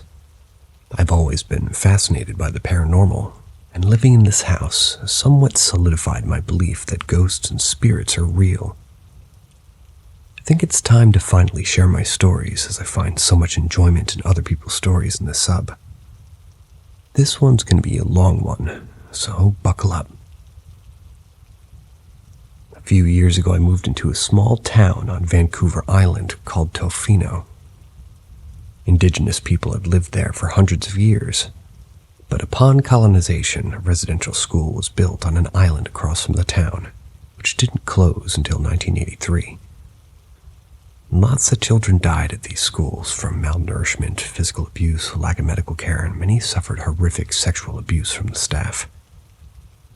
Currently, the town is now owned by rich people with vacation homes, while the indigenous people have been pushed to a reserve outside of town. I believe that the genocide and abuse that took place in that town is the cause of the hauntings. Now that you have some context to the history of the town, I'll start my story. So I arrived in town and right away found a house to live in. I was placed in a makeshift storage room the landlord had made by hammering a big piece of plywood onto the end of the kitchen. My first night sleeping there, I remember lying in bed and having the unnerving feeling that I was being watched. I felt the need to sleep facing the wall, because it felt like something was looking at me from the doorway. Chalked it up to anxiety from moving to a new town. I didn't think much of it, really. Immediately after moving in, things began to get weird. The first paranormal experience I had living there was about 1 week after I moved in. My roommate had a friend who was visiting from out of town and sleeping on her couch. In the middle of the night, I'm going to say at like 2 or 3 a.m., I began hearing a knocking and tapping from somewhere in the house. This knocking proceeded to slowly move around the house. I again didn't think much of it and chalked it up to being mice in the wall or some kind of animal.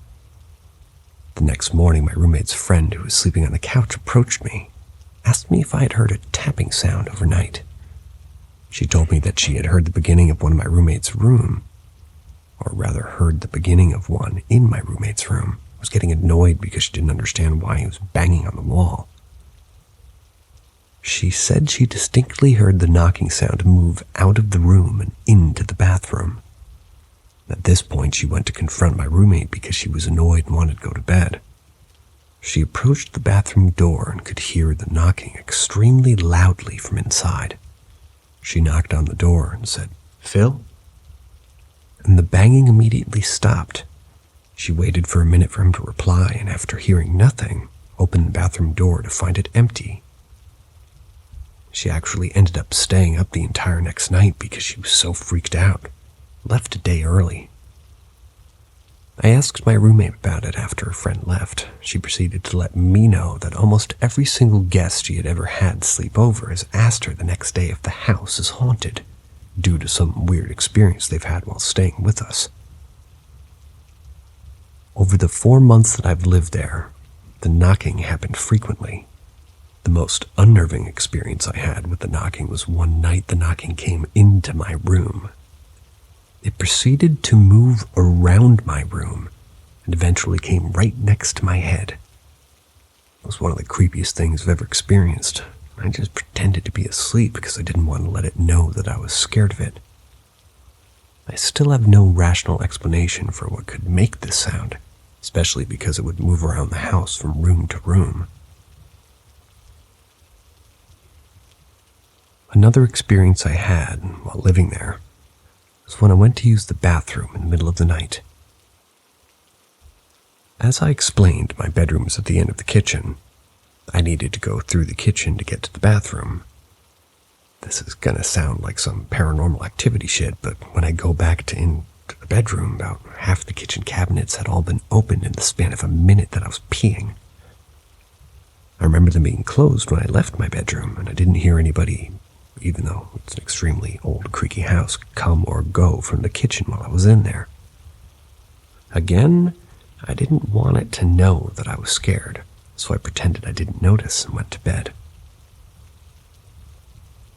After I had lived there for 2 months, a childhood friend of mine came back from home in Tofino. She began dating and moved in. This was with my landlord, who lived in the master suite of our house. She told me that on multiple occasions during the night, the bathtub or sink in their en-suite bathroom would turn on full blast. The lights also turned on in the bathroom during the night. From what I remember, this is the extent of what she experienced, but I'll follow up sometime to ask. I guess the final experience I had living there was one way he decided to have a roommate meeting about the haunted house. During our meeting at the exact same time, 2 of the bedroom doors slammed shut. To be fair, a window was open in one of the rooms, but it seemed so weird that not one, but both doors slammed closed simultaneously during our only one meeting we ever had about the house being haunted.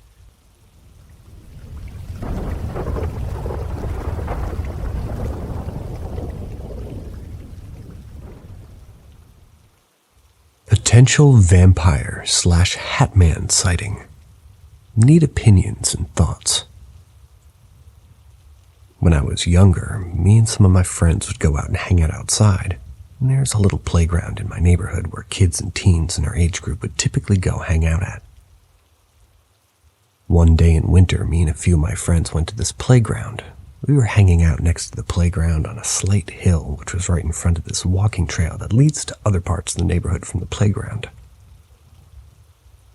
It was a very cold day. There was snow on the ground, which we were playing with. We were the only group of people near the playground at that time, until suddenly, we all noticed this man walking on the trail right in front of us. It was weird, because from where we were sitting, you could see both ends of the trail extend for over 300 yards. But this man almost seemed to appear completely out of nowhere. Me and the group I was with immediately noticed that and thought it was weird that we didn't notice him walking before. He was a few feet away from us as we were facing that direction before. We all stopped talking as this man slowly walked past us. He didn't even look at us or acknowledge us as he walked by, but there was something very off about him. I was picking this up and I was looking at him from a few feet away. He was a very slender man. His skin was as pale as the snow on the ground, and almost had a mannequin-like facial structure. He was wearing a black fedora-type hat with a red ribbon through it and a matching black suit and tie with red lining on the inside. He was also wearing sunglasses, which I thought was particularly weird because the sun was being blocked by the overcast, and it was a gloomy-looking day. After he walked past us and his back was turned to us, we all turned to each other and kind of whispered what a weird-looking guy that was. And how it was weird that he wasn't freezing wearing just that outfit when it was below 30 degrees outside. But then as we were making fun of him, we turned back to get another glimpse of him on the trail, but he was gone. We only looked away for maybe 30 seconds. There's no possible way anybody could travel the path that fast, as he was only like 10 feet away from us as we turned to each other. Needless to say, this sort of creeped me and my friends out, because we all saw the same guy, and we all saw him seemingly vanish, so we left. This happened many years ago, but it's still something that bothers me in my head, because I just can't explain it. We weren't on drugs or drinking or anything, so it didn't make sense. We all saw him, so I'm not just a crazy person. I was curious about it randomly today and decided to Google it, and I was very surprised to find accounts of people retelling a similar event and claiming that it was the Hat Man. But I don't know, I think this might be different from the other people's events, as the person I saw didn't meet all of the same descriptions as what other people say online. But does anybody have any thoughts or ideas on an explanation for this?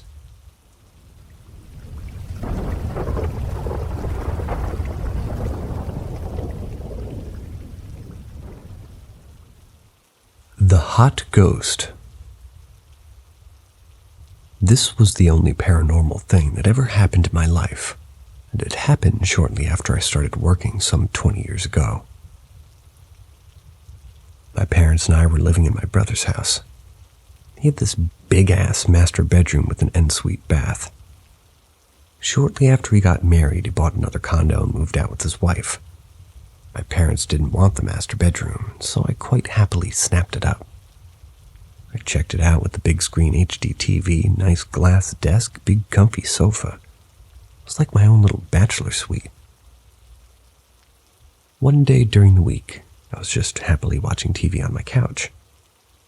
It was daytime, my parents were out.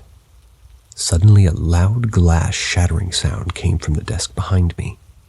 I instinctively jumped off my couch and turned around toward my desk to access the racket. My desk was made by IKEA. It was an L-shaped desk and was made up of 3 glass panels with a metal frame. The smallest of the 3 panels was missing, and apparently it had just exploded into tiny bits across the half of the bedroom floor. I have to stress, it didn't shatter. It exploded. My computer modem was the only thing sitting on the glass before, and now it's dangling by its power and phone cables over the desk frame. I touched it. It was barely lukewarm. Nothing could have explained why the glass exploded. I eventually dismissed it as a fluke. Maybe the tempered glass had a structural flaw from manufacturing, I told myself. After a few uneventful weeks, about a month later, I was home alone again. This time at night. I was on my sofa watching some movie. All the lights were off. The only light source was the flickering lights of the TV. Out of the blue, I heard a sound coming from the bathroom to my right. The bathroom door was slightly ajar. Couldn't make out the noise at first. The noise stopped. I shrugged it off and kept watching my movie. Less than a minute later, the noise came back, and this time I did recognize it. The hairdryer. My whole body froze. My brain attempted to rationalize it. It was the hairdryer. I usually set it down beside the sink. It was always plugged in, but this hairdryer had a mechanical sliding switch. There's no way in hell that it could just magically be turned on all by itself. This does not compute. With my petrified body, I continued staring blankly at my TV while trying to process it all. Maybe it'll shut off by itself again, I thought to myself. Maybe it's all in my head. But the sound never stopped. Chills started running down my spine. I muted the TV. The sound coming from the bathroom was deafening now. It was the only sound in the absolute silence of the house. I reluctantly turned my head toward the bathroom. All I could see was the door and the darkness that lies beyond the little crack. Fuck, thought to myself. Fuck. After what seemed to be an eternity, I mustered up enough courage to stand up and walked over to the bathroom door. I stood there, tried to strategize my next move. My body was in fight or flight mode. My body hair was standing on end, and I very much wanted to get the fuck out of there. There was really no 2 ways about it. I had to go in and turn off the hairdryer, or it could become a fire hazard. My arm felt as if it was weighted by a ton. Strength to lift it up, open the door with one finger while staying as far away as possible, getting ready to run. Run? Are you shitting me? Where to? Can you even run away from whatever lies within? I stood fast while the door swung wide open.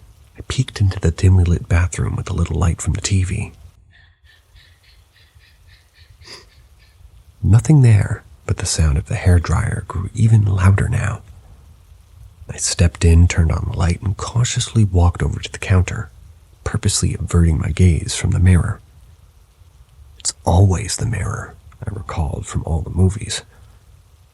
The hairdryer was within arm's reach now. It was roaring aimlessly beside the sink. The vibration reverberated through the wooden frame of the countertop. The swirling warm air didn't help with the chill to my bone. Quickly picked it up and turned it off. The sliding switch was not in some half-on, half-off position. It was solidly on the on position. I looked around, but nothing was out of the ordinary. Nothing funny was in the mirror neither. Trust me, I looked. I didn't want to, but I eventually did.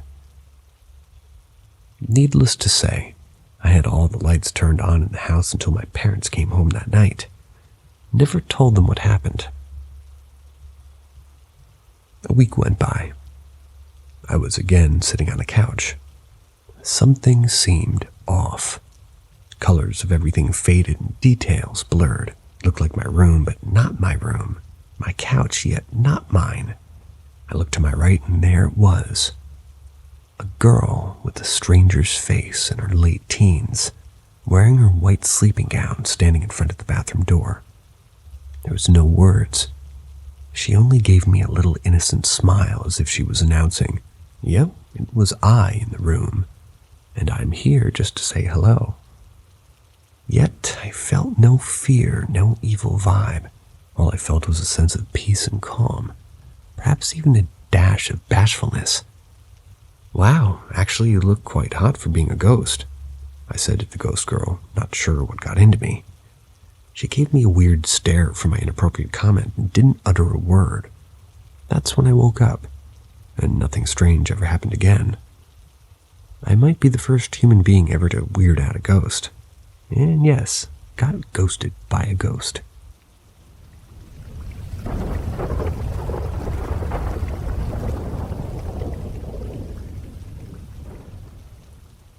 The Double. This happened years ago when I was still in high school. My cousin and I lived close to each other. Our houses were only 2 blocks apart. We spent most of our time together. We were the same age and we went to the same school. A lot of the times I would stay the night at their place, or she would at ours. To give you a better perspective, my bed was located exactly in front of the door to my room. When you walk in, the first thing you would see would be my bed. And whenever she stayed over, either we would share the bed or I would sleep on the bed and she would sleep on the floor. This one particular night, we decided to watch a movie. And because there wasn't enough space for the laptop and our snacks and the blankets and everything, we both put the blankets and everything on the floor next to my bed. It had more space. The movie wasn't that entertaining, and in the middle of it, I slowly fell asleep. I don't know how much time had passed, but sometime in the middle of the night, I woke up. Keep in mind, when I wake up for at least 5 minutes, I have no clue what's going on around me. I open my eyes, and the first thing I see is a figure. Not a brave person or anything, but in that moment, I didn't think it was anything or anyone dangerous. I try to see better in the dark, but it's quite a bit difficult, so I sit up. The figure was standing in the door frame. It looked like it was kind of leaning toward one side of the frame. When I flash my phone towards it, I see that it's actually my cousin. I asked her why she was up. She didn't say anything, just kept standing there, leaning on the doorframe. One thing looking really wrong was that she was looking really sad and frustrated. I don't know how to explain the look on the face other than looking sad and hurt while leaning on the doorframe. She wasn't answering me, and I had no idea what the hell was going on and what she was doing standing there in the middle of the night. Maybe something bad had happened to her. Keep in mind, this took about 10 seconds before I started to get up to see why she was standing there not answering me. Gecko. I put my hand down to get up, and I immediately knew that this was wrong. Put my hand down on someone, look down and see that it's my cousin sleeping next to me. Deep asleep, not having a clue what was going on. That's when I freaked out. You'd think in that moment you would immediately look up to see what the heck you saw was, but I was so scared I would rather not look up and see. I was practically shaking, too scared. When I did finally look up, which was probably less than 8 seconds later, there was absolutely no one there at the doorframe. I talked about this to someone I knew that had paranormal knowledge. He told me that humans have doubles. They look exactly like us, so much that you wouldn't be able to tell they're not who you think they are.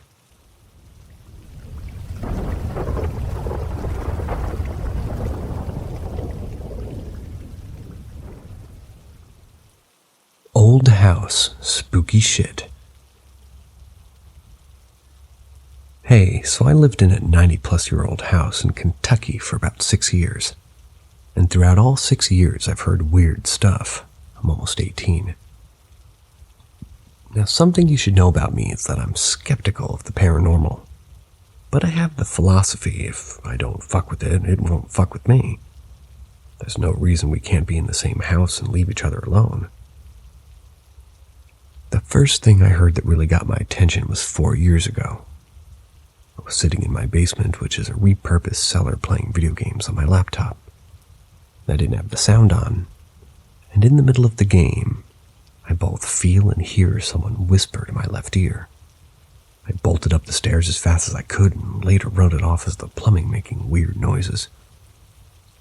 I had heard stuff before this, but that was back in middle school, so I didn't see that as being credible. Recently, maybe a month ago at the start of quarantine, my family was in the extension on the back of the house, which is a 2-story tall room with a bunch of windows. At 8 or 9-ish, we heard rather heavy footsteps on the roof. There was no possible way somebody could have got up there. My mom's reaction was, "Yeah, what the fuck, is that a ghost?"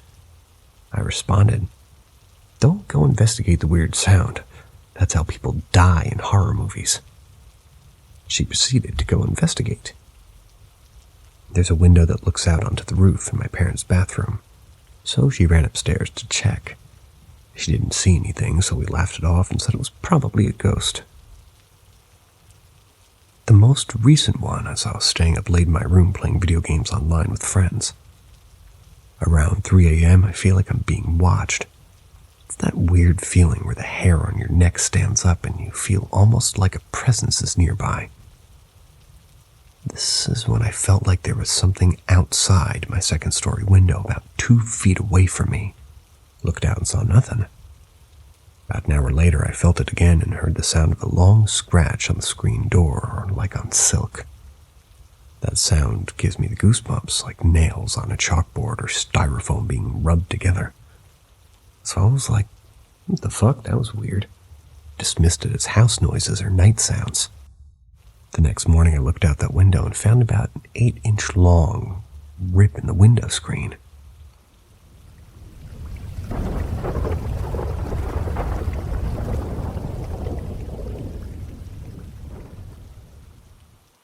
My weird experience.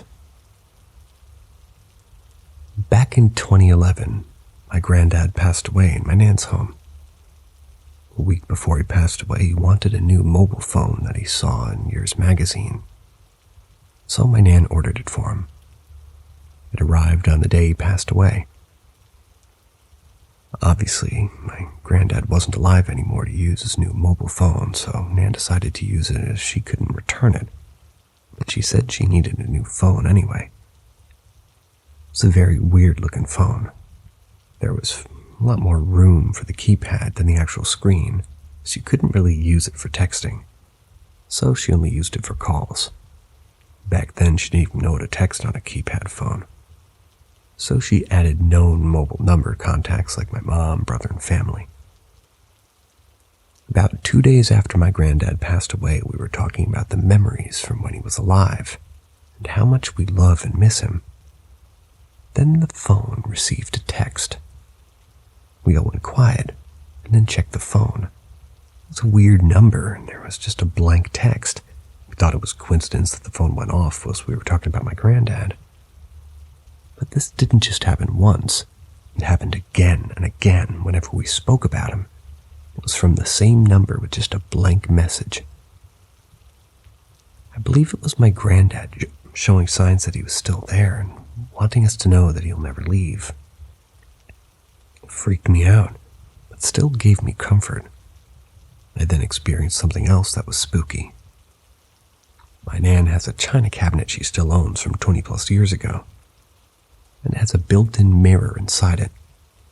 I was brushing my hair in the mirror, and behind me, I saw my granddad sitting in the chair that he passed away in, just smiling at me. I was pretty young, so obviously froze and got really freaked out to the point that I ran to my mom and Nan crying. They didn't believe me at first, but now they know that I wouldn't make something up I haven't mentioned for years since it happened. I still mention it to this day.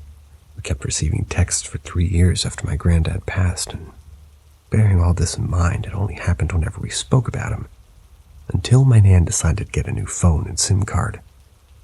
She switched the phone off and kept it in its drawer ever since. The text tone always gave me some feeling of comfort, but still makes me shiver a bit. Many years later, I found out that it was a very famous EDM song called Children by Robert Miles. Whenever I hear the song, it always brings back memories and gives me some sort of comfort, yet a spooky feeling. I found the phone today. It's currently charging, but I think he's moved on. We haven't received a sign ever since.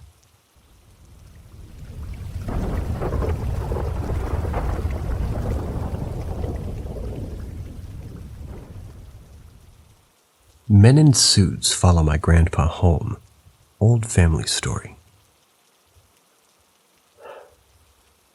My mom told me this story about my great-grandfather when I was younger. I often tell it around campfires now that I'm older.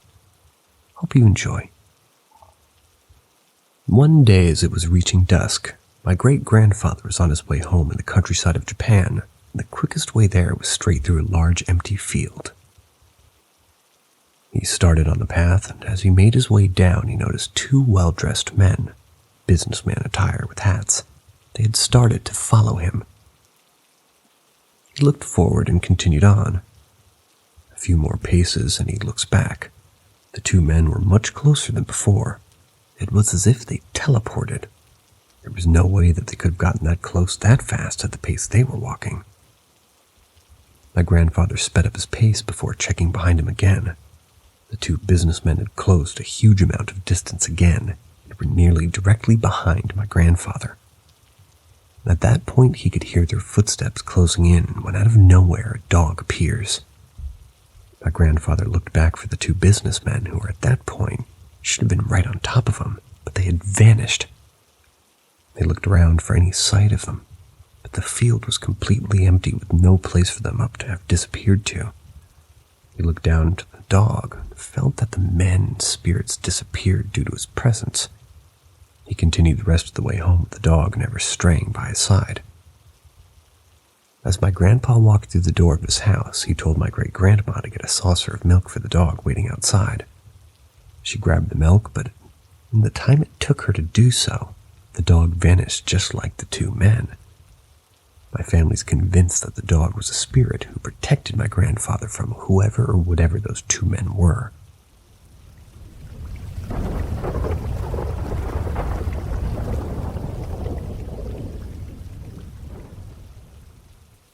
The Shadow Man.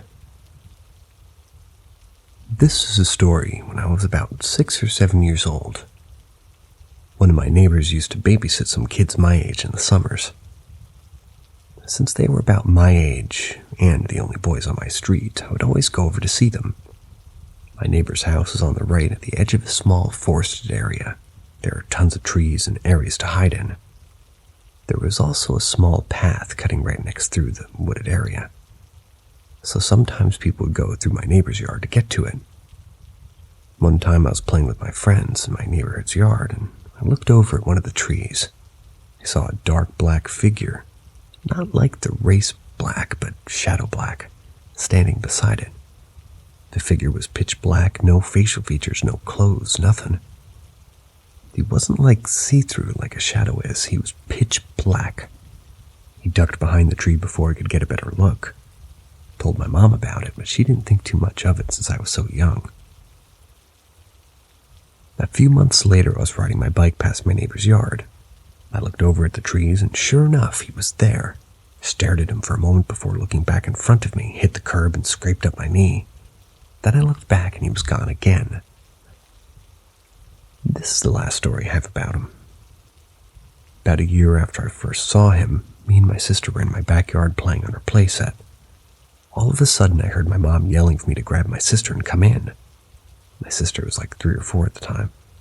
I grabbed her and ran back in, but just before I got inside, I glanced over at the fence. There he was, staring at me and my sister. I asked my mom why she called us in. She told us that it was because she saw the man too. and thought that he was some creep or something. She described it exactly as I had. Never saw him again.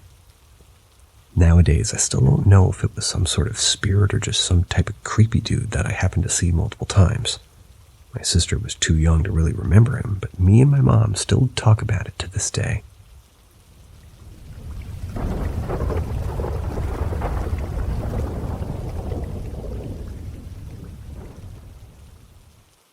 Family curse and advice.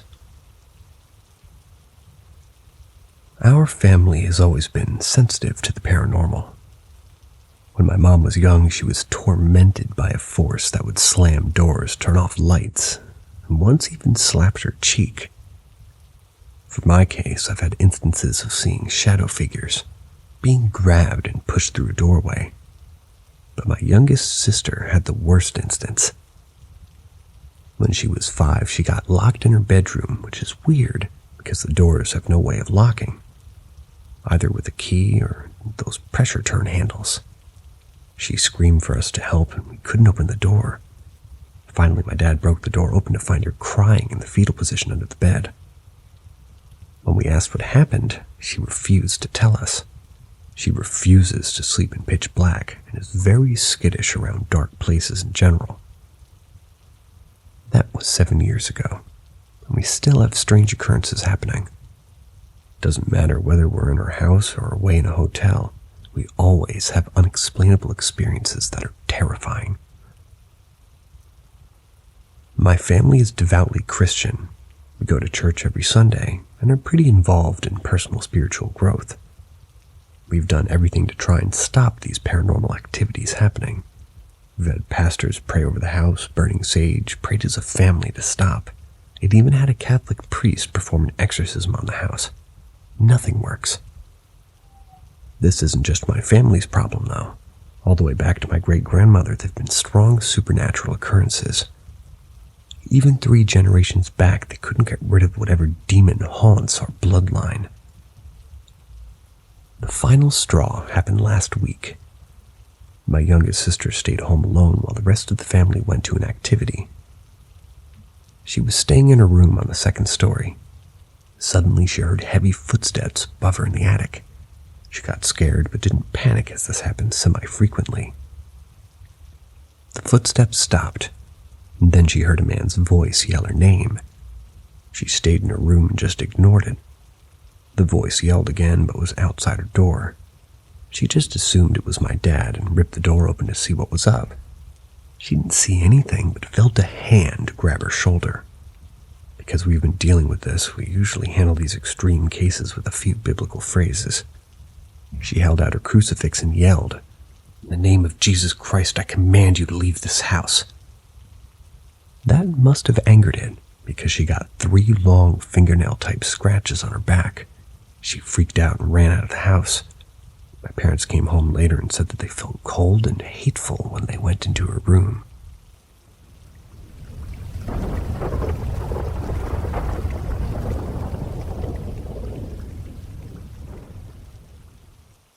A wholesome encounter. So a little bit of backstory first. My fiance, Jay, and I've gotten a kitten together, and we loved him with everything. We tragically lost him too young due to an accident. Please don't ask for details. I won't tell. It hurts to revisit. We were obviously very broken and distraught. We think he was still here. We would hear his little squeak, random little kind of sounds batted across the living room. You would just feel a presence. Recently we got another kitten. We weren't looking for one, but an abandoned 4-week-old kitten showed up and needed a home, so we took him in.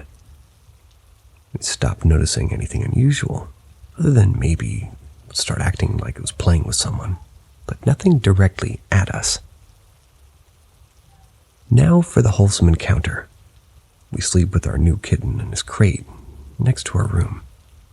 The other night we were both sound asleep, then I woke up to the feeling of a kitten walk over me, my pillow, and then toward the cubby in the headboard. So I reached for my flashlight to look for our kitten. Think, why did we let him out of his crate in the middle of the night? Then Jay said, I lost him. Where is he? I shined my flashlight everywhere. He wasn't on the bed. Then we checked the crate, and there he was, sleeping soundly, door closed. So back to sleep we went. The next morning I was telling Jay how weird it was that we both thought T was out of his crate and on the bed. I thought he let him out. He thought I let him out. Jay told me he felt a kitten climb over him in the middle of the bed. We stopped and looked at each other and realized what it was. It wasn't T. It wasn't a simultaneous dream. It must have been our first kitten just walking over us to go to bed. I was so happy he decided to visit us again. He's welcome anytime.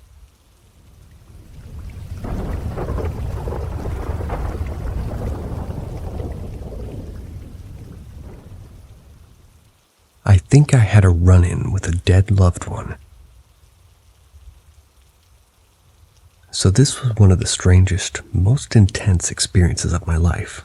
I've rarely spoken of it because it felt so surreal. One time I had driven out of town with a friend to a beach town for the day. We decided to go get a drink before going out to hang out at the beach. I think we both got iced tea and sat outside the little cafe. This little old, seemingly homeless lady walked by, and honestly I would have never noticed if she hadn't stopped. She grabbed my arm, and when I looked at her, she had these eyes. I can't even describe them. I've never seen eyes like that in my life. I don't think I ever will. They saw. I felt like exposed. She told me there's a storm coming. Life is about to get very, very hard for you. You're going to want to give up. You might, but you shouldn't. You will be given the strength. It'll all end up being okay. Just hold on. Something to that effect, because I'm certain that's what she said. But memories aren't so reliable. At this point, for some strange-ass reason, my friend and I are flat out crying. It was just so intense I don't know how to begin to explain what washed over us. The waiter came and shooed her away. Before we left, she turned and she said, "Well, my name, and my name is Isabel." My heart damn near stopped. She walked away. The waiter apologized to us, which was kind of odd as he looked confused. He said he hadn't seen her in the area before.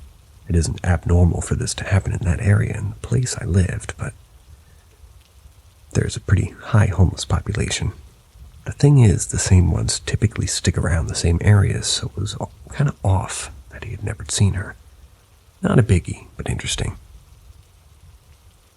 Now, the two things that made this experience paranormal, or rather spiritual, are as follows. 1. I proceeded to have the 2 hardest years of my life. I did give up. I flat out gave up, but somehow, in some way, I survived and got my shit back together, and even moved to a new country to start an amazing life. Things aren't perfect, but if you had told me that this would be my life in the 2-year period, I would have never believed you. 2. A relative, very, very, very close relative I had lost and been dreaming about was named Isabel. I've always found it off that she didn't open with that. Why did she wait until the end to say it? I'll never know. However, she made sure to say it. I've always wondered if that lady was even a human being. The only person I shared this with was my dad right after the fact, and he also got that overwhelmed feeling and cried as well. He was speechless, convinced it was an angel. I'll never forget how I'll never forget how he said goodbye to me on that phone call. Well, I guess we need to brace ourselves then, huh? If only he knew what was coming.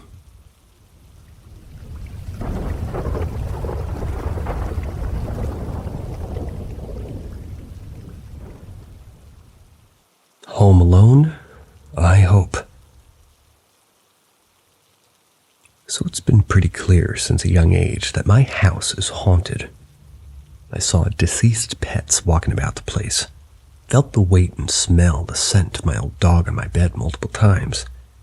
My dead grandma visited me in my dreams. There were writings on the ceiling of my bedroom. I even had my own personal demon for months until I was finally able to banish it. However, it's been a few years since I've had a true paranormal experience in my own home. Recently, I've been seeing things out of the corners of my eyes, just black shapes moving quickly out of sight. Tonight, I'm home alone for the first time in months. My partner isn't here, my parents are on holiday, and my sister's with their partner at his house. I'm currently taking a break in a now brightly lit room from shutting all the curtains and turning out the lights. Our house is a 3-story Victorian-esque house. It's old. The attic was converted to a bedroom for my parents before I was born, I believe. My bedroom's to the left, at the foot of the stairs leading up to their room. There's also a landing window at the foot of their stairs, just before they turn into the hallway. So I had the light on the foot of their stairs. I'm a coward, sue me. And I've shut the curtains and just turned to shut off the light when a black cat-sized shape darts up the stairs past me.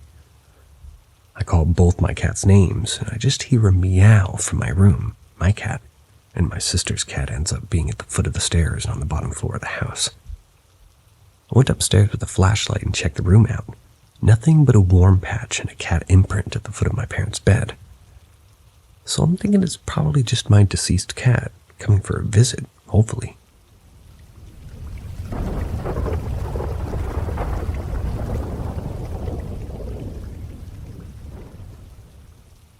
I've had and seen paranormal things and experiences for years, but I can't explain it. It goes back to when I was 8. My mom, older brother, and I moved into a small house. One night after dinner, I was looking down the hallway from the front door. I saw a dark figure. It almost resembled what the Grim Reaper would look like, except this thing had the move, sinister, evil grin on its face. It stared at me, walked into my brother's room. I never saw it leave the room. I'm 23 now, and I've never seen it again. I was 8 at the time. I told my mom and sobbed because I was scared at what I'd just seen.